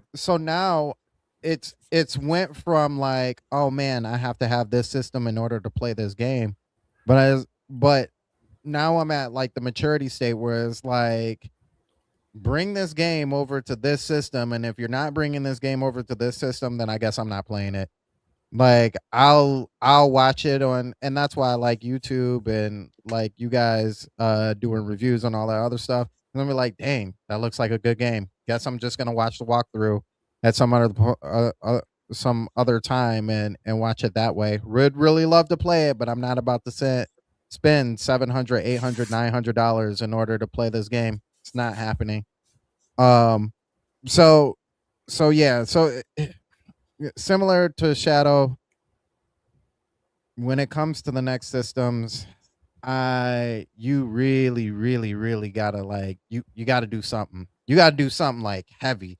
Like I don't like so crazy, like, hey, we know that Nintendo has Monolith, but Square Enix found all this code and found the rights, and guess what? Xenoblade Chronicles X HD. Then I'd be like, oh, you slick bastards, you got me, But but outside of that, like that's not gonna happen. So as far as digital, the funny thing is too, is that I had a on my wish list because it was pre-order, but I didn't realize that I never actually hit the checkout.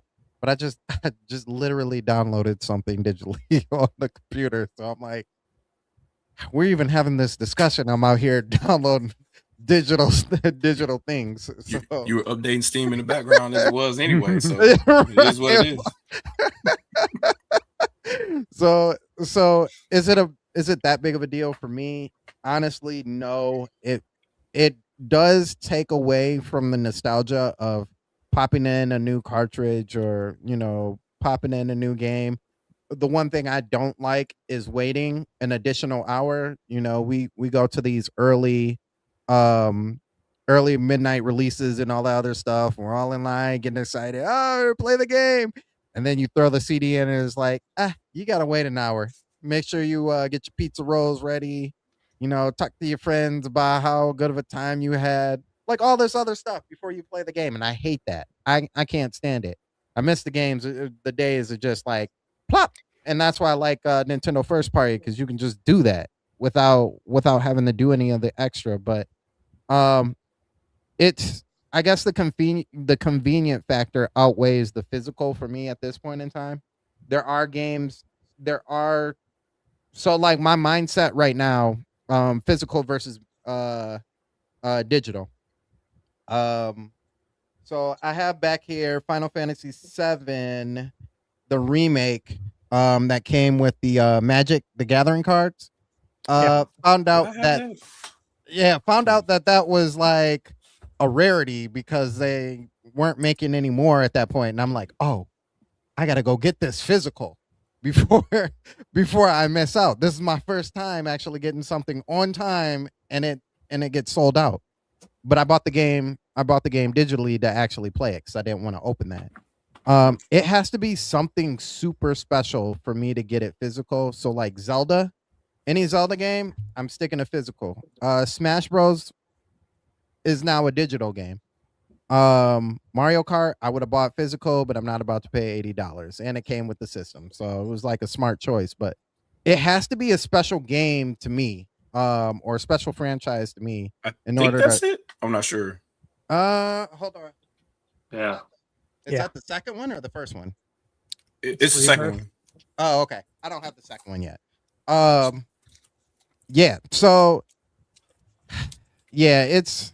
I'm heartbroken, but I'm not dead over it.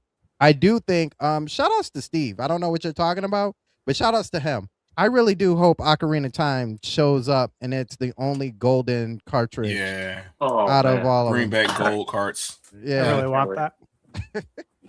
But yeah, that's my. It'll take be on this it. big, and you won't be able to see it sticking out of your system, but Right. it will be cool. This will be cool. Gamebird, I think I know your answer, but you want to give an official answer on that? I actually missed the question. I'm not sure if I stepped away briefly when you asked. So you good. It just comes down to, a lot of people on social media said that they're out. Content creators saying will not be buying the PS6. I'm done. Do you feel that way? Are you going anywhere? Are you still going to support the PS6? Yeah, this is a loaded question for me because one, I'm on a Nintendo podcast. My YouTube channel at its core is a Nintendo YouTube channel, but I'm a gamer. I love all platforms. I want to see all platforms thrive. I've been a PlayStation fan since PS1 came out. Xbox took me a long while, and while I still have a lot of issues with Xbox, never once did I want to see them go down the gutter. I think it's awesome having multiple platforms to choose from, to watch multiple platforms compete against each other. So right now I own an Xbox Series S, I own a Switch 2, and I own a PS5. Everything that we know about what PS6 might be, excluding all digital, that they might be going for the hybrid approach, is extremely appealing to me as a gamer. Like, I want that all hybrid future. I want to be able to play the best games or my favorite games at home or on the go, at a hotel or on a plane. So if Sony goes that route, I'm very interested, because at the end of the day, despite me having grief with all digital, I'm a gamer. I'm not going to want to miss out on these great experiences. Yeah. And if nothing I say or do is going to make a difference, then I'm only denying myself experiences, and it's not going to change anything. So I don't want to rob myself of that. Here's where it gets a little bit more dicey. I was an early adopter with the PlayStation 5. I pre-ordered it the moment orders went live. And they had already, they won me over with Demon Souls remake. The Souls series, it's one of my favorites of all time. I was sold with that gorgeous remake. The truth of the matter is this, though, and this is where it gets a little bit more concerning, even when you factor in price, because price is the first scary barrier of entry with PlayStation 6. According to current reports, parts are roughly $1,000 for PS6, if the reports are true. what's this console going to cost? And if it's a hybrid, it's going to be expensive. You know what I mean? Is this going to be a $1,200 system? Maybe $1,400, $1,500 at launch. The second and probably the biggest problem, as someone who loves PlayStation, I've found PS5 to be one of their most disappointing gens. And the biggest reason for that, for me, I can't speak for anyone else, but for me, is because I love Sony exclusives. You know, yes, they've always had great third-party stuff. Yes, they've always had great RPGs, but they also were built on a foundation of incredible exclusive titles across multiple generations. And my two favorite PlayStation gens, I think the two best are PS2, I think is still king, and I think PS4. It's those even numbers. Maybe, I don't know, maybe PS6 will be kick-ass after all, despite the digital only. It's still PS1 for me. Like, and mainly I love PS1 too. RPGs and fighting games were sick on that platform. Absolutely, man. I completely agree. But gaming development, you know, it's no secret, games take a lot longer to make now. And with Sony, with the decisions they've made, dissolving a lot of their Japanese studios, focusing on Western AAA, it's been like, you know, we get little sprinkles of great first-party experiences every few years with these major droughts. And now with diminishing returns on power and visuals, seeing third-party games like Resident Evil Requiem being day and date on the Switch 2, the third-party element is going to be less of a motivational force for me with the PS6. I'm going to want it for the great exclusives. And if we have less great first-party exclusives on PS5 than previous generations, how few are we going to get on PS6 with higher costs to develop and bigger development time? So there's a lot of things in there. To simplify, I don't want to miss out. I want to be a part of that conversation. I want to be having those experiences generations to come, whether it's Nintendo, Sony, whatever it is, whether if Sega enters the hardware space somehow, or some other big third party enters the space with a stellar console. I want to be a part of those discussions. I don't want to be that person who's just bitter and talking shit behind a webcam. Yeah. You know, I'm going to have things I don't like, but I am interested. Will I be day and date? You know, will I be there for pre-order? I don't know. We're going to find out. You know, depends on cost, depends on that launch experience. But I'm interested. Okay. Eric, do you buy PlayStation? I have never owned a PlayStation anything. Wow. So you're going to run that back, right? That's impressive. Yeah. Okay. I don't know. I was more of an Xbox guy. That's what I had, and that's kind of what I stuck with.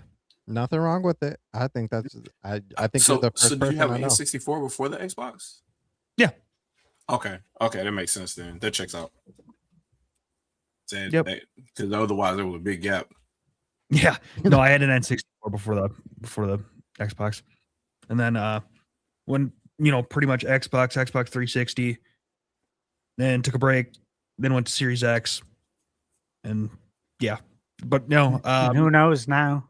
I mean, my cousins had a PlayStation, so if I ever wanted to play a PlayStation, I'd just go over to their house and play it. So I never needed to own one. Yeah, makes sense.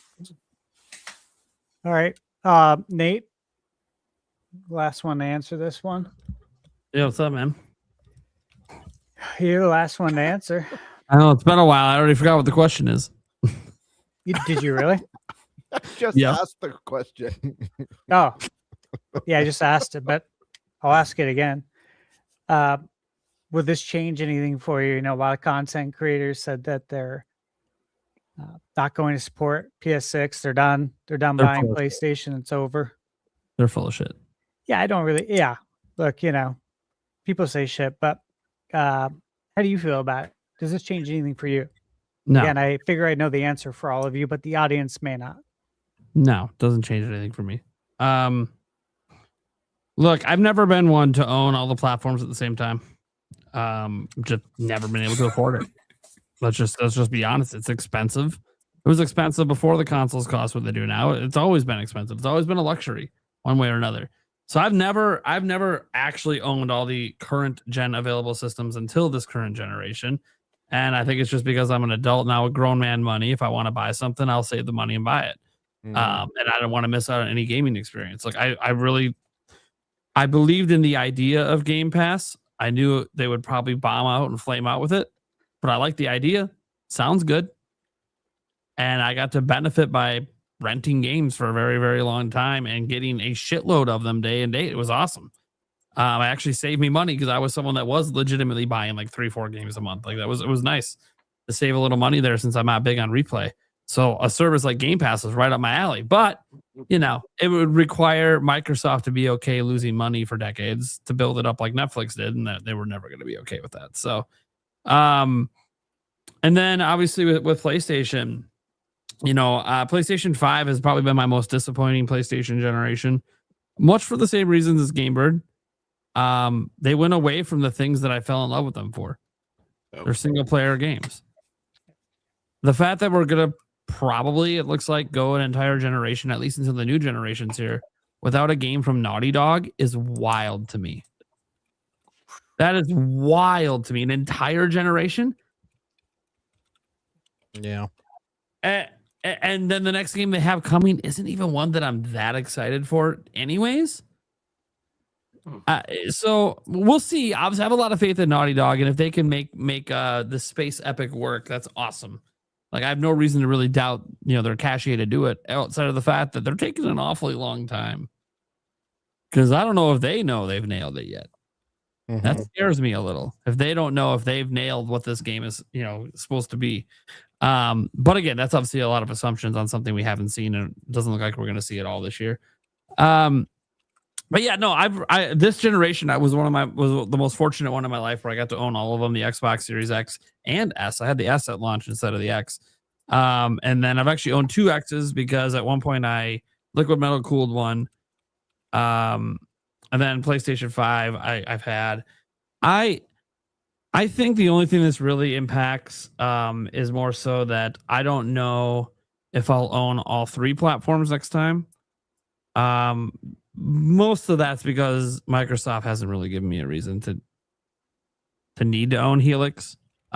You can just plus that's a down payment on a house. Yeah. Right. You can, most of the games I care about, they're going to be on PlayStation as well, right? And a lot of them will also be on Switch too. So there just isn't really going to be, I think, as strong of a reason to own Helix, unless look, if they give me some insane trade-in program with the X, and they can knock that price down to something more affordable. Maybe I'll throw it in there if they have some crazy program. I know they're trying to find ways to make Xbox be able to be purchased. So, if they do a crazy trade-in program, maybe then. But right now I'm leaning towards I'll probably, I already have Switch 2. I'll probably get PS6 at launch. The only reason I'd want it at launch would be like what GameBird said, like not wanting to miss out. That FOMO of being part of that group. It's real. Mm-hmm. It's hard to be part of a conversation if you're just not participating. And sometimes that conversation is really exciting. Nate, would you buy an Xbox Helix at launch day 1 for $1,100 if Rare was like, here is a brand new Conker's Bad Fur Day game. It's a new entry, and we've teamed up with the best. Capcom is actually co-developing it with us. And this game is everything you wanted in a sequel. $1,100. Justified at launch for one $70 game. Woo! If it is exclusive. As good as you want. Yep, exclusive too. I'm going with exclusive. It's bundled. Yeah, it can be bundled or not, but exclusive to Xbox Helix. When you're talking about $70 at that point, does the price matter? Like, that's taxes. It's $1,100 or $1,170, whatever. Thinking about the $70 at that point once you're at $1,100. Because like the $1 Million Man Ted DiBiase says, everyone's got a price. Everyone's got a price. No. Yeah. That was right. Look. That was epic. That was a maniacal laugh, by the way. That man was. A lot of people, a lot of people, you know, look, in your hypothetical situation, I'm buying the Xbox. I mean, that's just straight up. But see, here's the thing. I am at a point in my life that I know I could save up to buy something like that. You know, if I was back in my super dirt poor, barely surviving McDonald's check days, I probably would think different and be like, you know what? I can't really afford that sort of luxury just for that one game. You know, the amount of time it's going to take me to save up is going to take a lot longer. And then I know I'm going to have to get that subscription on top. Klarna, man. So Can't afford anything with Klarna. I'm not someone who hates Klarna. It's just, you know, I'm just saying how the young kids will think, man. I know. Klarna. It's not good. Hey, by the way, I've said this before. I'm on record. I've used Klarna before. Look, if you're going to be responsible and make your payments, there's nothing wrong with these super low interest. But you're not the people they're making their money from. The people that are responsible with their payment, they're taking advantage of a lot of other stupid people. And that's where they make their money. So again, if you're a responsible person, I don't care if you fucking use Klarna, it's fine. But we know where the real bread's at. The people who just they have no business borrowing money. They're going after those 18-year-olds. You can apply for credit. We're taking it. Yeah. Yep. Make sure you pay for your Klarna with your GameStop credit card. Yep. Like interest rate through the roof all the way. Similar question to Shadow Fox Infinite. You would buy an Xbox Helix at $1,100 if at launch. Once again, I'm going to go with Rare.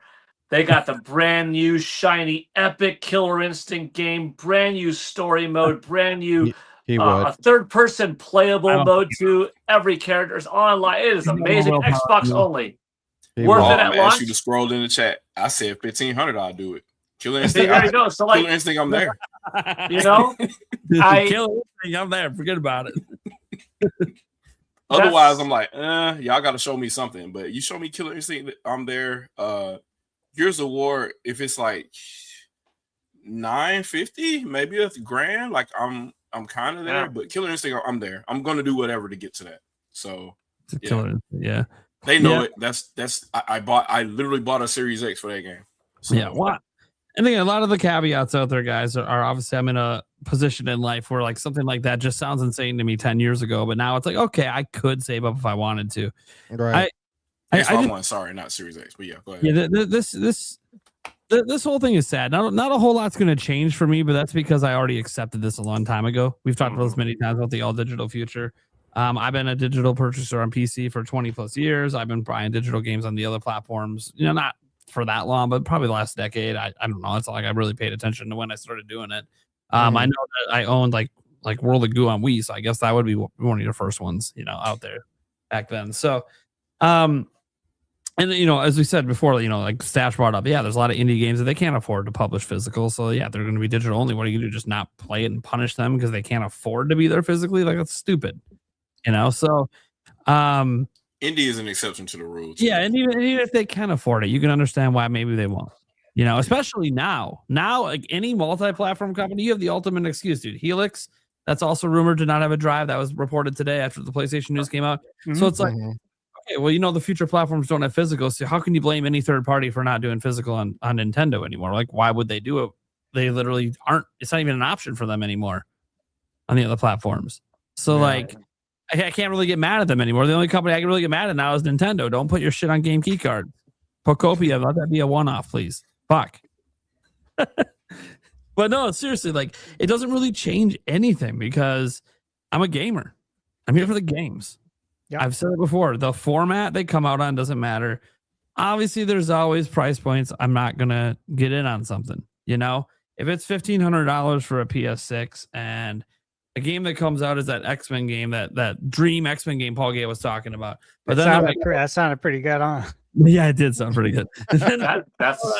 Then they're like, oh, that's going to be $200 for that game. I'm like, wait a second. It's like Neo Geo prices for a game. I'm at $2K to play this one game. You know what? I think at $2K, I might just pass for now. I think it's going to take a lot more games coming out for me to decide, you know what? All right, I'll bite the bullet because now we're talking about a $200 video game. And that won't be the only one I'll probably want to play. And that's the problem. I'm that stupid son of a bitch that would spend $200 only on very specific games. Like if it's fucking Zelda, I'm there day one. Mhm. What if it's like Call of Duty? I'll pass. I'm good. The 90s were different. You would spend $250 to almost $300 for an arcade perfect port. And Easy. Neo Geo got me for sure. Neo Geo is the best. Yeah, A couple of Loved games. it. And then the system themselves here in the United States, they were ridiculously expensive. So yes, it was nothing to spend $700-800 for a system, and anywhere between $250 to $300 for games. So seeing it's kind of weird to kind of complain about game prices knowing stuff like that, but then you know what you got then too, because the ROM prices were really expensive then, and you were literally paying for the extra megabytes to be on the cartridge. Nowadays, it's like it's pennies per gigabyte for a Blu-ray. So, like, what are we even doing at this point? So it kind of doesn't add up to the price or the cost of them producing the media that you're going to receive. So, at least you knew back then you were paying for the extra cost for it to be on a cartridge. If I paid $80 for Killer Instinct on Super NES back then, it was because it was a 32 megabit cartridge. Like you knew that's what you were getting. So I don't know. It's everything's changed now, and they've kind of moved everything around as to where it's for them to make money instead of, hey, this costs a lot, so there's no way we could publish this way. Yeah, it's definitely different. Dark times. Yep. Can I give a little analogy to something, because I do want to? It's something that Steve said earlier. If you don't mind, I don't want to interrupt if there's another topic. Okay. I think the vocal crowd, because yes, the vocal crowd that is saying I will not buy this anymore, it is easy to say, well, they're just not passionate, right? They were just enjoying the hobby. However, there is an alternative that their passion is just done differently. So I did a little bit of like a psychology test with somebody, and then this is kind of how this represents a different type of passion. I'm just going to give you a real life example. I'm just going to not name his name. Ironically, it is Superman related, which I happen to have a Superman poster behind me at the moment. But okay, I'm a long time Superman fan. You'll see where I'm getting at. I watched Superman animated series as a kid. I bought various Superman comics. I was there when Superman died. I was there when post Doomsday he came back and they had the multiple iterations. I watched the Christopher Reeve films. I watched Superman in reruns of I Love Lucy. I was there for Smallville. Loved it. Brandon Routh, Superman. This is he referenced some things I didn't think I'd ever hear said again in my life. Holy shit. You are a true fan. Yeah, you're on there. When you said the I Love Lucy episode, yeah, you're in there. The moment he brought I Love Lucy, I'm like, no fucking way. Who even remembers that? But fucking Unfortunately, I watched do, but it's it because of all the time on Nick at Night. I'm not even a mega fan, but I remember. I'm like, dude, right? who fucking remembers that? Great show. I had my Superman toys. I would have the red cape. I jumped off the roof. Why do you think I could fly? You know, like going into Henry Cavill, Man of Steel last year, Superman, David Cornsweet. Like, I'm a fan of Superman. Every news show that comes out, I give it a try. The My Adventures with Superman and Lois animated series that's going to have its 3rd season this summer. I watched it. I checked it out. When Superman came to the Supergirl show on the CW, before having his own show, the new Superman and Lois show, not to be confused with the old Dean Cain show, but like with Terry Hatcher, but like the current, the former current one with Tyler Hoechlin, that was a really good, three season. They finished it, but they finished it strong. The one where he had 2 sons, like I gave it all a shot. Most of the games not that great, but I love Superman, one of my favorites. Current day comics, New 52, different outfit. All right, I was there for the electric blue, electric red split off when he had like black suit, mullet hair. Love it.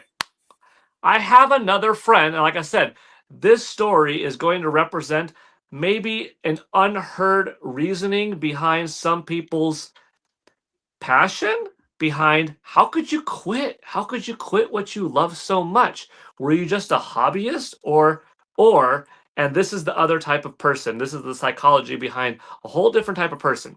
I have a similar friend, super passionate about Superman.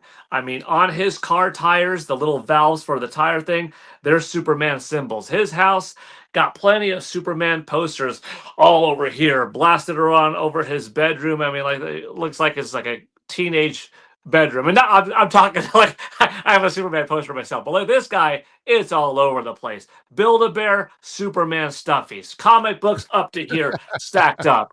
I mean, like if there's like a Dr. Pepper Superman thing, he's gonna buy that. There's a Kellogg's thing with Superman, he's gonna get that. However, he has what is in his mind his vision of Superman, and he loves Christopher Reeve, and he loves the old school cartoon, and he loves the embodiment, the symbolism of what Superman is. It deviates a little bit too far left or right when it comes to properties like Superman. And he tried to explain it to me. I'm like, how come you won't, as a fellow Superman enthusiast, as a fellow lover of this character for 40 years, how could you not give the Tyler Hoechlin new Superman series a try? Because he has two sons, and in the comics he didn't. But in the comics have been rewritten. We're not watching the same Superman from 88 years ago. The character is not Dragon Ball. It's not Goku. It's the same character. Like there's been different iterations. There's different planets. We know there's multiple different Superman. How come you can't? If you love it so much, how come you can't consume it? See, and like we understood. Well, he thinks I'm wrong in embracing all of it. You just like it because any slop. No, it's because not everything is good, but I love it so much that I have to give it a shot because I will never not be a Superman fan to try it. And the way he explained it was, I love it so much that it hurts me so bad to not see it be what I want it to be. And for me, that was sort of like an absurd take. I'm like, so just because I would agree this with new, you. just because this new Superman doesn't have that, you cannot turn it and accept that it's a different alt take. No, you can't watch the Supergirl series because that Jimmy Olsen was black and not a redhead kid with freckles.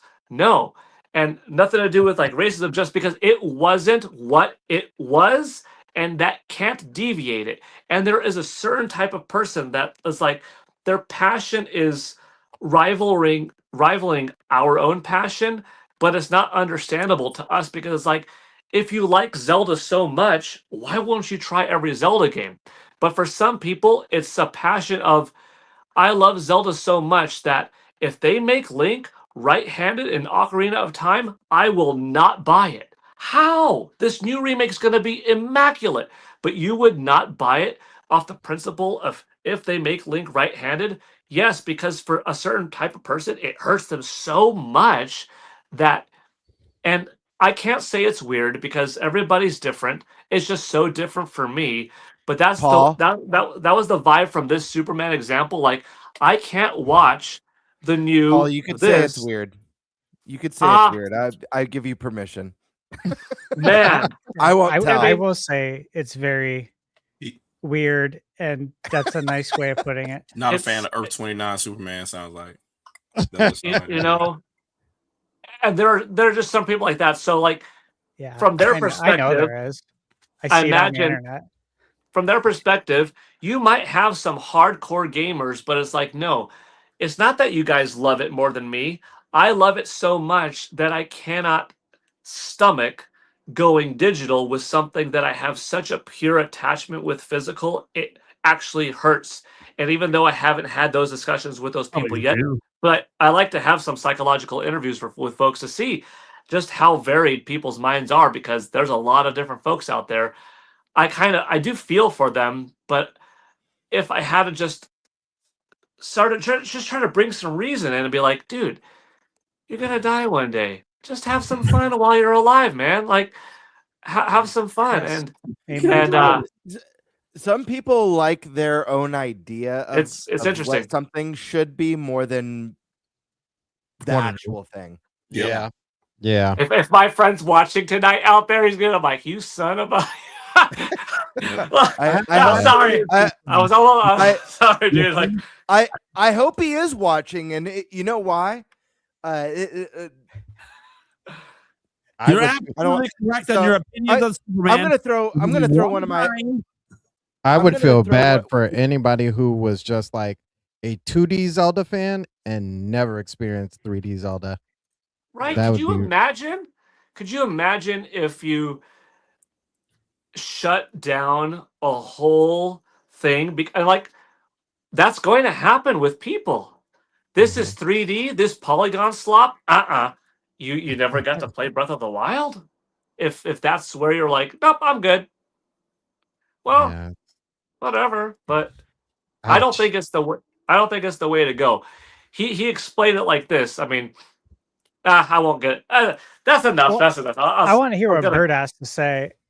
Because I was really hoping you were going to say something that I was feeling. And I think you are. I'm not sure. I was going to throw someone under the bus. My son used to really love. Yeah, I'm going to throw my son under the bus. To be fair, this was a long time ago. So my son. This was a long time ago.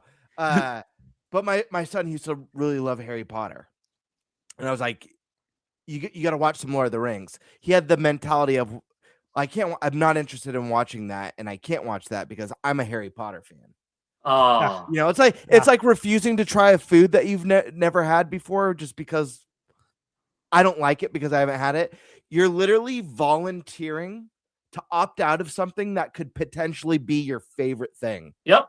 You know what I mean? That's a similar mentality. Your friend could watch. I don't know anything about that show, but your friend could end up watching that show and that be their favorite Superman show. Yeah. I'm not saying that show is that good. I'm just saying by being stuck and only liking your idea of something, you're greatly limiting yourself to an amazing world of across all spectrums of entertainment. That's like refusing to play a turn-based, saying I won't play turn-based RPGs because I don't like them. I only like action RPGs, and then missing out on, I don't know, Expedition 33, the most nominated game of all time at the Game Awards. That's a beautiful experience that anyone should experience. Someone, Sky Swords Alyssa, one of our regular guests on this podcast, who doesn't even like, or at the time didn't even like turn-based RPGs, and it's one of her favorite games of all time because she was willing to give it a chance. People with that mindset are literally missing out on some of the great things in life. It doesn't have to be games. It could be movies. It could be books. It could be food. It could be music. I don't know. I'm just saying it's a very limited. You're just limiting yourself. I love Marvel so much. I will not watch a DC product. They exist. Absolutely. Or you will not listen to Notorious B.I.G. because you're a Tupac fan. Yeah. I've heard that too. Also, they were friends, but okay. I got your friends back, Paul. I got your friends back. Here's the deal. I like to be the villain around here. Gamebird don't give them support. So then I had to take over. See, he knows already that if he played that game, he would not be his favorite because he wouldn't be able to let go or watch that show. He wouldn't be able to let go that Superman has two kids. He would not be able to let it go. It would bother him so much. It doesn't matter how good the rest of the show is. That's how it is with these people. They would argue that this could be a good show if they view it as all everyone has done is bastardize the thing I love. And they will never change their mind on that. And this is true. We see this all over the internet. You bastardize the thing I love. It doesn't matter. And we can call them closed-minded. We can say whatever, but they would just go, I just know what I like. And what's wrong with knowing what I like? There's another Paul, really quick. There's another tactic you can take. You can convince your friend to hate watch it. Yeah. Hey, let's make fun of it. Yeah. Yeah. You guys like Joker? The first Joker movie from like 2018 or whatever? Yeah. Like everyone like it? Yeah. Most people I think like it. Same friend hated it because it wasn't comic book accurate to the Joker character. And I'm like, but Joker can be different. There could be multiple things. It was a unique interpretation that wasn't based on the comics. I knew So instantly you wouldn't like They it. glance over the graphics, the story, the music, the acting, the set designs, the interesting plot points, the cinematographic angles, the foreshadowing of things in the mirror, of the Great excitement, of the passion, the feeling. Nope, because of a thing, and that thing is so powerful enough. Like, to me, I say you're wrong, but I've seen so many people, and so many people, they're just wired differently. And from our perspective, I would say, dang, dude, that's unfortunate. But some of them are like, I'm okay with this. I'm okay being that way. But I'm like, oh man, you don't know what you're missing out. I'm so glad I'm easy to please. I've never been more happy that I'm easy to please. Like, the older I get, the more I'm so happy it does not take much to please me, that I'm not super picky at all. Because holy shit, man. Dude, he's allowed to still like something. Like, he could be like, Nicholson's my favorite Joker because it's the most comic book accurate Joker we've had in live action. But Joaquin did a really great performance, and it's a very entertaining interpretation of the character. You could still have that mindset. You know, think that. It's not my favorite. It's not like the Joker I wanted, but it was really good. At least that was a bit more comic book accurate. He's the god of chaos. Probably not. And however you embody that is all that Only matters, a bit right? more. They Just definitely whatever maybe performance does that's it. So, I said to ask because, like, man, I would say too, I think they also don't want to check it out because they're afraid that you might be right too. I know some people who are like that. Yeah, like, I'm not gonna watch it. And I'm like, but then, like, sometimes there's that chance where they actually will watch it, and then they're like, yeah, you were right. And people don't like being wrong. True. There's a person, similar friend, so hesitant to play Breath of the Wild as his first Zelda game. A very big PlayStation fan, a longtime Nintendo hater, so worried about it because it looked good, and I'm like, you gotta try it. You gotta try it. And he admitted later on, one of the things was, I didn't want you to rub it in my face later saying, I told you it was good. And I'm like, first of all, I'm not that kind of person. What like, are you doing? make you feel bad, but like, like Sandstorm said, that's a common thing, though. Deprive yourself of joy. Stop worrying about what others think. I don't want to feel like I was wrong, because then it makes me feel stupid about my reasoning. And I know I am illogical. I know I'm not being sound, but I'm stuck in my ways, damn it. And if I get proved wrong, that is almost worse than the deprivement of the joy in the first place. And so there's so many different types of folks. Like, some people might be like, that's like a friend in middle school telling you that boobies are cool, so you make it your life vow to never look at a boobie till the day you die. I can't imagine. Just so you can be like, I didn't want you to say I told you boobies are cool. You know? How could you, as a Grand Theft Auto fan, right, miss out on Crackdown and miss out on Infamous because Grand Theft Auto is your game and you don't want to play any other open world game? Because they just play one game. They just play one game. That doesn't make any sense to me. Like, you don't know what you're missing. Like, okay. Yeah, I mean, look, this is true for a lot of people. Like, you know, kids that just play nothing but Roblox or nothing but Fortnite or nothing but Call of Duty. Like, this is normal. And it was normal when I was a kid too. I knew plenty of kids that literally it was just like one game they would only play, especially once multiplayer, once online multiplayer became a thing. I think some of it, at least back then, I can't speak to today, but at least back then, a lot of it was just money. Shit's expensive. So you're only getting one game a year. So of course you're fucking playing that one game for like 5 fucking years. But you're missing out on so much, though, especially when your friends tell you to, and they're like, hey, try it. And you're like, now, because I'm invested in Fortnite still or whatever. And I'm like, man, come on. Like, you don't know what you're missing over here. I ain't telling you to quit Fortnite. I'm telling you, hey, one of these nights you're playing, pop something different. Yeah, exactly. No one's trying to take away what you like. We're just trying to introduce you to more things you might like. Yep. I'm Bit of realizing Saints that- Row in here too. Yeah, that definitely good stuff. I feel so blessed to have a personality and like interests that are such a massive variety. The fact that I love games across all genres is like the coolest thing ever. You know, we live in a time people complaining about state of plays and Nintendo Directs and how there's no games. It's like I can't even keep up because I love games of all types. I'm always excited for the next big thing. And I'm always excited for new IPs and to see what new ideas are out there and new experiences I get to have. Like, yeah. I mean, it's kills my friggin' backlog. Don't get me wrong, but it's cool that around every corner there's something awesome. You know, I'd hate to feel like stuck in this where it's like I have 3 IPs that I look forward to, so I have to wait a full generation to get the 3 games I want, and that's it, and just complain. Right. Speaking of something awesome. Thank you. I'm already here, though. I'm already here. I'm already here. Because we got to talk about Star Fox. Yeah. So, Speaking of sealed. Yeah. Star Fox is now out. Has anybody actually played it? Yes. Nope. Yeah. I was an idiot and played Bayonetta 3 first, and I'm still stuck in it.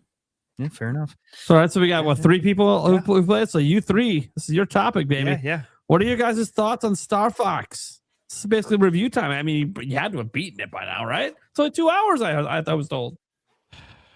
He got the shirt. He's ready. Yeah. I'll go quick. First off, the game's beautiful. It's one of the, you know, as someone who doesn't care that much about like visual fidelity, it's definitely one of the prettiest games on the Switch too. Man, those water graphics stash. I'm sure every time you fly over Corneria, you're just basking in the watery glory. The game's gorgeous. And it's so gorgeous that I feel that most people who had a major issue with the character designs before they even finish their first run will have forgotten about that because everything looks so good. And the character models, like, there was a little bit of a shock. I mean, I didn't hate them in the same way that a lot of people did. I just think they like really vibe well with the art direction of the game, and I don't think it really takes long for anyone to adjust.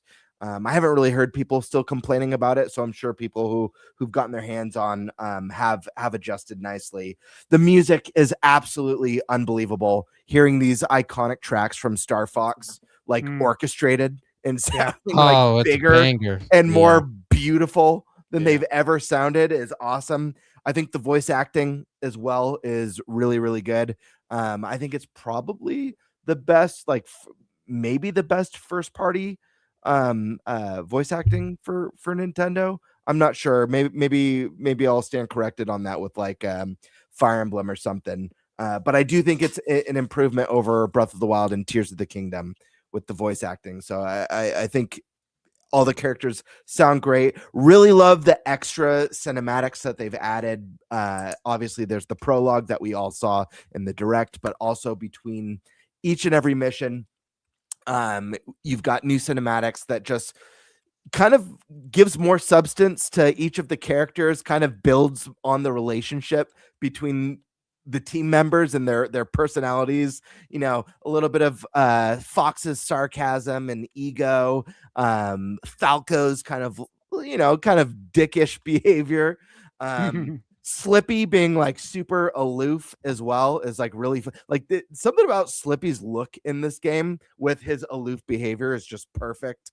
And yeah, guys, it's Star Fox 64. It plays better than the series has ever played. It feels better than it's ever felt. And it's the best way to play classic Star Fox, period. I think. I've only done one of the multiplayer modes. I did the base capture mode, and I actually had a lot of fun in my one time doing that. I was hoping I set up my avatar with the little Nintendo cam. I was hoping it would have everyone's like avatars at the bottom. but it didn't. I'm not sure if that's exclusive for just when you're playing with friends. If it is, guys, let's get a game going or something. I want to try. I think that Avatar thing is hilarious, so I'm way down to get a game going with any of you guys. But yeah, I've done 2 runs on it, so I've gotten 2 endings. I haven't gotten the full and final ending yet, so I'll be doing that very soon. And I absolutely love it. I think it was a very smart decision to launch this game at a more affordable price point instead of that like premium AAA price, given that it's more of an arcadey on the rail shooter. I know people will have some issues with the length of the game, but it's really not as short as it appears because there are multiple endings. There are multiple versions of the final boss. And there's also a lot of, there's like achievements and medals to chase, as well as the multiplayer mode. This game is the whole package. And I think my favorite thing about this, other than getting to relive this, reimagine with an orchestrated soundtrack and gorgeous visuals and voice acting and cinematics, the thing that's so exciting about Star Fox is that this game is setting the stage for Star Fox to finally move on and be more grand, be bigger and better, and soar over new horizons. And my big hope, I know we've had some of the news about this game being #1 in the UK, which is really awesome. You know, that's a territory where Nintendo doesn't generally thrive in. I'd be curious to see what the US sales end up being and the Japanese sales end up being. My hope is that this game sets this IP up for success and start strong, and that the Mario movie is going to give that added boost with new recognition to this character, being introduced to a brand new audience. And yeah, I'm excited to see where Star Fox can finally go from here instead of sticking with this title in particular. I'm loving it. I can't wait to dig into more multiplayer. And, you know, if we're all lucky, because I think the multiplayer really impressed in a way that I didn't think it would. I thought it would be fine. I had a lot of fun in the matches that I did. The idea of them adding more content to this later, you know, new maps or a new multiplayer, I think is a really exciting thing. But yeah, those are my thoughts. Oh, go ahead. Yeah, go ahead. Much like what Gamebird said, it's a fantastic game. It's Star Fox 64, already an excellent title that has stood the test of time, fun for its era, but still cool and snappy and easy to pick up today, has just a timeless energy to it. And it meant so much that I'm seeing to so many gamers out there, like it really hit us hard. And I like that because Star Fox isn't the biggest franchise. And Star Fox 64, you know, being like a 4 million seller or something like that, a pretty good selling game, but not like one of the best selling games of all time. Yet online, the community really showed up with this one and be like, no, man, this was my childhood. This means a lot. Ocarina of Time, Final Fantasy VII, GoldenEye 007. There are some of these games in like 97, 98 that really hit a lot. And this one, great. So base game, terrific. They did such an amazing job replicating it where, yeah, it is the most highly decorated paint job over the original 1-to-1 that you could ask for. But that's all it needed to be. You know, it didn't have to be anything new. I want something new next, don't get me wrong, but filling it in with these cinematics in between. Something that I really like that the game does well in is the holo projector with all of the lore behind the characters. It's not the same as an instruction booklet, but to be fair, like I was reading live on stream the other day of I busted out the old instruction manual of Star Fox 64 and I was reading the little bios on them. You got a couple of sentences on Fox, Slippy, Peppy, and Falco. Here you get several paragraphs. It tells you how old they are and what was the relationships of Fox and Slippy and their relationship with Bill and who is Bill and what happened here and who is Cat and what's the dynamic between Falco and Cat and a little bit of mystery on not quite telling you why Falco left. I don't want to spoil it for some people, but like this is just some of the lore building and I really appreciate the lore building behind it. How did they buy the Great Fox? Who made the Great Fox? Who commissioned these R-Wings? Okay, so Slippy's the creator, but like, what more? Like, some of that stuff, I hope that people find that because most of you are playing the game to play the game. That's why I'm playing the game, right? I want to see the music, or I want to hear the music, which is also beautiful. Orchestrated soundtracks, fantastic. Level design, gameplay, it feels snappier and better. It's a blast, I gotta tell you. Going back to old school Nintendo 64 controller with this thing, like, I love it. But also, I dig the Pro Controller 2 setup. Very intuitive. X to go forward, B to brake. Makes sense. Maybe I would have switched Y and A for lasers and bombs, but you know what? After a while, like, it was fine. And you got your R's and L's, and like, it's good. I can see the future of Star Fox just following here. Prologue, excellent. But I hope that people also look into those story bits because I think that's going to do well for the future of the series. I think when we get a new title, they'll play up on some of this. And what I mean by that is the next game won't be a prequel to it, but I wouldn't be surprised, depending on the ambition of the game, if when you're playing the new game that takes place after this title, they might have some flashbacks to younger Fox in the Cornerian, military meeting Slippy for the first time, or some mission of Falco leaving his former group, or some of this past plot stuff that we got a little bit of a sneak peek in this game that just makes it that much more meaningful in the next title. You know what I mean? But also, we don't know how ambitious they're going to go. Another on rails primarily shooter, or do they now say, okay, now you have a central hub of the Great Fox where you could walk around in and you could go talk with Peppy, you could have a foot race with Falco, you could go and upgrade your ship with Slippy and tinker it and have a power wash simulator on the Landmaster after a dirty mission and stuff like that. You could have a blaster mode against the crew with your lasers. You land on a planet, you walk out of your ship, you take on a mission from a Tatooine like bar from Star Wars, and then you fly off and you do have some on foot fighting and some RPG mechanics where you're upgrading your blaster, upgrading your shield, upgrading your repellent. I know that wasn't the question. It was just, do I like the game or not? But like, I love freaking Star Fox. I could have just said yes, move on. But you're pitching Star Fox Outlaws. Oh, dude! Right? Instead of Star Wars Outlaws.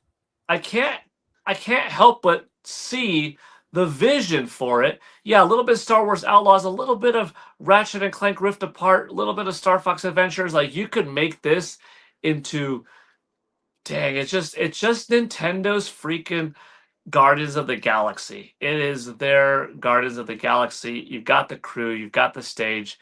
It could be big. I believe this game will do well. And honestly, I'm fine if they just continue with the on-rail shooters and Landmasters and stuff like that. Make the multiplayer modes even more ambitious. But I just see a vision of action adventure on foot, on land, picking up missions, 4-player co-op as you're going through these stages, dude. If you've got 3 people flying in R-Wings and someone in the Landmaster and you're going through these stages in the story mode cooperatively with buddies online, that's going to be the best. But back to the game, because I'm too far looking into the future. It's a really good game. I've gone through it, I think 8 times already. Part of me sometimes is like, I'm going through it for the high score, damn it. I want to get into like my 1500s. I had really high scores on the N64 version, better than I am here yet. I think I'll get there, And sometimes I'm just going through the different paths, and I like, you could unlock cat different times, build different times. You might go through a quest without seeing them at all. The different endings, it's all charming. It's all excellent. And the one area where when they revealed 3 different stages in that direct for multiplayer, I was like, that is a little bit bare bones in terms of quantity of stages, but the variety to have does seem there, even if it's like 3 main different types, but it will be fun. Sure enough, it's fun. I've had several online matches. I've had 1 or 2 bot matches, so I've played a good number of those overall. Still, it is an area that I wouldn't mind them adding some DLC, paid or otherwise. Like, dude, give me another 4. I'll pay for it. That's fine. Also, one mode that's missing, or I guess 2, is a standard 4v4. No extra capture the flag, no extra nothing else, just a 4v4. That's it. I wouldn't mind that added, and I wouldn't mind an 8-person free for all. So those are 2 little things that would bring it up to another level for me. I just want 8 people going crazy for 3 minutes, and then take the Smash Bros approach where you could turn on the extra special cool lasers and the plasma this and the warp tech teleport one and leaving behind your mines, your floating mines, and your decoy one. Like, have the ability to turn them on and off just like Smash Bros items. That's all I would really change. What they have isn't bad. Those 3 are good. They are fun. I've had a good enough variety in those 3 because they are different enough. But like, just the visual appeal of, give me another 4 and give me another 4 maybe, and maybe I'll keep buying them because I love the look of the games. I would add that, and yeah, a standard 4v4 just to fight, nothing else. Sometimes you're in the mood for that. Like, sometimes you want to play Street Fighter to fight. Sometimes you're like, okay, let me do the bull run thing in Street Fighter 6, if you know what I mean, when you have different things thrown on, right? And an 8-person battle royale. Like, that's the only stuff that I would add. Otherwise, I wouldn't take away anything from the game. And it does also, I'm going to stop here because then I'm going to go into my Zelda theories. But if this is all they do for Ocarina of Time, they don't end up expanding the map by 3 times the size. When you walk into the Temple of Time, it's not 3 times bigger, and there's a new back way in the Temple of Time and an underground to it and a secret door in it. And Death Mountain isn't 3 times as long to get to Death Mountain from Kakariko Village. Kokiri Forest doesn't have 3 times the amount of residents, Kokiri children, and stuff like that. It's just a 1-to-1 remake, but architecture-wise, new and not just painted over. But it takes a Star Fox approach with this much more voice acting, this much more back scenes. We're giving Ganondorf his backstory and all that stuff, but otherwise it's the same game, just visually very different. If this is that, I'm okay with that for Ocarina. Anyways, like I said, I dare not go too far in because I'll go nuts on it. You want to get nuts? We'll get nuts. There you Yeah. go. There's some Batman for you. Bring it all back around. But I love the game. I don't have I don't have a score yet for it, but enjoyment factor is a 10 for me. Is it a perfect 10 game? I'm not giving it that yet because it's a hard game to review for some reason in some ways. But I love it. I love it. All right. Well, that leaves Sandstorm left, right? The Yes, final sir. Star Fox player on the panel. Yeah, man. So the game's great. I really enjoyed it. It does some things that like threw me off. I haven't played 64 like recently, and I wasn't planning on it because I wanted to go in here like as fresh as possible. But I can talk about the beginning part because I think most people played the demo. But I thought it was really cool how they started off. You like start off in the training, and so this is my first take. I didn't even play the demo, and so I'm playing. And I'm like, oh, okay, they're starting off soft in the demo, okay. And then you see some of the control options. You're like, oh, okay. So this is what this is for, to see if you really like this control scheme and everything. And so I remember from the old one, like you can stay in training as long as you wanted to. And I'm like, all right, you know what? I'll jump out of training after I kill 100 of the enemies or whatever. So I'm flying around, I'm shooting them down, lasers just pew, pew, pew. And all the while I hear the music playing faster, and I'm like, why is the music playing faster? And so I'm like, okay, whatever. Obviously something's wrong. And keep playing, and then it just goes into a black screen. And I'm like, okay, what just happened? Just for the next scene for them to be like playing in VR, and I'm like, yo, that's such a dope concept. So the whole time in the game, what it does, it kind of like Game Bird said, it gives a huge amount of like feeling and want to like traverse the game. And it, not that it necessarily well, it does and it doesn't, but not that your decisions like matter, they matter, but like they don't matter to the point where like the whole game is going to be like so devastatingly different, that if you go this way versus this way. But what's really interesting is that in the cinematics, for every level, uh General Pepper talks about one thing and he talks about another thing. And he's like, oh, this is going on over here. At some point we need somebody to check this out, but really we need this. This is the problem that's going on. Excuse me. And so, Fox is like, all right, okay, well, I'll talk with my team. And so the team actually talks things out. And by the time you're at the end of the conversation, now, like usually in Star Fox 64, I'm like, oh, I know where I'm going to go.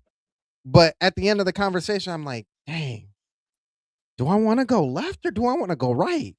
Like, it really puts like somewhat of a strain. You already know, if you've already played the old one, you already know what's going to happen in each of the levels.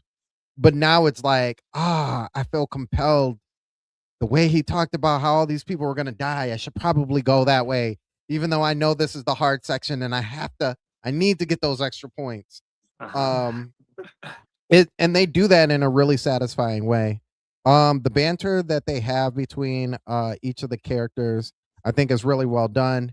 Like Paul said, in the area, I forgot what they call it, the hollow area, you get all the descriptions of each of the characters. That was something I didn't know about them that's not really conveyed in the 64.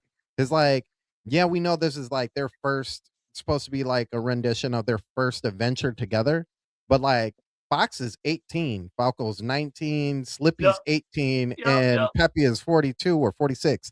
And it's like, wait a minute. Like I thought Fox was like, I thought he was in his 20s or something. He's fresh out of high school. And and you can tell with the way they talk and with the way they handle themselves, like, okay, these guys really are like, this really is their first adventure. And Peppy really talks about, teamwork and camaraderie that you don't see in the old one, to the point where you really actually feel like you're getting the team together, like you're really actually meshing them together. And it's felt when a character ends up, I can't say die because they don't die on the level, but you know what I mean? Like you lose a character on that level, it really gets felt when you go into the next level and they're not there, because the conversation is no longer there. But you can hear them talk through, Great Fox, and it's a little bit different, but you don't get that same, it's not the same action. So I do really like that. Like Game Bird said, music spot on, absolutely amazing. You go into Corneria and you hear that first, it changes the whole feeling gets changed up. You don't get that same horn that you heard in DK, that you heard in Ocarina of Time, that you heard in Star Fox, that you heard in GoldenEye. It's not the same horn. This is a real horn that you're listening to play in the orchestra, and I think that's really awesome. Online, I've had a couple matches online as well. Thoroughly enjoy the online aspect. I love the idea of PvPvE. It would be cool if there was more PvP, or just even some more odd modes that I'm sure that they can add to down the way. I will say this in the middle of my whole stint. The storm crew is already set and prepared to take on any challengers. We already ready. Just know if you see Pigma on the screen, know that's me. I'm Pigma. You know what I'm saying? I wanna be him. He is me. Too bad daddy's not here. Too bad daddy's not here to see you fail. He says crash and burn in the other one, and I'm like, missed opportunity. But yeah, I the replayability is astronomically high. Just off the point system, the challenge mode creates a whole thing for it. And what's really cool is for those people out there who are still complaining about achievements, this is like riddled with achievements through the whole game. Points, doing certain actions and stuff like that grants you different avatars in the game. It also gives you you get like a license as well. You can change the license and background and all the other stuff depending on how much work you do and what work you do in the game. I will say this to anybody who hasn't played it yet or is planning on playing it. Please, please, please, please, please, if you've played this on the 64, please, as your first run, do the false ending before you do the true ending. Because if you do the false ending first, the ending of the false one is way different than the ending of the true one, to the point that I will say this, and it's not a huge spoiler. The ending of the false one, you don't get the credits. You don't get the credits in the ending of the false one. And the ending of the true one, you do get the credits. And the false one, if you do the false one first, it almost feels like this is like A New Hope, Return of the Jedi. Like it is really set up that way. It is really set up that way. So definitely do it that way. The only other thing that I can say about this game, the only negative thing to me that I can say about this game, I do really like the voice acting in this game. I do think it is top notch especially for the characters that you're playing with. But the bosses just don't hit the same. Like I don't in the English version. Now I've played it, I've listened to it in Spanish. Shout outs to Cisco because he Nintendo Cisco. He told me he played it in Spanish and it has a certain ring to it. In French and German, they all have certain rings to them. But like for instance, the first level, you do the secret, going under all the little areas and you go to the right instead of going straight. And you fight that boss. And in the 64, he's like, "Who are you guys?" And Star Fox is like, "Where's Star Fox?" It kind of gives that like cool, like type of feel to it. And the and the regular, I created a monster of a show when I got people going like a highlight late in the show. Oh my god! All right. And then it's like new Star Fox. He's like, "Who are you guys?" And Star Fox is like, "Where's Star Fox?" And I'm like, "Oh, where's Star Fox?" Yeah, like, oh man. I miss all the bosses. Step on the gas. No, hit the brakes. I miss all of that. They had a lot more feeling in the old 64 ones than they do now to me. But I still think the voice acting now is relative to its time. So which is now. But overall, I think it's a really good. I think it's a must buy on the Switch too. Like this game, you absolutely have to buy, especially for the multiplayer.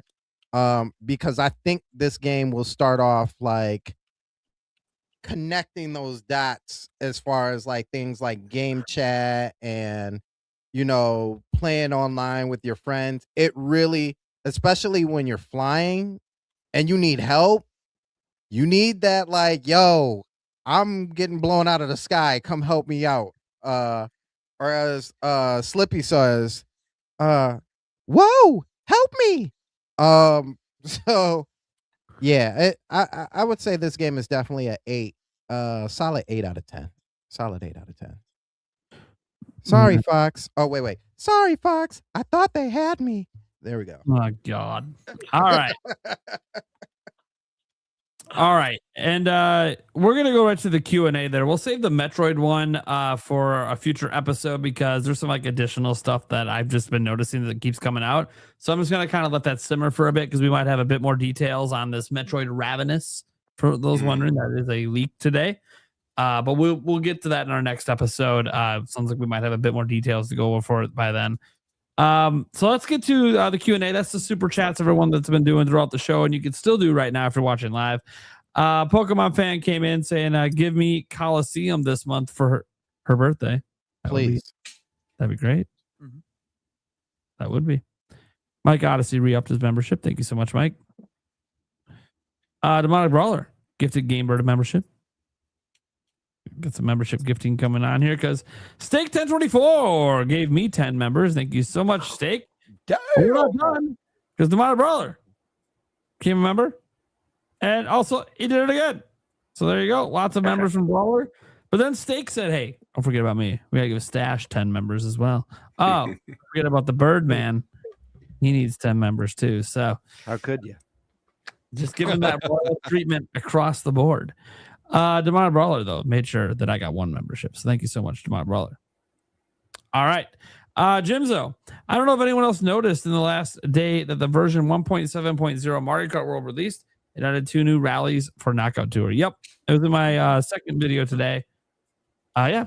Look, anytime they add new content, it's good. You could argue whether it's new or not. It's just same content, but done on a different route. But that for Knockout Tour, that actually makes a big difference. So it actually is really neat they did this, and they're not charging for an update. Like, they're perfect. I hope we. And by the way, they promised more of them. Trying to read into that $80 is worth it. Yeah, so they're adding more content, and since they gave these ones for free, I would suspect the other Knockout Tour ones they're going to add in the future are also going to be free. So while Sony is taking down their store. This is wild at the same time. This is wild. There's wild stuff happening right now. Okay. The industry is, I don't know. All I know is I gotta say, as a guy that's been covering Nintendo, it does like this podcast every week. It has been kind of refreshing to have the heat not be on Nintendo for a while now. It feels like it was really heavy, and then like we got to this year and it kind of like backed off. Once we got past the game keycard thing with Pocopia, it just kind of went away. Yep. I was a podcaster during the Wii U days, so it wasn't Yeah, the Wii U days.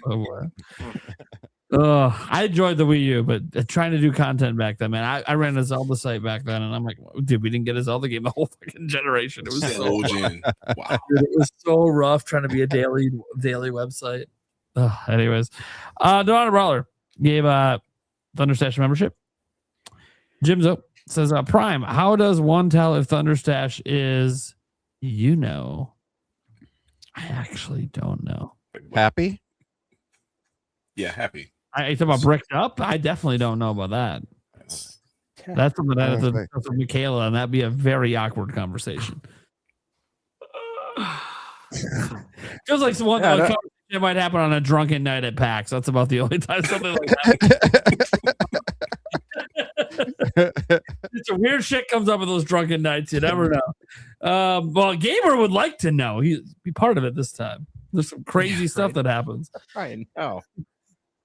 The Minor Brawler says, bring back NFL Blitz, NBA Jam, NHL hits, but also please include physical versions. Yes. Well, I think that pipe dream is probably gone, the physical part. But them coming back at all, hope's always alive. Mhm. Yeah, I don't think EA is going to deliver a physical No. version for us. It's not the one I if would they lean decide on. to make it. Yeah, I would lean Oh on that. gosh. Whack.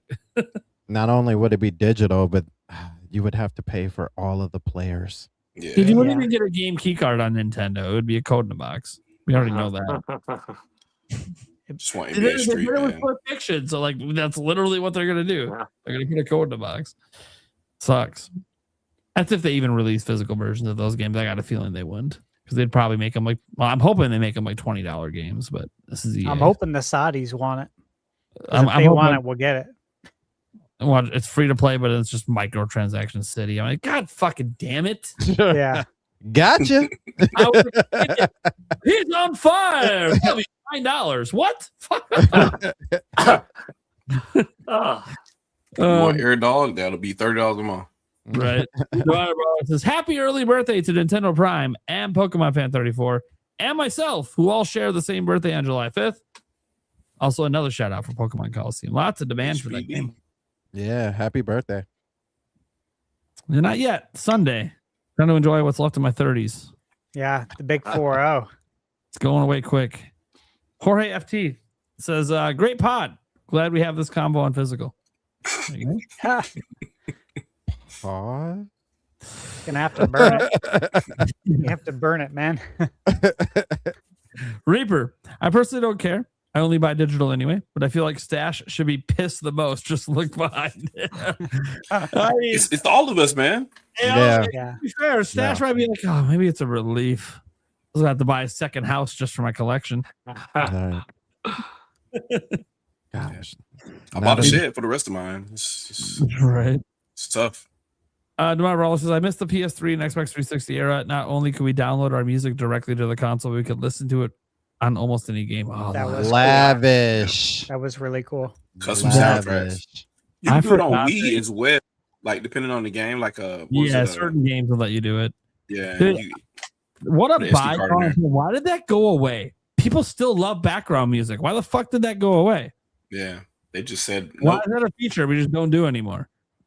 You can make us buy the music, whatever, but like, Right. what the fuck? It's weird.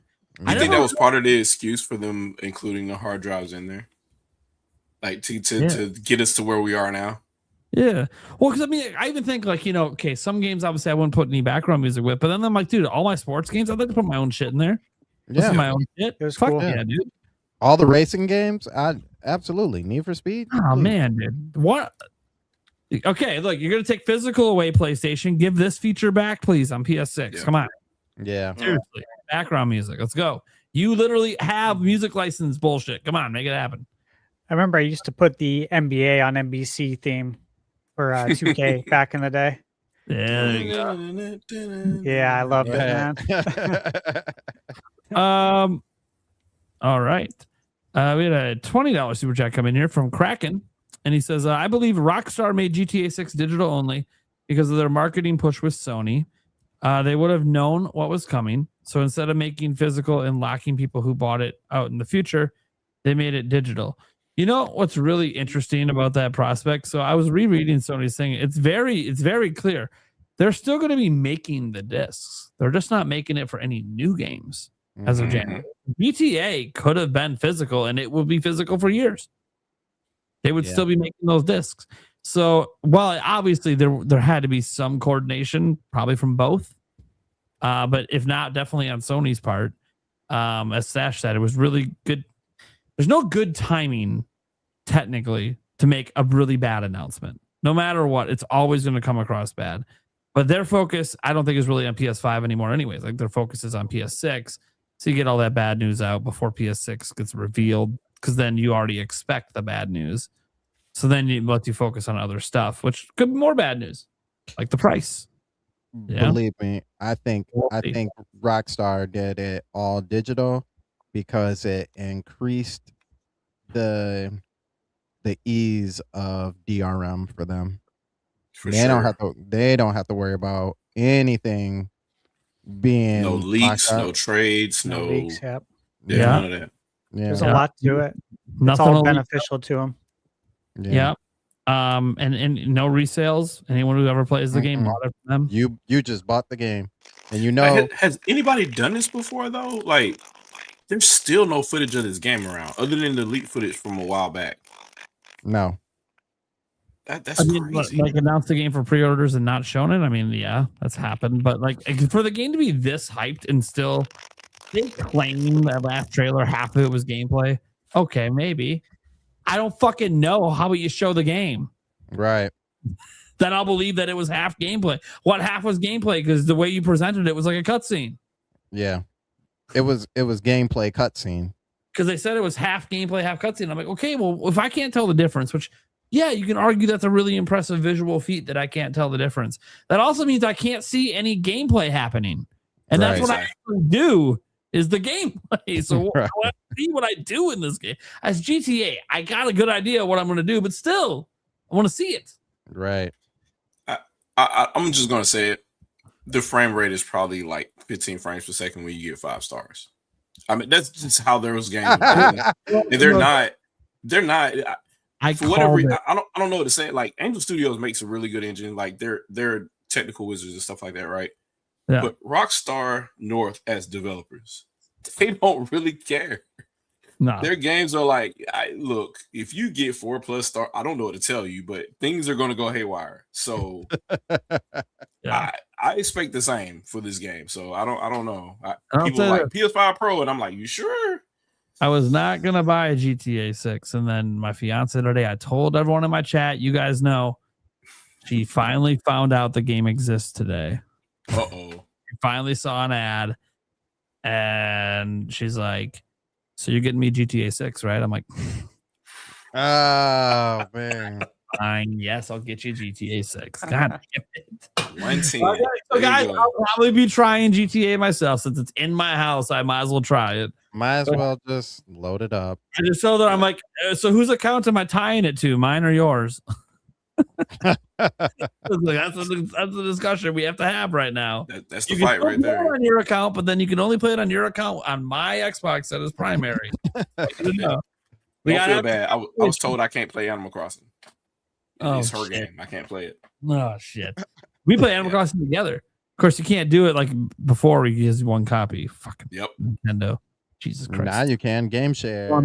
Remember, I don't fucking, Game share isn't in Animal Crossing. I think that's the one game that doesn't have it. Nintendo ever for you guys fucking over my Animal Crossing experience with my fiance, you bitches. I've been hypercritical. Nintendo's like, buy 2 copies, bro. You fucking lied to me. You said you would change nothing about the old system. You liars. Seriously, anytime that people tell me I don't criticize Nintendo, I'm like, what the fuck, dude? I was at the forefront of calling them out on this crap. Day fucking one because it pissed me off because Yulia and I could no longer play Animal Crossing together.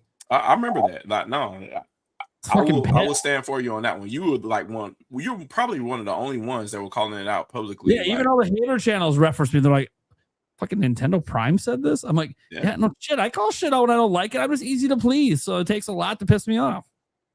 What pisses me off? You took away my ability to play a game with my wife. That pisses me off. Right. Like, that's going to make me mad. I mean, you want $60 more out of my ass. Fuck you. Guess what? We haven't turned on Animal Crossing since then, you fuckers. Out of principle. Of course, we'll be there fucking day one, sucking down the next Animal Crossing. No, except now we'll have 2 copies, so we won't have this problem. Thanks, Nintendo. Joey Pitts, will Star Fox Online get an update for more maps? I hope so. I have no idea if there's a roadmap plan. See, that's the thing. Like, we always give Nintendo credit. Like, hey, you launch complete games and blah, blah, blah. But then, like, certain things when there's, like, multiplayer modes, I'm like, I wouldn't hate a roadmap before launch for multiplayer, actually. That would not be a bad idea. I'd like to see that. But, like, Nintendo just, like, doesn't do that. Like, with Splatoon, okay, yeah, you know it'll happen with Splatoon because they set the precedent. But with Star Fox, it's like, I don't know if they're ever going to add anything new. But I hope so. I'm starting to feel like if they do, they need to roll it all into NSO. That would be nice. Everything is extra rolled into NSO. I was saying the whole time, yeah, you should make it available to purchase separately, but absolutely, NSO, dude, what a value add to NSO. Yep. Get those numbers up, Nintendo. This is an idea you got to run with, man. I know you've been trying to crack the 36 million barrier. You got to add something that people care about. More systems, the NSO ain't gonna do it. Right. Okay. Winter Man comes in and says, do you think an all digital base PS6 will be 1 terabyte or 2 terabyte? An astronomical price? Could the Switch 3 or Switch 2 Pro, for that matter, go all digital? Okay, so loaded question. An all digital base PS5 will be 1 or 2 terabytes. Right now, today, I'd say 1. Yeah. They're trying to get the cost down as much as possible, even though 2 would be more appropriate. 2 years ago, I would say 4, but you can't do that now. So. No, that's the thing with that's so like, yeah, 4 would be great, but it's just, I think it'll be 1 just for cost. They're gonna do anything they can to get that cost down. It's because, guys, it is flirting with $1,000 just component wise. You don't have it's just just do your own research out there. It's crazy. So like, I don't know if they're gonna charge $1,000. They might undercut that to 900 or something, but it's going to be a really fucking expensive. Whatever the cheapest version is going to be really fucking expensive. Mm-hmm. I'm thinking at least PS5 Pro price, but we'll see. We'll see what happens. Obviously, also we're projecting out a year or two. Although it does sound like RAM prices ain't fucking going anywhere. They just locked that shit in for 5 years. So yeah. So it will delay the PS6 for what price change? There's not a price change coming. It's only going to stay the same or get worse. Yeah. All right. And then he says, could the Switch 3 or Switch 2 Pro, for that matter, go all digital? I mean, sure. I don't see a Switch 2 Pro.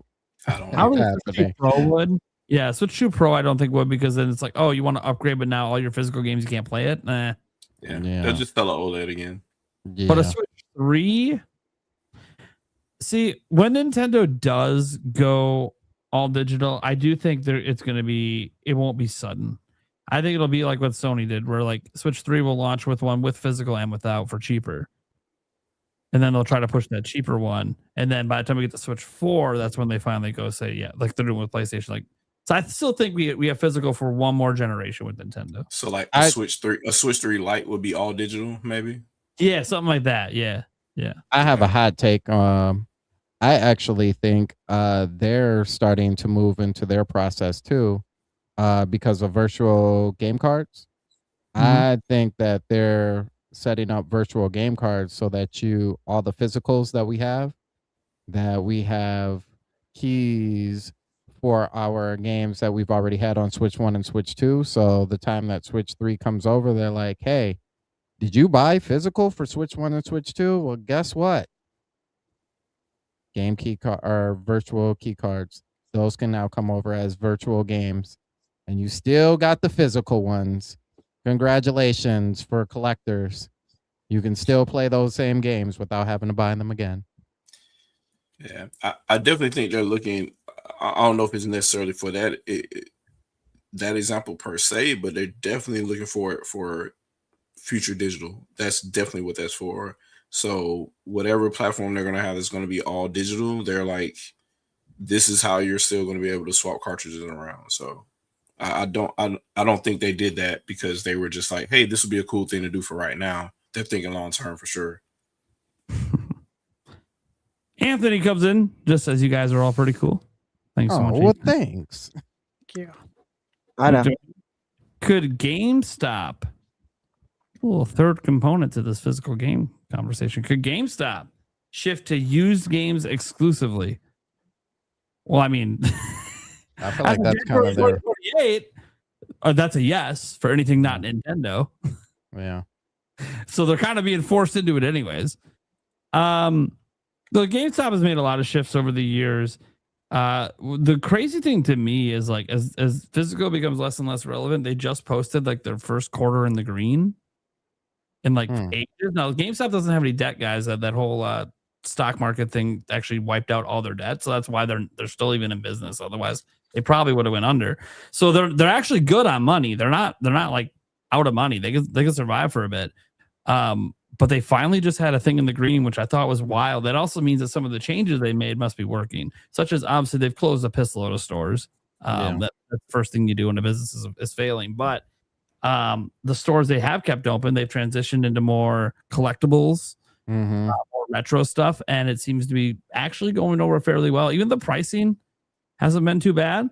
And even like recent like tech tubers that have like bought used retro stuff from them and compared it to other ones, are like, GameStop's is actually like delivering the quality they say they're going to give you, which is interesting. Because GameStop used to have a really bad reputation of not giving you, decent quality with the used products. So I think it's interesting. GameStop, I don't know what the long-term health for them will be. Obviously, they're a used game store that sells nerd stuff and collectibles, kind of like a PopCon store. I don't really know what the long-term viability is for that. I think it was like a mom and pop, you're fine, but they're not a mom and pop. They still have hundreds of stores, so it's kind of like, I'm not really sure, because Nintendo alone is not going to be enough to keep. I think they'll kind of hold it down too with Pokemon cards. I Pokemon see cards that's like the big, huge at GameStop. Yeah, You guys want Pokemon cards and retro stuff because they're you guys still trying to buy the to market on the that. midnight launches are? Go to the launch of new TCG packs. Oh Seen yeah, plenty of that on Dude, X. the lines at GameStop are fucking around the fucking block. You'd think a new system is launching. Nope, it's just a new trading card pack. Fighting for spots in line as And you well. get Yeah, I've seen the one. fights on X. You get one Entertaining. fucking pack. That's all you get. Just one. You're fighting in line for one pack. That's all they'll sell you. And then it probably won't even have what you want in it. And you literally physically fought someone 5 hours ago for that spot. yeah. So it was worth it. So yeah, you exclusively. I mean, they'll be forced into it, but they sell other merch, and that's probably where they're making more of their money from these days. But they still do a lot of retro stuff. They're even buying retro stuff. You got to bring in Dreamcast shit, they'll buy it. They're doing pretty well on the resale market, I think, which explains why they were trying to buy eBay. Yep, that's exactly why. Yep. Like, it fits in perfect with their business. Plus, it just literally diversifies them They infinitely. get to set the price. Yeah. That part, the price They get to fixing be the part. Beckett. Yep. They get to be the market. Reaper says, I think GameStop knew this was coming. That's why 70% of GameStops are now collectibles. Yeah, exactly. I mean, they saw the writing. They were trying to find a way to be profitable because they're still going to carry the new stuff. That's just the volume's not there for the profit margin to be. So, like, how do we stay viable? Because people still, trying to come to us first. We still do X amount of sales a year, X amount of pre-orders. So right now they found a way to be in the green. We'll see if it stays that way. 2028 is going to be a very interesting year.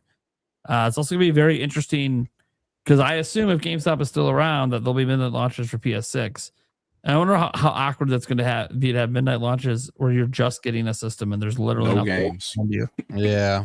Do you want to buy a PSN card? Like, Well, I'm never going to be back in the store again. Like, you guys will be closed by the time I come back in this store for the next system.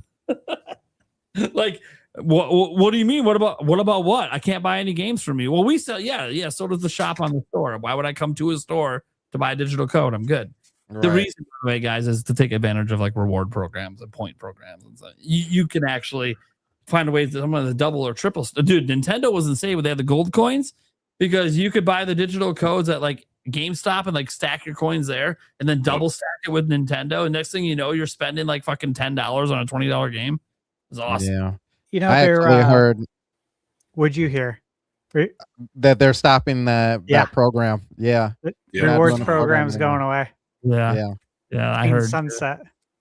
Yeah. Like, they haven't made it. I don't think they've made the official announcement yet, but no. Nah. I think, what is it? What did you hear, Stash? What month? Let me look at this DM. Because I think my person said, dang, I actually think it was the end of June. they said something out a while ago telling you to get ready, but Yeah, because you can grandfather yourself in. Mhm. And I really hope it wasn't it wasn't June. Anyone who signs up after July 15th for a new pro membership or renews after that date will no longer earn the 2% back in points. yeah. And then August 15th, so 6 weeks, Points accrual stops entirely across the board for all existing members. And then August 15th, 2027, you have a year to spend any of your remaining points. So you stop accruing in 6 weeks. Yeah. Now, to be clear, guys, the membership still exists and there's still other perks. But the primary perk that the most reason people used it was because they would stack. They would stack their points up and basically get free money. The other reasons, obviously, you get some discounts, little pro membership discounts. But for the most part, those discounts aren't anything to write home about. You can get those games just as cheap elsewhere. Yeah. It sucks. Times are changing. It says, despite getting rid of the point system, GameStop is keeping the pro membership priced at $25 a year. We're going to make our money. You're GameStop. You're going to give us our money. I don't know if they're still doing this, even though I'm a member, because I had never taken advantage of it. They used to give you like a free $5 you could spend every month. So if you actually took advantage of it, it would more than pay for the membership. Okay, But so it I don't says know if they're still doing that. the $5 monthly coupon. to Yeah, do the that? $5 coupon. Yeah. It says the $5 monthly coupon perk is staying for now, but there is a major catch. Corporate recently pushed an update to their store registers that removed the offers tab. This means store associates can no longer see your available coupons So or you have to apply know. your You have $5 to monthly know. reward at the counter. It says you are now required to log into the GameStop app on your own phone and pull up the barcode yourself to use it. And I just had to do that. Yeah, you've that always is, been that able is to do likely that, going but to go away. It's the as crony well. capitalism Make for you me, sure to man. do it on their back end. Oh, that's shitty. So that used to be the thing that could justify the membership was like, yeah, but if you buy one used game a month, which is really easy to do when you love fucking video games, and you get $5. Yeah. But yeah, they're fucking it all up. Just like the Best Buy program got all fucked up and everything. Yeah, I know. Yeah, Best Buy rewards was on point for a while. Yeah, I stacked as many as I could. Costco discount on eShop card. That's the only thing that's been reliable in my life. Yeah. You do. And Newegg. Newegg has discounts on the eShop cards a lot too online. Oh, I didn't know that. I didn't know Newegg had it. Okay. Yeah, Newegg has a lot of discounts on the eShop cards. Sometimes you get crazy deals. I think they had the $100 one for like $70 the other day. I'm like, fuck yeah, dude. Oh, yeah, smooth. Really got to pay attention. Those are deals. Sometimes you can get like a crazy one for 75 for 100 at like Costco, but during the holidays. But dude, I saw 70 and I'm like, oh, Newegg, you ain't fucking around. All right. Jorge says it's funny how Stash brought up how businesses are led by business people. Nintendo's led by a businessman. But they have enough leaders below them who have done all the game production work, like Shiggy and Koizumi. I'd also say that like Nintendo is ran by a businessman right now. That's what people call them anyways. They're all businessmen, but he was in finance, right? He was an accountant. So obviously, very business oriented. But the thing is, he also has been at Nintendo for like 20 years. Like all these people at Nintendo has a certain way they want to run their company. And it honestly, if you look at like how it's ran now versus Iwata, they're really not running it that much differently. The biggest difference is not being personality forward. Like that was a marketing decision by Iwata to be like, I think this is good for our brand. And obviously, since he passed, what Nintendo, I think, realized when that happened is, well, people aren't loyal to the brand. They're loyal to the personality of the person. And that's a scary notion for us. We don't want loyalty to Reggie, loyalty to Iwata, loyalty to Miyamoto. We want loyalty to Mario, to Link, to Pikachu. And so that's when they really started pulling back. So it made a lot of business sense why they did that, because they want people to be tied to the IPs. And for the most part, they are. And it's working. Very different Nintendo, but in a lot of ways, very similar. It's kind of like they went back to the beginning, because Yamauchi he was a shrewd businessman. Oh, yes, he was. He didn't take any, the rest of the sentence, but yeah. He ain't compromising, I'll tell you that. You come into his office, you do what he says, or you get the fuck out. Yep. Yeah. That, by the way, that's why we lost some of those third parties at the time, because he would not budge at all on anything. No, we have the Nintendo seal. You want that seal? You want to drop your game on our platform? Get rid of the Do blood. what we Get say. rid of that. Chase them all the way to PlayStation. But everyone won in the end. Nintendo and PlayStation are technically the industry leaders today. So technically, you can argue they both won in the end. Will they win long haul? Who the hell knows? Nintendo will probably be around. Look, Nintendo will just leave video games one day if it doesn't work for them. They don't give a shit. Nintendo used to make playing cards. Like they'll just shift this to a different industry if they absolutely need to. But gaming makes them way too much money to worry about that right now. All right, Karkun, our resident Japanese resident, comes in and says the other day, wasted days looking for my physical copy of Split Fiction, only to remember it was a code in a box. Oh, no. Somebody needs to fix this. Like, I want to buy a copy of this game. It's such a good game too, but fuck, I have it, man, because I was like, I want one of every type of box for Switch 2. That so I'm all right. So I got to get at least one that's a game key code. I'm let's make it a game I want to play. But dude, it's so disappointing. Every time I look at the box, I'm like, oh, that's right, I own Split Fiction. Then I open, oh fuck, that's right, I own Split Fiction. It's fucking on my fucking, god damn it. It doesn't feel right. Why do I have a physical box for a thing I can't insert? Like, at least the key card, because of course I have a key card. Of course, at least I have to physically insert it. At least I get some of that satisfaction of the physical. Yep. Instead, I get the box and fucking nothing. I might as well just handmade that shit at home. Jesus Christ, I can print inserts. I can buy blank Switch 2 boxes, I'm sure. Mm-hmm. I know I can buy a blank Switch 1. Switch 2, I don't know if those are widely available yet, but someone will make them. All right. Anyways, it's really frustrating at times, that game, because it's such a fucking good game. Yep. Cody, any plans for the 4th? You guys got any plans? Yeah. Oh, mines are so disappointing. Hopefully my wife doesn't hear me say that. We are going to this is not disappointing. We're going to go see her family. What is disappointing is her family is from Ohio. So yeah. Okay. Yeah. I'm a Michigander. You know how we And we're Wisconsin. We get it. That place. I can say it ain't my family. Oh, hey, real quick question. This is Michigan thing. I will show her this part. So we've had this debate back and forth because she's from Ohio. I don't know how it started, but basically the question was, who owns the Great Lakes? What state owns the Great Lakes? Oh, ooh. That's a good question. Yeah, it's like 4 states, right? It's only one. I'm gonna say It's Canada. only one. I'll just say Canada. Just avoid. Yeah. Canada. Dude, I'm staying out of this debate. I know how many times I've had this debate with Michigan people over one Great Lake. Now we're debating all of them. Fuck. Like, you don't even own Ontario. It's not even touching. Yeah, but it's like related. So it's a Great Lake, right? So it's just thrown in there. Don't worry about what it borders. It's fine. Right.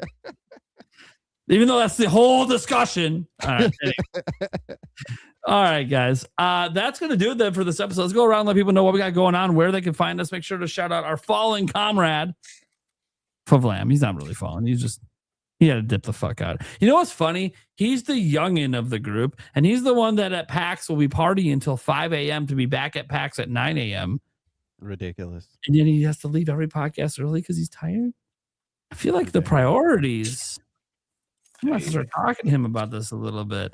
I mean, you know what it is? When he is up that super late at PAX, he has had quite a bit to drink. Maybe it awakens the beast. It's called alcohol dependency. Yeah. Yeah, alcohol dependency. I can't stay awake unless I'm drinking alcohol. But I am curious because I haven't been drinking with him yet. Maybe it awakens a beast in that guy. You know, you have people like that where they get a few in them and you're like, okay, now he's fucking ready to go all night. Yeah, probably the case. That does happen. All right. So shout out to Favlam. Let's go to Sandstorm, man. What do you got going on? Where can they find you?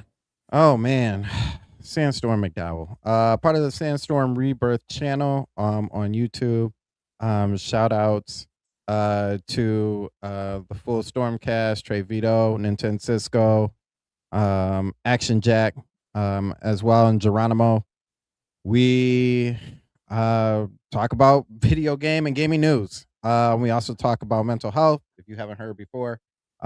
Really in touch with our subscribers' mental health, just making sure everything is good. Because, not everybody checks on everybody these days, and I think that's really important that we make sure that we're all good, especially in the video game community, where now it's really toxic. So, people make personal attacks and things like that. So, we definitely want to make sure everybody in our community is doing well.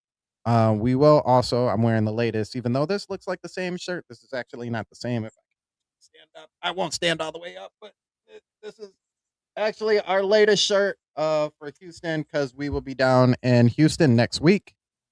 Oh no, did I leave? What happened? Oh, I was like, what happened? Did I get kicked off?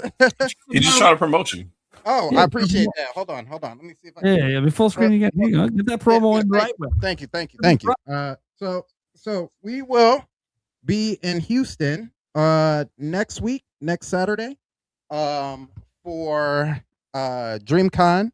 So if you live in the Houston area, or if you are planning to go to DreamCon, we will be there with free merch. This is also the hat as well. Put that in. Go ahead and get you a hat as well. Nice.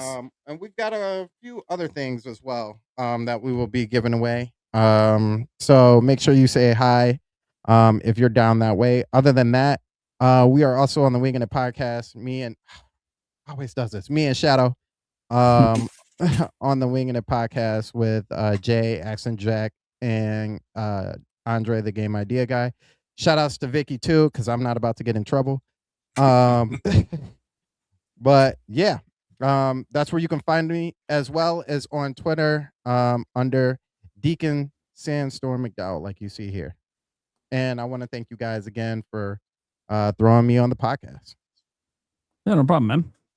All right, Fox, what you got going on? Where do they find you? Same thing. Channel Dead Not Dead. My podcast is called the Shadowcast. I don't think I've done one yet this year. I will do one at some point, but typically I'm a regular on the Winging It Podcast with Sandstorm, Dow, and Jay, and Action Jack, and Andre, the game idea guy.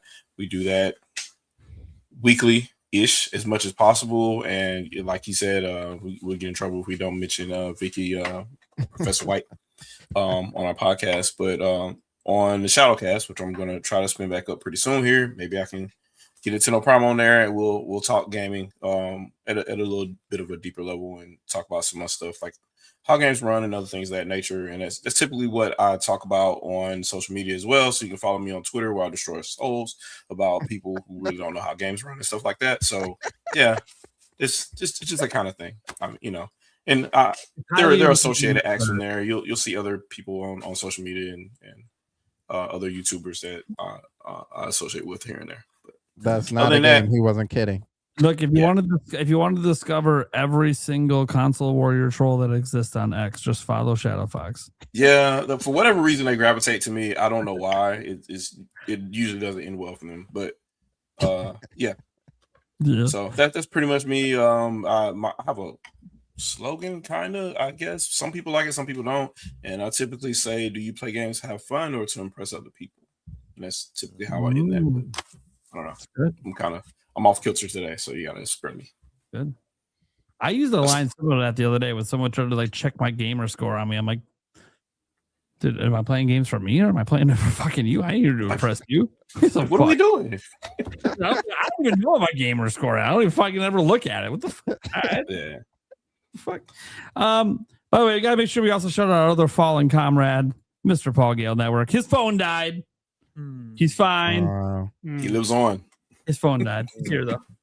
Yeah, likely story. Medium pace ways. He's always around. All right, let's go to everyone else. Eric, what you got going on? Where can they find you? Oh, not a whole lot going on. Just here on the podcast. And you can find me here on our Clips channel and the audio version. Well, you can find me. Where the fuck am I? Yeah, That's not what I wanted to say. You guys will find us in person at PAX West this year. If you guys are out there, I'm saying we got to start telling people know we're going to be out there. PAX West, that's a ride. Okay.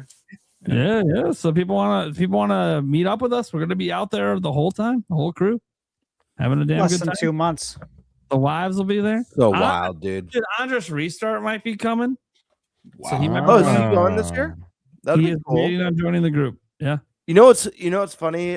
Speaking on PAX West, to get the ball rolling, I've already started thinking about the vlog and putting together music that I want to use for it this year, and thinking about what kind of edits or how I want to theme it this year. I really enjoyed last year's, so I want this year's to be even better.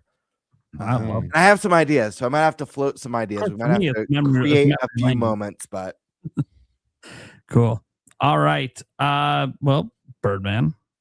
Yeah, I'll continue. Where can I find you? What's up, guys? GameBird Classic here. You guys know where to find me on YouTube at GameBird Classic or on Twitter at _Birdmaster. I recently dropped 2 reviews. I have another discussion video coming out very soon, followed by another review video. And I will right now. I have a lot of free time, so you'll probably be seeing more of me via live streams and videos in the very near future. But yeah, which means you might be seeing me send you guys over to the Birdman in the very near future. We'll see. Oh yeah, we'll see. All right. A man whose body was born ready. Stash.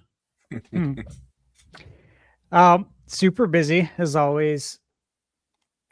You guys know where to find me, Thunderstash Gaming. So what I got going on, I mentioned earlier, I just finished doing all my edits for Summer Game Fest for the remaining videos, and I was just counting them again.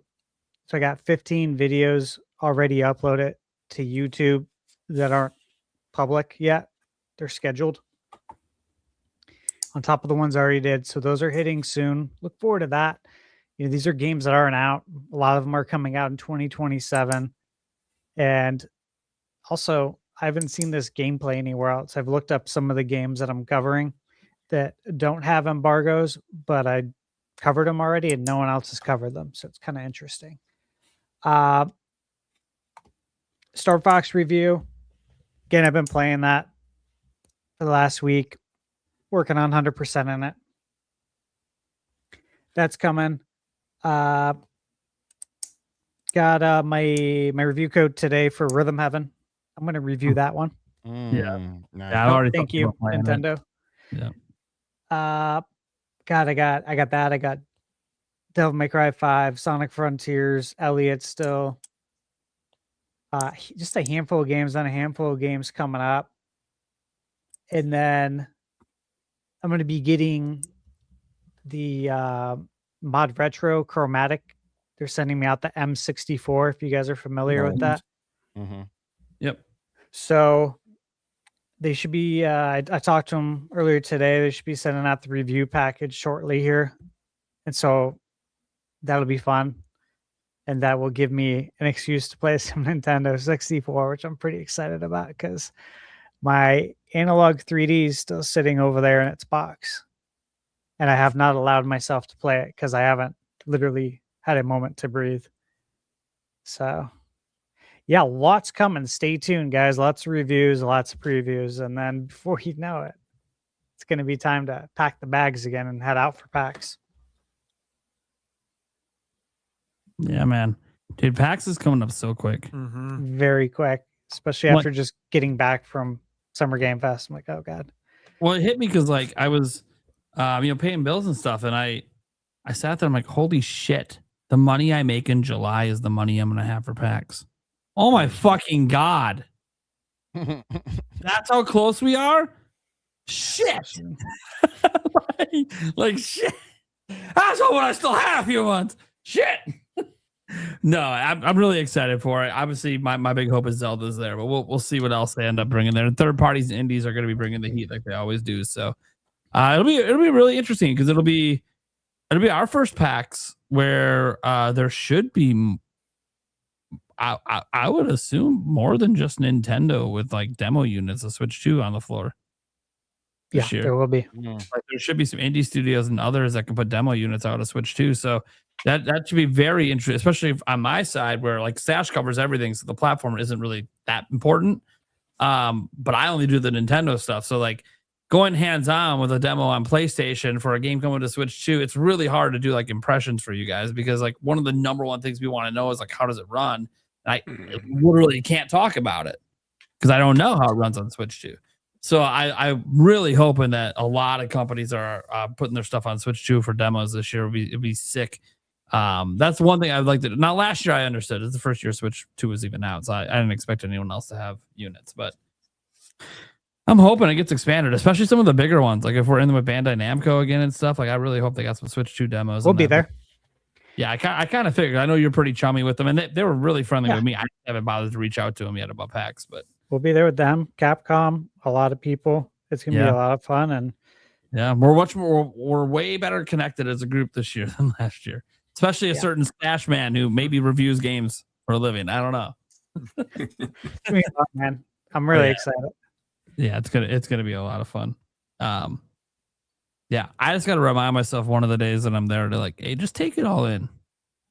Get out of your work brain for a moment and just like take like, dude, you used to dream as a kid to go to these conventions and you weren't dreaming of working. Right? That's all we did was work the whole time. Like, soak it in for a moment that like, dude, you're in a fucking gaming convention with fucking Nintendo, Capcom, and Bandai Namco around you. Like, soak it in, motherfucker. This is your E3. This is what you get now. So soak it in. That's what I did. I know. I'm sure that's what you did. That's not guys. You can obviously catch the podcast everywhere podcasts are heard. For the audio version, make sure you check out that Clips channel that Eric does all the work on over there. You guys can obviously check me out every day. I do daily Nintendo news. You throw some opinion content and discussion stuff in there sometimes as well, along with my live streams I do on a lot of nights just to kind of shoot the shit with the community. Because look, it's fun to play the games. It's also fun to talk about the games, and sometimes it's fun just to hang out, cross all the barriers there with the community and have a good time. More than that, though, obviously coming up, there's going to be a lot of coverage for Ocarina of Time. Zelda is a really big thing on my channel because it's my favorite IP.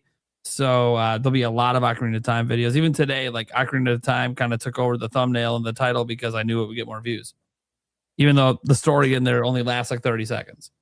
But there is an actual story in there about Ocarina of Time. So I'm not lying to you, but like, yeah, most of the video is not going to be about that because there wasn't enough to make the whole video about that. But yeah, we focus a lot on Zelda because it's my favorite. That's my favorite franchise. So there'll be a lot more Ocarina of Time videos coming. But otherwise, yeah, we just cover all the news. I made a separate video today about if you guys want to see more thoughts I have on the PlayStation, pricing stuff, and removing the games, the physical games. You guys can go check out my video I made on that today. I usually don't cover news from other places, but I think, when it's that industry shifting, I think it's obvious why we should talk about that because kind of leaves Nintendo on an island. And you wonder, when is that island going to come to an end? And they're going to join the rest because Nintendo has slowly joined the rest with almost everything else. So it's, matter of time. But yeah, you can get some more thoughts I have on that. You can go check out that video. Otherwise, guys, look, I love this. This is my favorite thing I do every single week. We'll be back same time next week. Currently, we have 0 guests on the schedule for next week, but that could change because I have a few more messages I have to go through. And if you're wondering for anything else, I think Sandstorm's back on in a couple weeks. So you're going to see him right back here. Nintendo Land's coming on. Tubular Jonathan coming back. Zoo. Sure, Zoo probably wishes he was on this episode. But I know he's trying to organize a big show of his own tomorrow. So that should be fun if I can partake in some of that. Then we got Alyssa coming up, Tiger Time, even Fox coming back here, Dave, Mike Odyssey coming back for the first time in a while. We got Kat Bergeson coming back for the first time in forever. It might be his first time ever on the NintenByte. That's how long it's been. It's been a long time since Daniel has been on an episode. And we have a new Zelda game coming up, so we had to get him on. New. Tabby coming back, Rogers Base, and so many more. So again, we might have some guests next week that I'm not aware of right now, but thank you guys so much for being here. That was episode 60 of season 3 of the NintenByte Podcast. We'll catch you next week. Later.